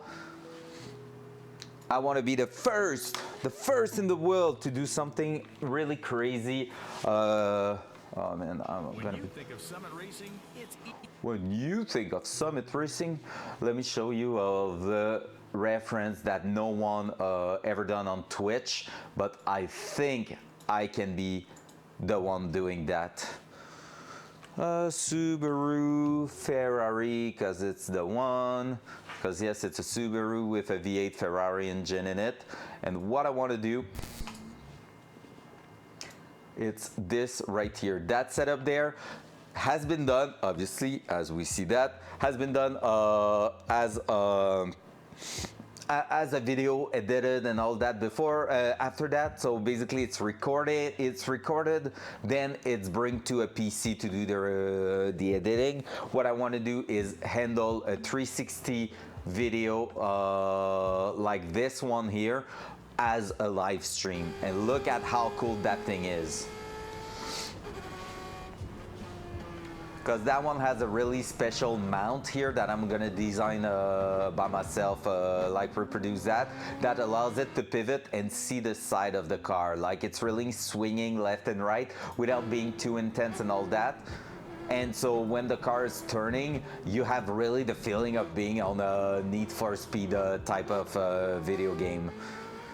So my idea is that with like the equivalent of a webcam like we have now at the corner of the screen, showing like the interior view, and then on the other side some data, so speed, RPM, gears, stuff like that. That's something I would love to bring as an overlay on the video, and that will be our streaming backpack setup. So that's the ultimate goal right now.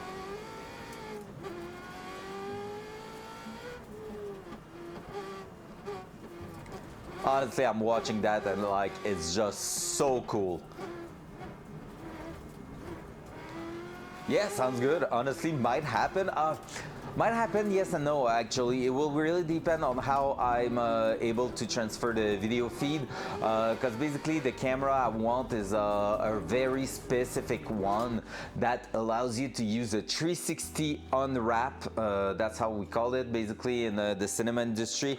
When you have a 360 video that is unwrapped, it's basically like a 5K video that is like all bubbly and all, and it's like for a perspective point basically.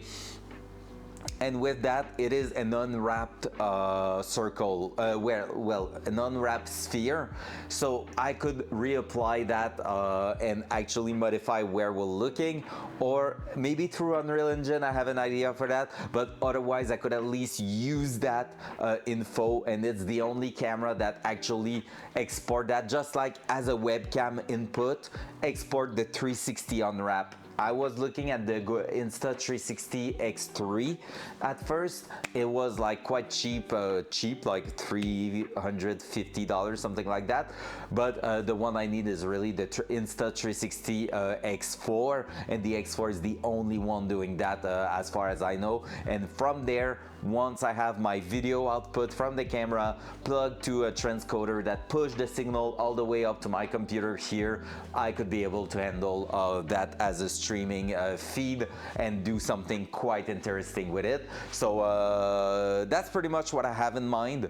But yeah, we're gonna take a look at eventually how it's going and all that. It's really like kind of another big project, but I need that card to run great before diving into that, because it's already a lot that card to to keep thinking and keep following and tracking all the issues. So if I'm adding a 360 backpack, whoo, so that's why I'm looking a little bit further down this summer for that dual side.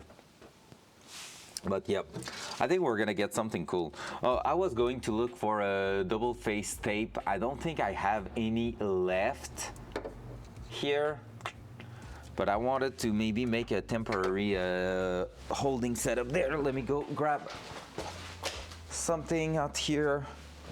Maybe it's just a piece of duct tape folded on itself. Will do the job.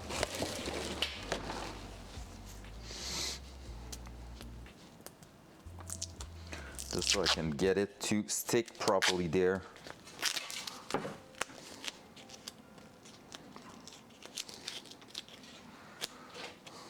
Yeah, that one's gonna suck. Wasn't too bad, but still gonna suck.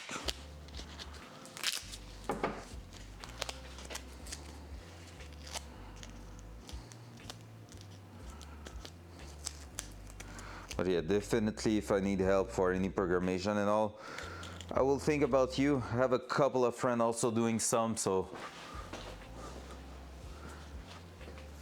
yeah, same. How it turns out, I'm curious, honestly. I really do believe that I can make the setup work. The question is, am I able to make it work at the track? Because when you think of it, what is rough with that live streaming videos is the data, the amount of data you need to export. And from there, like once you get it like nicely working and all that, it's exporting all the data you need. All right, it's not holding in there. Let me just try to do that maybe. That's not too bad. Like once you've done it and it's working and all, like you still need to treat it after that for the stream and all that. So yeah, it's kind of a huge project overall. All right, that here can go there. Up here, we're gonna make a singing ground there. And from here, we might go up here, through there. Stop falling! And to the ignition switch over here.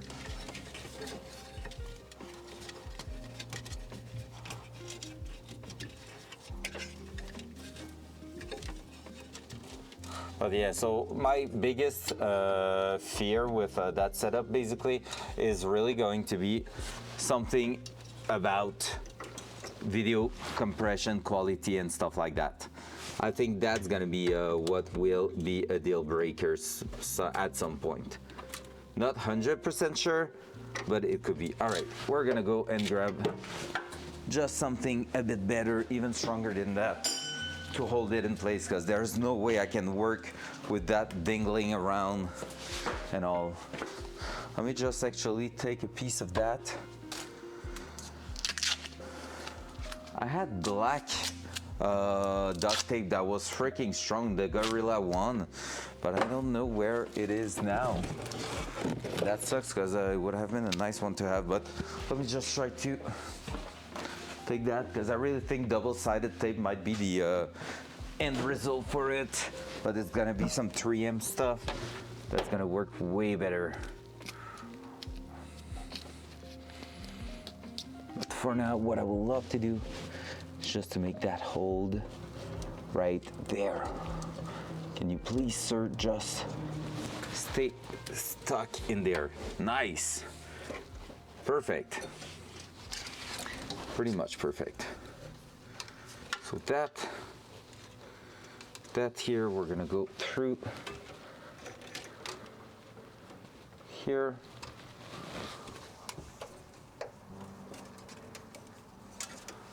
From car radio, I love it. Oh my God, that's commitment, Orange, I love it. You have that in your Suburban? You have like a screen and all that in the Suburban? I didn't know that. That's kind of sick, man.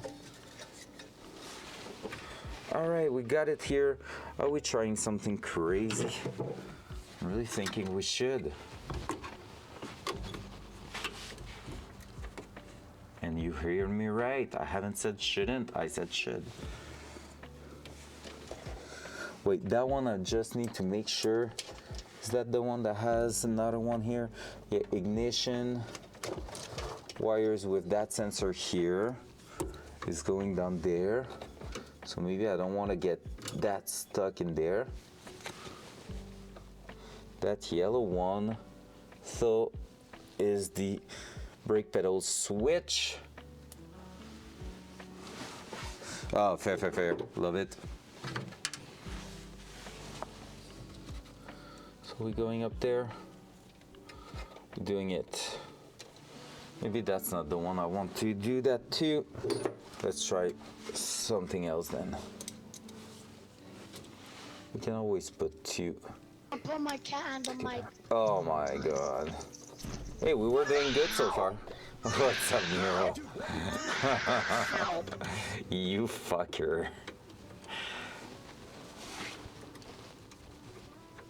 We're all peaceful in here, not screaming, not shouting against wires or anything, and there you come with an horrible sound that will make me mad. Just kidding.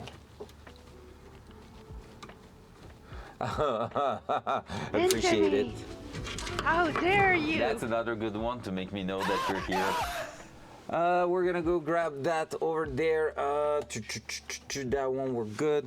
So many green wires. So we're gonna go on, install the connector on that side, and we're gonna make sure we're installing it in, well, there won't be any wrong or right side, because basically we can twist it easily.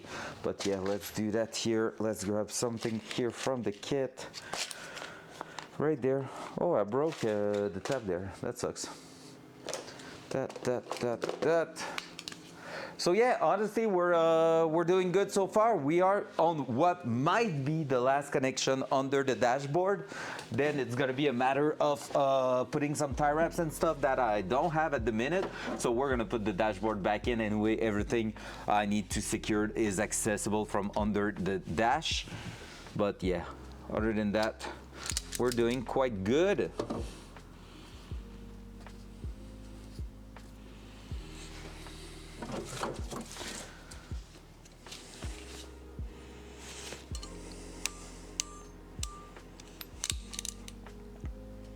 That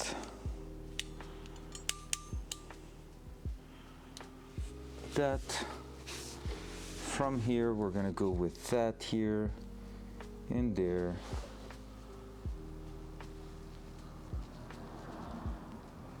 Up. There we go, beautiful.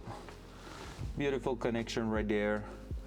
I should put a little shrink tube on it, or just a little protector, but we should be good actually there. All right, let me swing that to the other side here.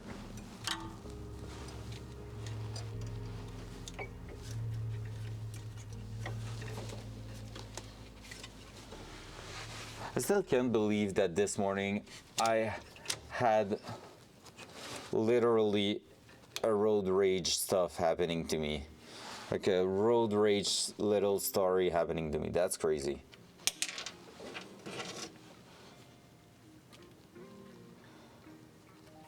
I kind of want to find the guy now and just talk to him saying like, hey, stop acting stupid.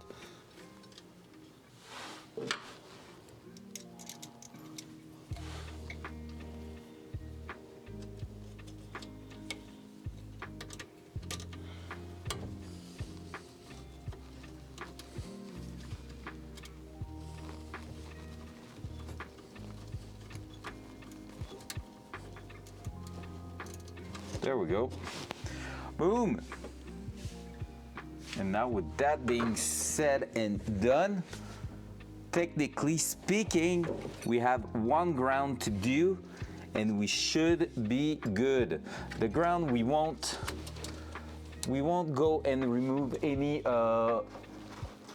length of it because I don't want that to become an issue later on if I have to change its position or whatever. So we're just gonna make sure it's not going in the way of anything. So what I'm gonna do is twist it around the main ground of the power steering here.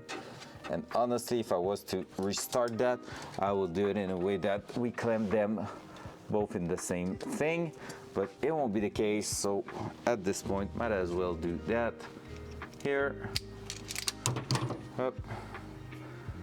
And we're gonna go and install one more thing in there. Oh my God, my legs. Getting tired of going up, like going in and out of the car every time now. Let me bring that because I'm not sure which one I need in there. So let's double check that.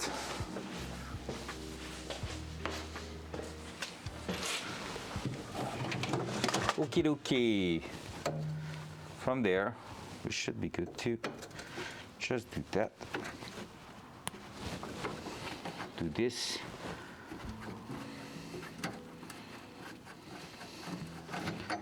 Do that. I think it's gonna be one like that. Poop, perfect. And we're just gonna install that at the end there. I had the small pliers.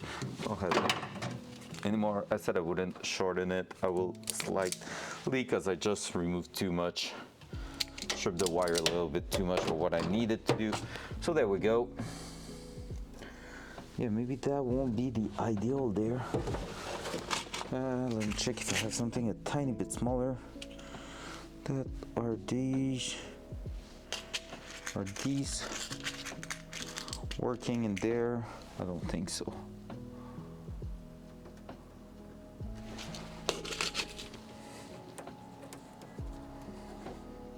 Nope, too flush. I'm gonna try that, but I'm not sure if that one's gonna hold in place or not.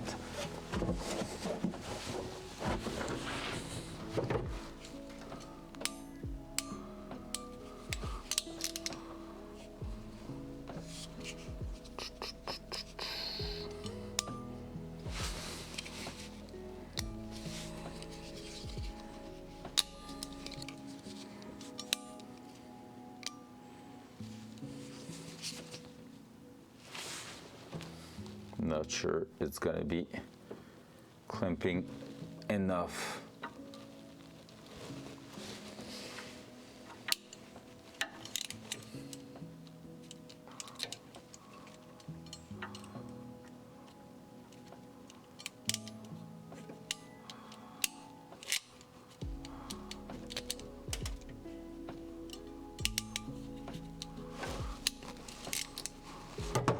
that. Let's see. Hey, it did work. Well, good for us. We win. Winner. Let's do that, and that. That's gonna bring a nice little ground here.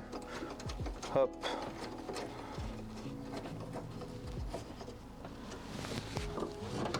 Just like that. Boom. Perfect. Are we trying that? Man, I can't believe that we might get like an actual working thingy here. That's insane.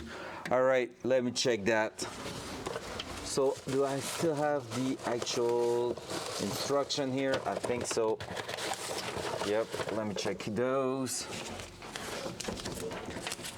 We might be on for some victory. Beautiful instruction, just like that. Variable assist, no. Manual assist via onboard potentiometer, kinda, but we have the Subaru switch. That the other one.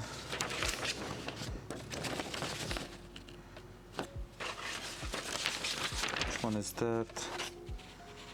Okay, that's the price for it. Okay, indication light. Red LED, solid indicate power on, but no CAN bus signal. Flashing slow indicate the emulator is communicating to the power steering controller. However, the steering controller is in the off or faulted state. Flashing fast indicate the emulator is communicating.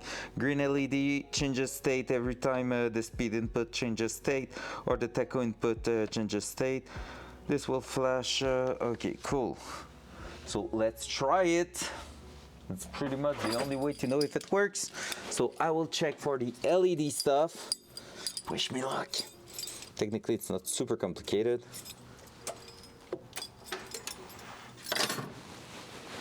It's green. It flashes. It works.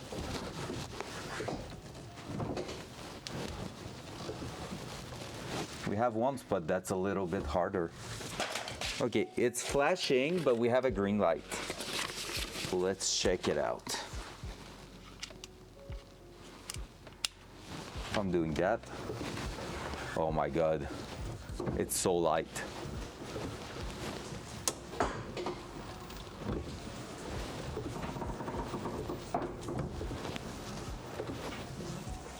We're gonna know really quick if our stuff is working great, guys. Man, I couldn't turn the wheel at all, and now with one hand, it's easy to do. The power steering works so great. Look at that. Not even forcing. I can see it twist a little bit in here, but it's really not that bad. Womp. What up, chef?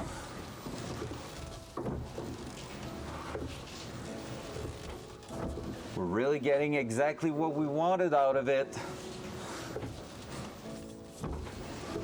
Nice. Wap, wap, wap. And I don't feel any real big moment of resistance in it, so that's cool. Yeah, maybe at the center there's a little something. Hard to tell. All right, well that seems to work. And now if I'm putting that all the way to the other side, I don't feel like the switch. Okay.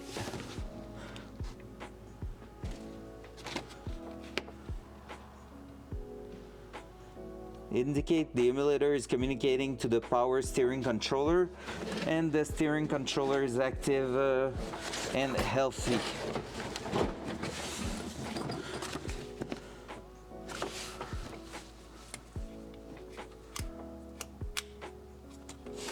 Oh, there we go. Okay. Super light and heavier, but still there. All right. yeah, right now it's intense how good it is. Nice. Well, power steering is on.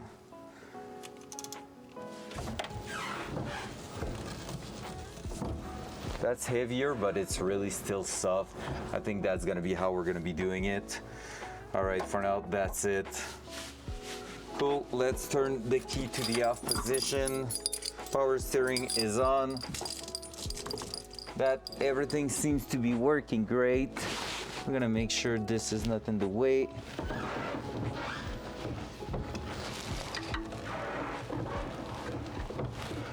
Yep, so far so good.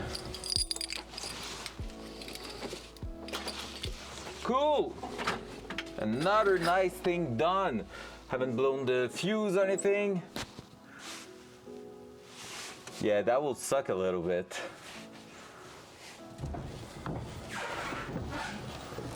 Wait, why does it feel like it's still okay right now? What? Like right now, it's like it was still active, but it's not the case. Interesting. Wop, wop. And that car is gonna be really aggressive on the feeling. All right. Well, that's done. That's done. We're gonna be able to start reassembling the interior now. Oh, let me get out of the car one more time. Whew. Big W, big W. Yeah, that can happen.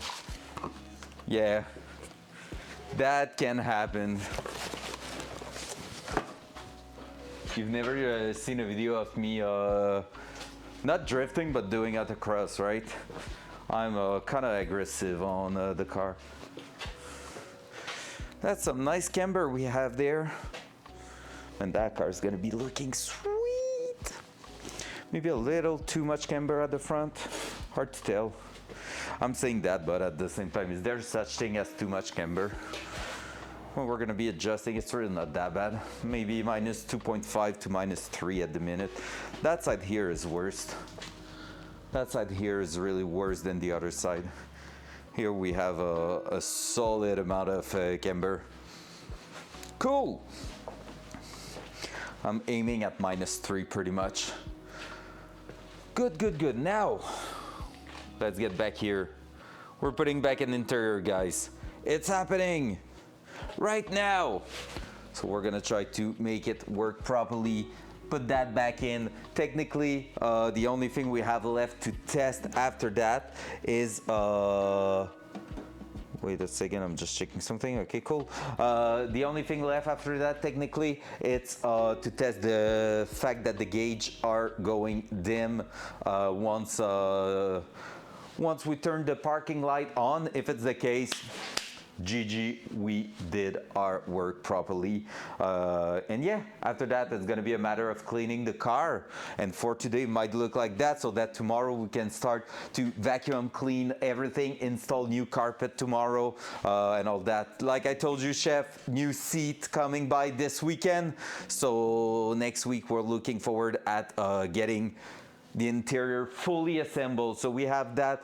Tomorrow will be basically the last two connection at the back, the last two I can think of, which is fuel gauge and the actual because I want to say it, fuel gauge and secondary fuel pump. Then I need to work on the CU software a little bit. I want to maybe send to myself a map, the map that we have in the Datsun at the moment, so that we can actually do, I can just work on it on the side while gaming and all that, you know. All right. Less blah blah, more action. Let's remove the steering wheel.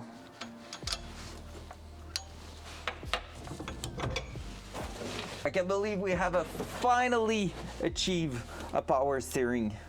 That's so sick.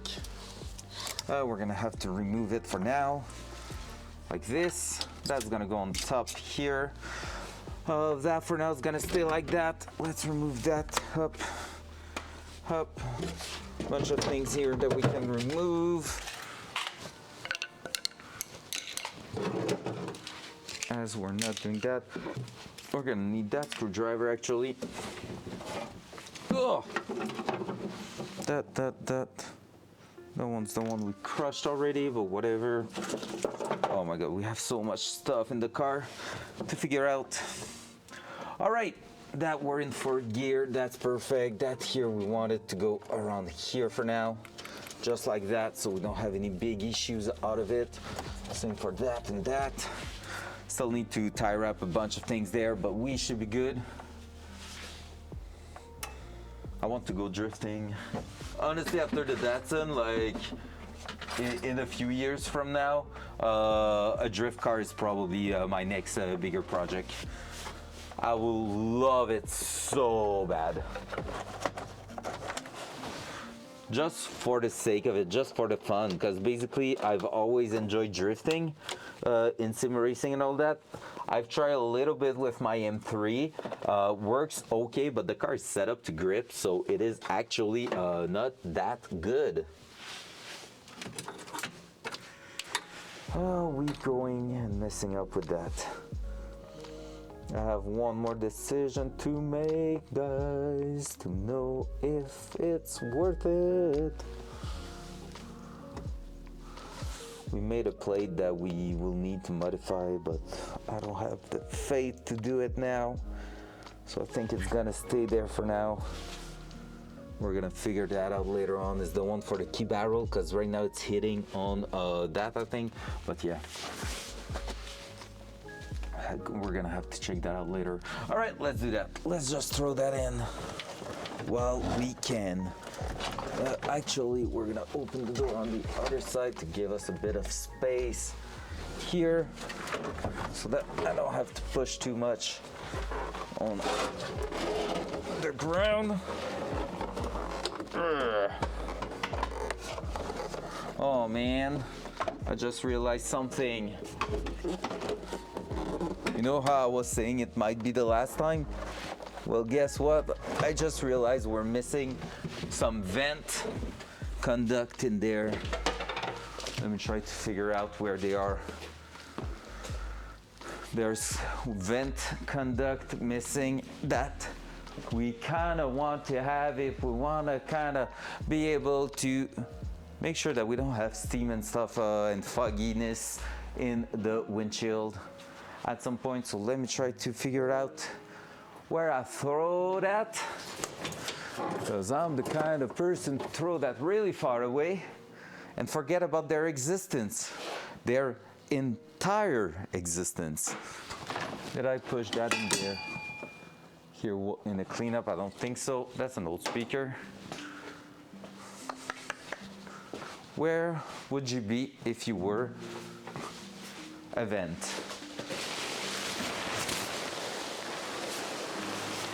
Nothing there, nothing there. Not down here, I think. Nope. Doesn't feel like it. Not there. Not there. Not in here. Maybe in here. No, that's the glove box. So not really that. Nothing here either.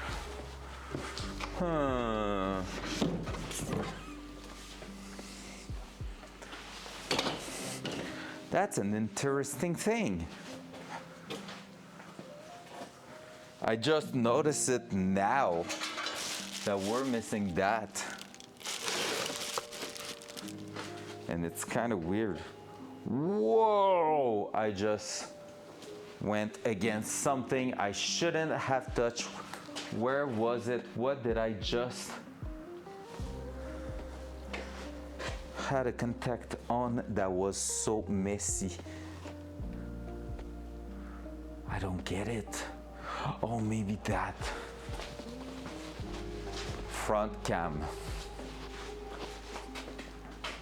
It's not blood, it's grease. And I just got a bunch on me and I don't know from where.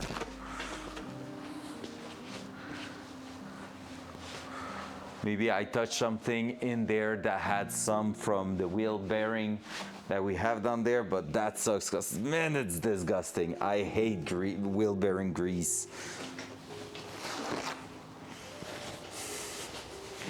I hate it so bad. Anything in here? Don't see. Oh, we're keeping that for some other time. One day I'm gonna be motivated enough to throw back, to remove the dashboard, right? Oh, I think they are in there actually. They might be in there. Let me throw that back here. It should be technically done. Nailed it. None of them went in.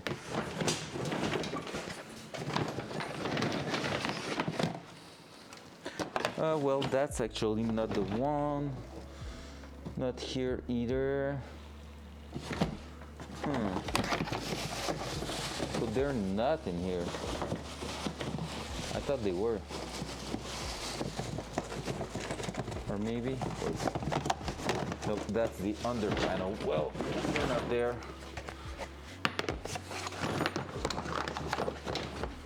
I had in my mind that they were somewhere around here, to be honest. But it's hard to tell. Well, seems like it's gonna be a problem for future us. We love that. We love that. Future us problem. I'll allow it.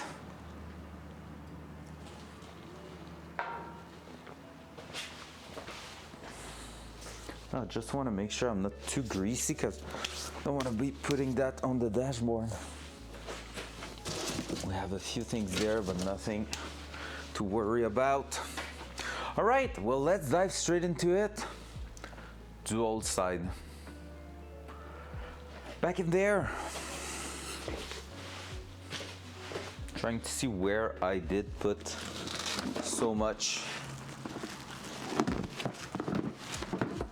grease on me, and I just can't figure it out. So I really think it might be on that. So yeah, I have to take a look. So damn. Sleepy, I have difficulties, but yeah. Damn. All right. Let's throw that on, because basically we're missing all that for the other side, and I have no clue where it is. Sucks to be us. Anyway, all that vent will need to be reworked, and it's in so bad shape. Up, up.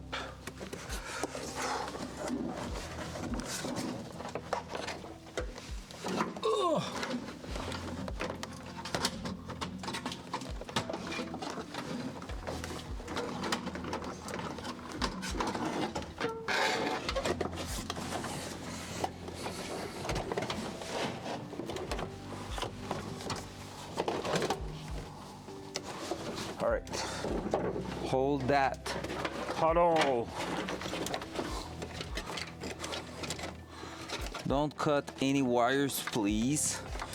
Just let me pass them through. Just like so, perfect. Then let's do this.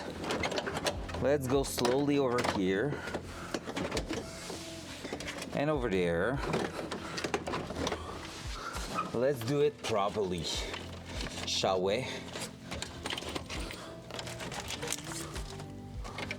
That, you're gonna go there. We know it.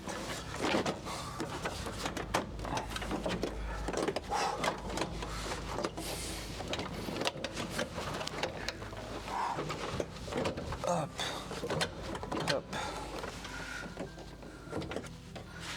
It's pretty much there. Oh, I know why.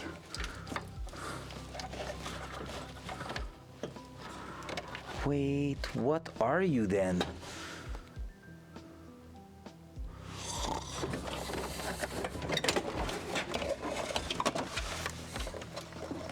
Have to take a look at something, guys.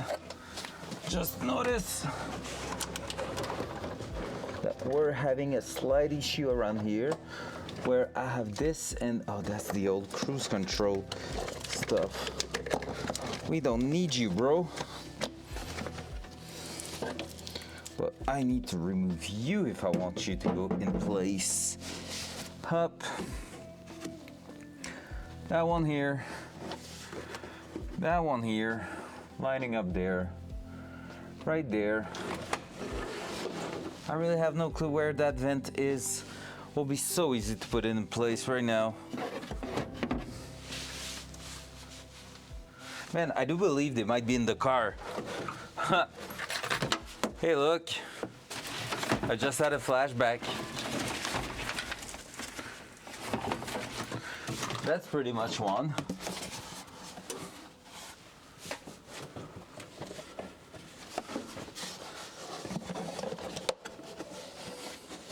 Can I guess where that one's going? It's going over there.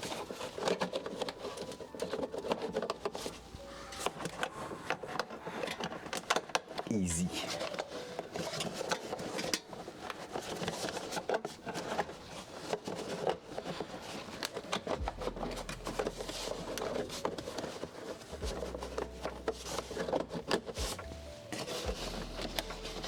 There. Well, that was one.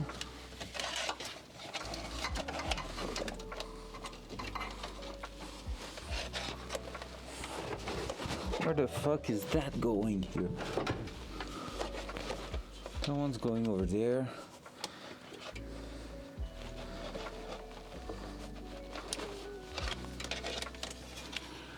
Make that go through. Oh yeah, cause that one here.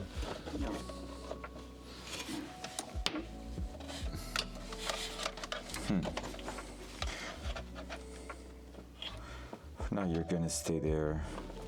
It's all good. Well, that's one, and we will need the one here to do the same thing as that. Now I wonder if it's not in the trunk also, because I have a bad memory, but sometimes those things just come back to my mind out of nowhere. Let me check something.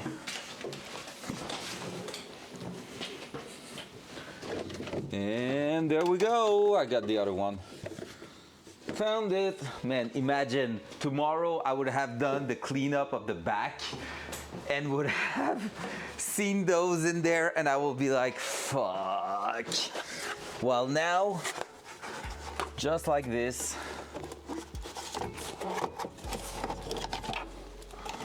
we're gonna be getting those back in,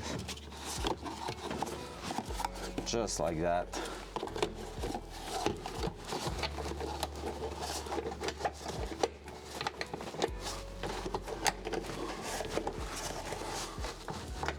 Okay, and we have one screw to remove down there, here.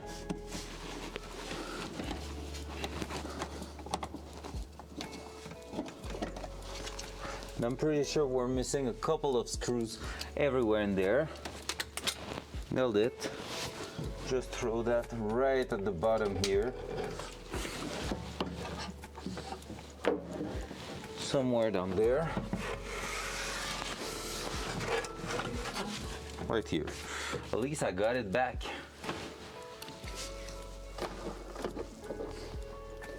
So just like that. So let me check, because I know I have a few of those screws. Let me just check if I can do this and that. Anyone still alive in chat who will be playing the new Oblivion remaster? Looks kind of sick, to be fair.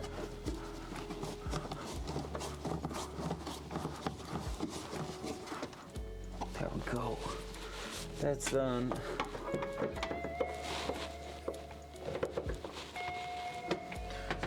That's done. And try to grab one here, like so. Exactly the same. That here. Looks good, but no fair. Yeah, for me it's really like it's bringing core memories of when I was younger on the Xbox playing that thing. But my brother will play it for sure. I know him. I know he will. Oh, what? You went through? All right. Come back out. We're gonna replace you by something else. I thought you were going there. I can tell you guys, it's gonna be like anything. We're gonna end up with some screws that we haven't used.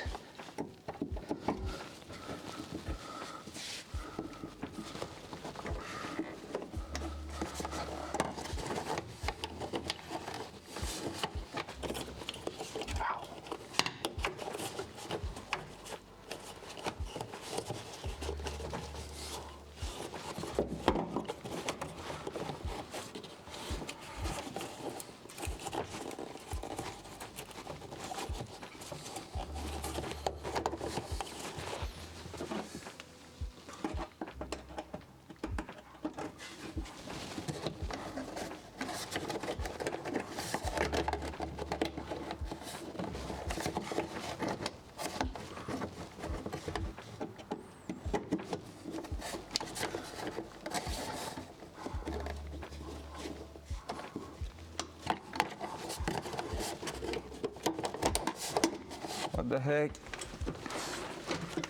Why are you not going in there, sir?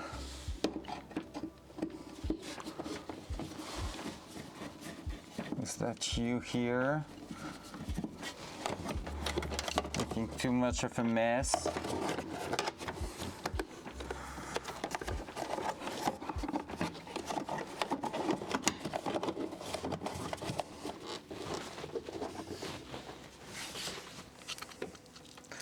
Let's try that this way, see if it works. If so, well, GG, well played. If not, well, we're gonna have to figure out a better way to do it.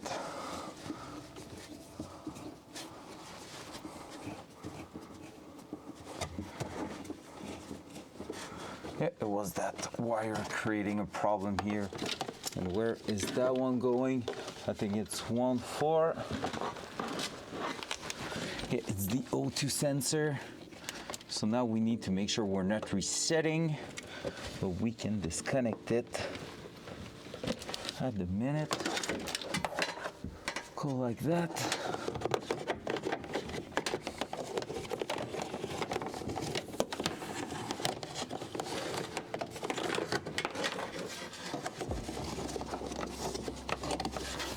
Go like this, like that. On here, back to that. Up. There we go. Easy peasy. Woo! Progression! Alright, technically all our vents are back in place. That's good. Scene 1, take 5004. Cause damn, we have removed and reinstalled that dash a couple of times so far.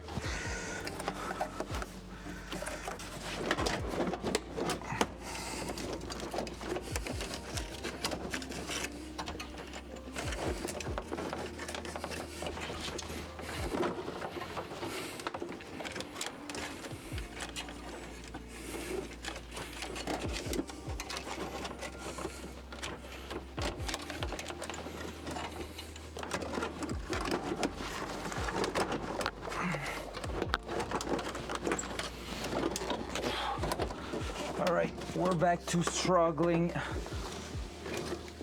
on those things.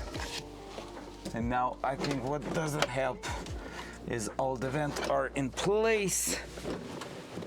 Up, up.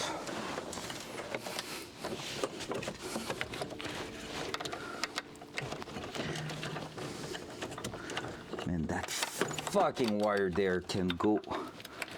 Find another one, man. Don't have time to struggle on you.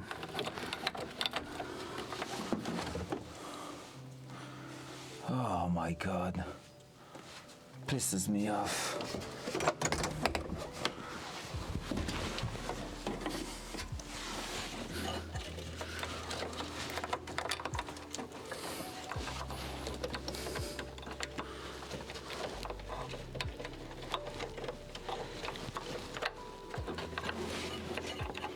Why did I had 2 clamp on there? That one here, sir, you can just piss off. You're not good where you're at.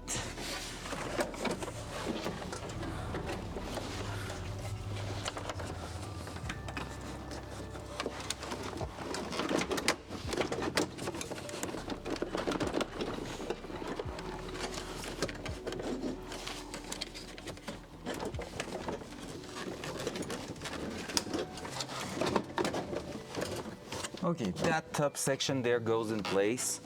That bottom one there, pretty much too. Which means, technically speaking, if I'm doing that,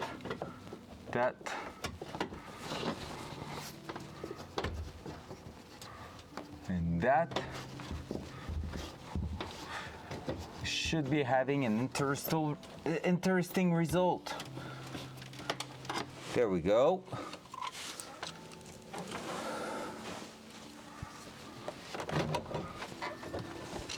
Now that one here, up.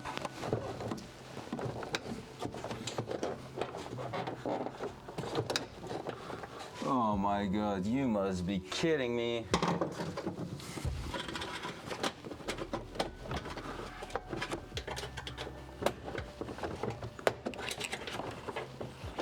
Come on, don't be a dick.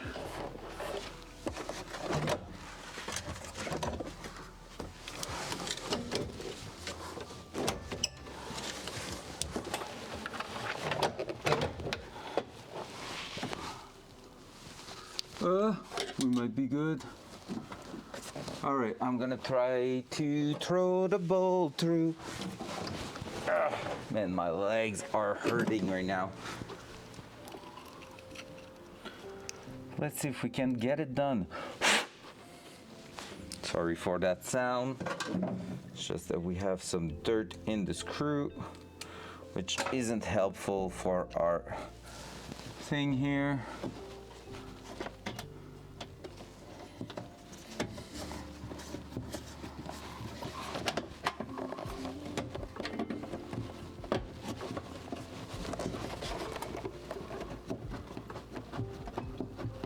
Is it going down? I think so. Yeah.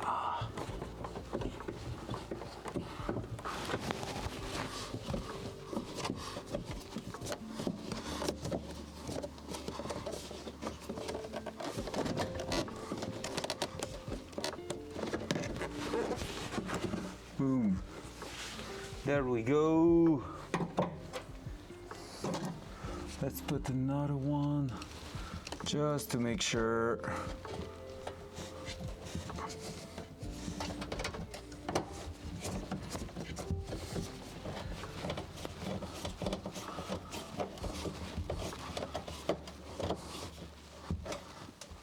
There we go. Now with all that said, what was to do that, and that, like so. Normally that here will go right here, like so.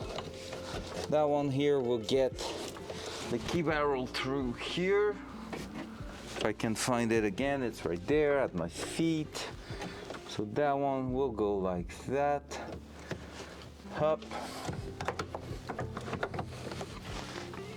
Just for now, like this. Are we doing a test, guys? Let's plug the entire dashboard there, see how it reacts, and then it will be fuel gauge tomorrow and all that. That here can technically come back up here with a bunch of wires needing to be hidden in there. So we're gonna make sure we're using all the radio space to basically hide the problems.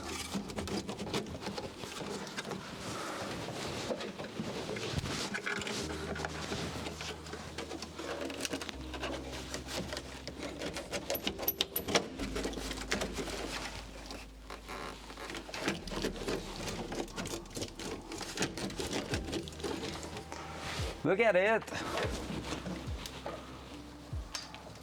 How cool is that? Like it's not connected for good, but like it starts to look again when doing at least that. Start to look again like a car. Boop. Just leave it like that for now. That we're missing the center console here, but it won't be too bad. Let's try it. Let's try to dim the gauges there. Am I plugging that right away? There's no point actually. Well, let's do it. We're gonna see the light in the center console and all that. Let's do that. So,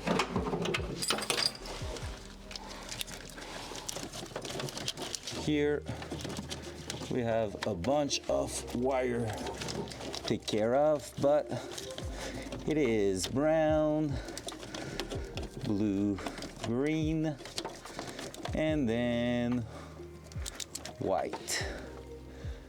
Is that the one? Yep. So that one won't fit, right? Nope, so it has to be that. Here we go. Click, click, click, click, click. All that's in place. Bunch of things on the ground we're gonna be pushing back up. Woo! Big day. Big, big day. But with that being said, let me grab those. Put that bad boy in. And from there,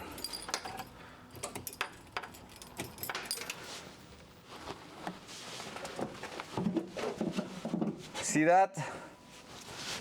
That's our gauge, and now, yeah, I see them go down. They are dimming down. That's cool. And lights are still working. Awesome! It works. Still having difficulties on that one. Maybe we're gonna be able to grab the same light signal to go to the ECU, so that pad will go down also on daylight and evening lights, night lights, I mean. Man, so far so good. Honestly, like really happy with that at least. I have a few things to figure out here. A lot of things, man. It's a lot of things. Like here's that one of those. It will work, but not the one I prefer. Up. W. We're getting there. We're getting there. So glove box gonna be able to get back in. We're gonna be able to reinstall that, which brings the bracket to cover the underside of it also. Tomorrow, coming back from my class, I'm gonna be grabbing a bunch of zip tie because we're gonna be basically covering the entire thing here. And then it's gonna be clean up and all that. Gonna move from the rear, from the front to the rear, I mean. So there's gonna be that. Vacuum cleaning everything once we have removed all the stuff like this. Tomorrow's gonna be clean up afternoon pretty much. Cleaning up the wires so we put them up out of the way of anything wrong in here. And then after that it's gonna be a matter of yeah, getting everything in there. I wanted to know, oh yeah, that's quite thick. Wanted to know if one of the purple thing will fit in there. Let me go grab a 10 mil and try it quickly. If the purple screws will work there, it will be looking so clean. That with that, yeah, no, I don't think they're gonna be long enough. Still worth a try. 10 mil here. Where's my small ratchet? bolts there. Gonna bring the 8mm just in case. Hey, at the minute that might be it. That might be the final time for the dashboard, which will be great.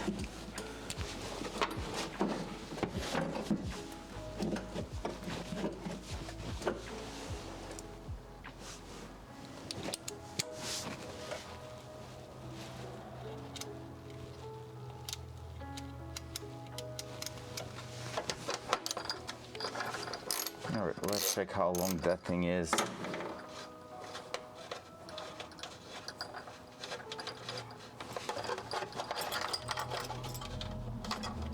Oh, there's a nut behind. That's what I didn't get. I thought I put a threaded rivet down there. That's not what I did. Yeah, nah, it's way too long. I was able to find one of those bolts though. Yep, nope. Way too long. If I could find one of those bolts like that, that would work. However, yep, M6 hexagonal bolt will be working just fine. Noted. Noted for later, because I want to replace that and make it looks great.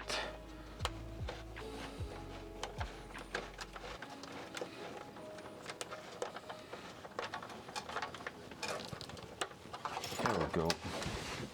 Awesome. Awesome.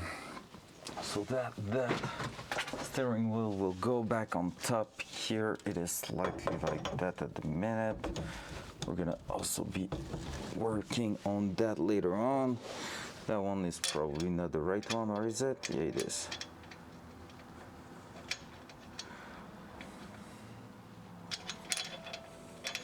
I need to check for the cover also. Is that you clicking? Up. Need to be checking for the cover around here. If I could do something to make it look clean.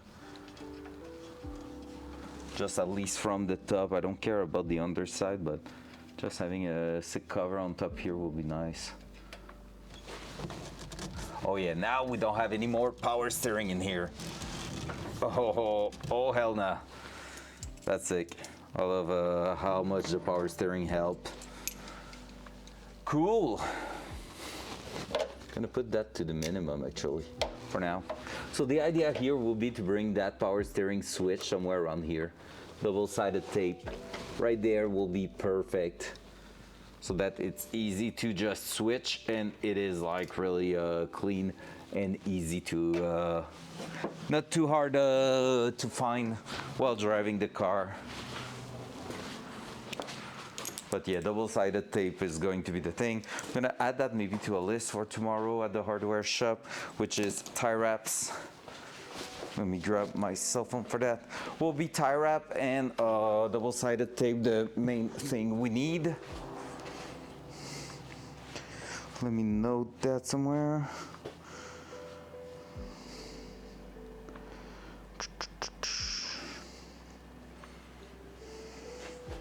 Did we receive something today? No. Time for a list. Well, today went really well. So steering column for now, we won't touch it. We'll see while driving it if we're feeling like there's something weird. Right turn signal, ground issue, not yet. We haven't done anything on that list technically. Okay. Canadian Tire. Zip tie. And I said double-sided tape. Perfect. There's that and that. Otherwise, I don't think I see anything else I need. So So that's good. Then tonight I need to check for the hood strut conversion. That will be really useful to get for next week, so we can install it. Tomorrow, like I said, it's gonna be cleaning up the interior and all that. Have to make dinner tonight, so I don't think I'm gonna stay much more than that. Still a nice little 5.5 hour, 5 hour 30 minutes in the car. Got a lot done today. Finally saying that we're looking at probably a final installation for the dashboard just makes me feel so much better. Like, man, whew, that was rough. That was a rough couple of days, but like it did pay off in the end. It did pay off well. We love that. We love to see it. That's what we need in our life. Let me check something.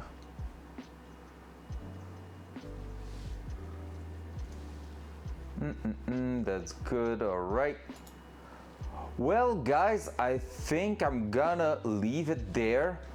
Quite a calm stream today because obviously doing wiring stuff isn't the most amazing thing. Tomorrow should have a bunch more action. Like I said, we're gonna leave the wipers so they actually go on and dry properly. Tomorrow we're gonna finish that and test them.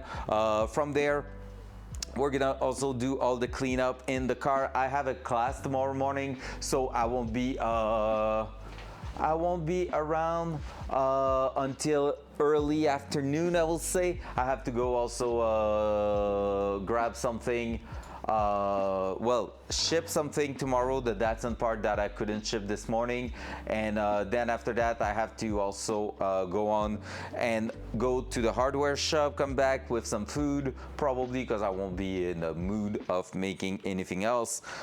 And then from there, we are going to dive back into the Datsun. I would have wished to do a little bit more today. Like, I'm looking at the time, I'm like, it's not that late, but honestly, I'm just feeling like my head wanna explode right now. I'm not feeling too great. Well, I'm not feeling bad, but I'm not feeling amazingly well. I just feel like a little tired and something, so I'm gonna take it chill tonight so that we don't kill ourselves for the rest of the week, and we are going to keep the progression happening. My plan is to stream tomorrow, Friday, most of the day, then Friday night Tarkov, of course, and Saturday get the car as far as possible before the seats are here next week. Then next week it's all about seats and alignment, and after that, technically speaking, we should be about to get the car out for a first drive. So at this point, I'm gonna be really excited. We still need to start the engine, bleed the coolant and all that, but yeah, that's gonna be something for next week. On this, guys, I'm bringing you over to Holly, who's a really amazing streamer. I really appreciate her a lot. And basically, she's playing Hunt Showdown. Before Tarkov, that was the game I was playing quite a lot. It's really what got me into the extract shooter type of game. So enjoy that. It's a really nice game to watch. She's really lovely to listen to. So I'll catch you right there. See you guys. Love you all. 07.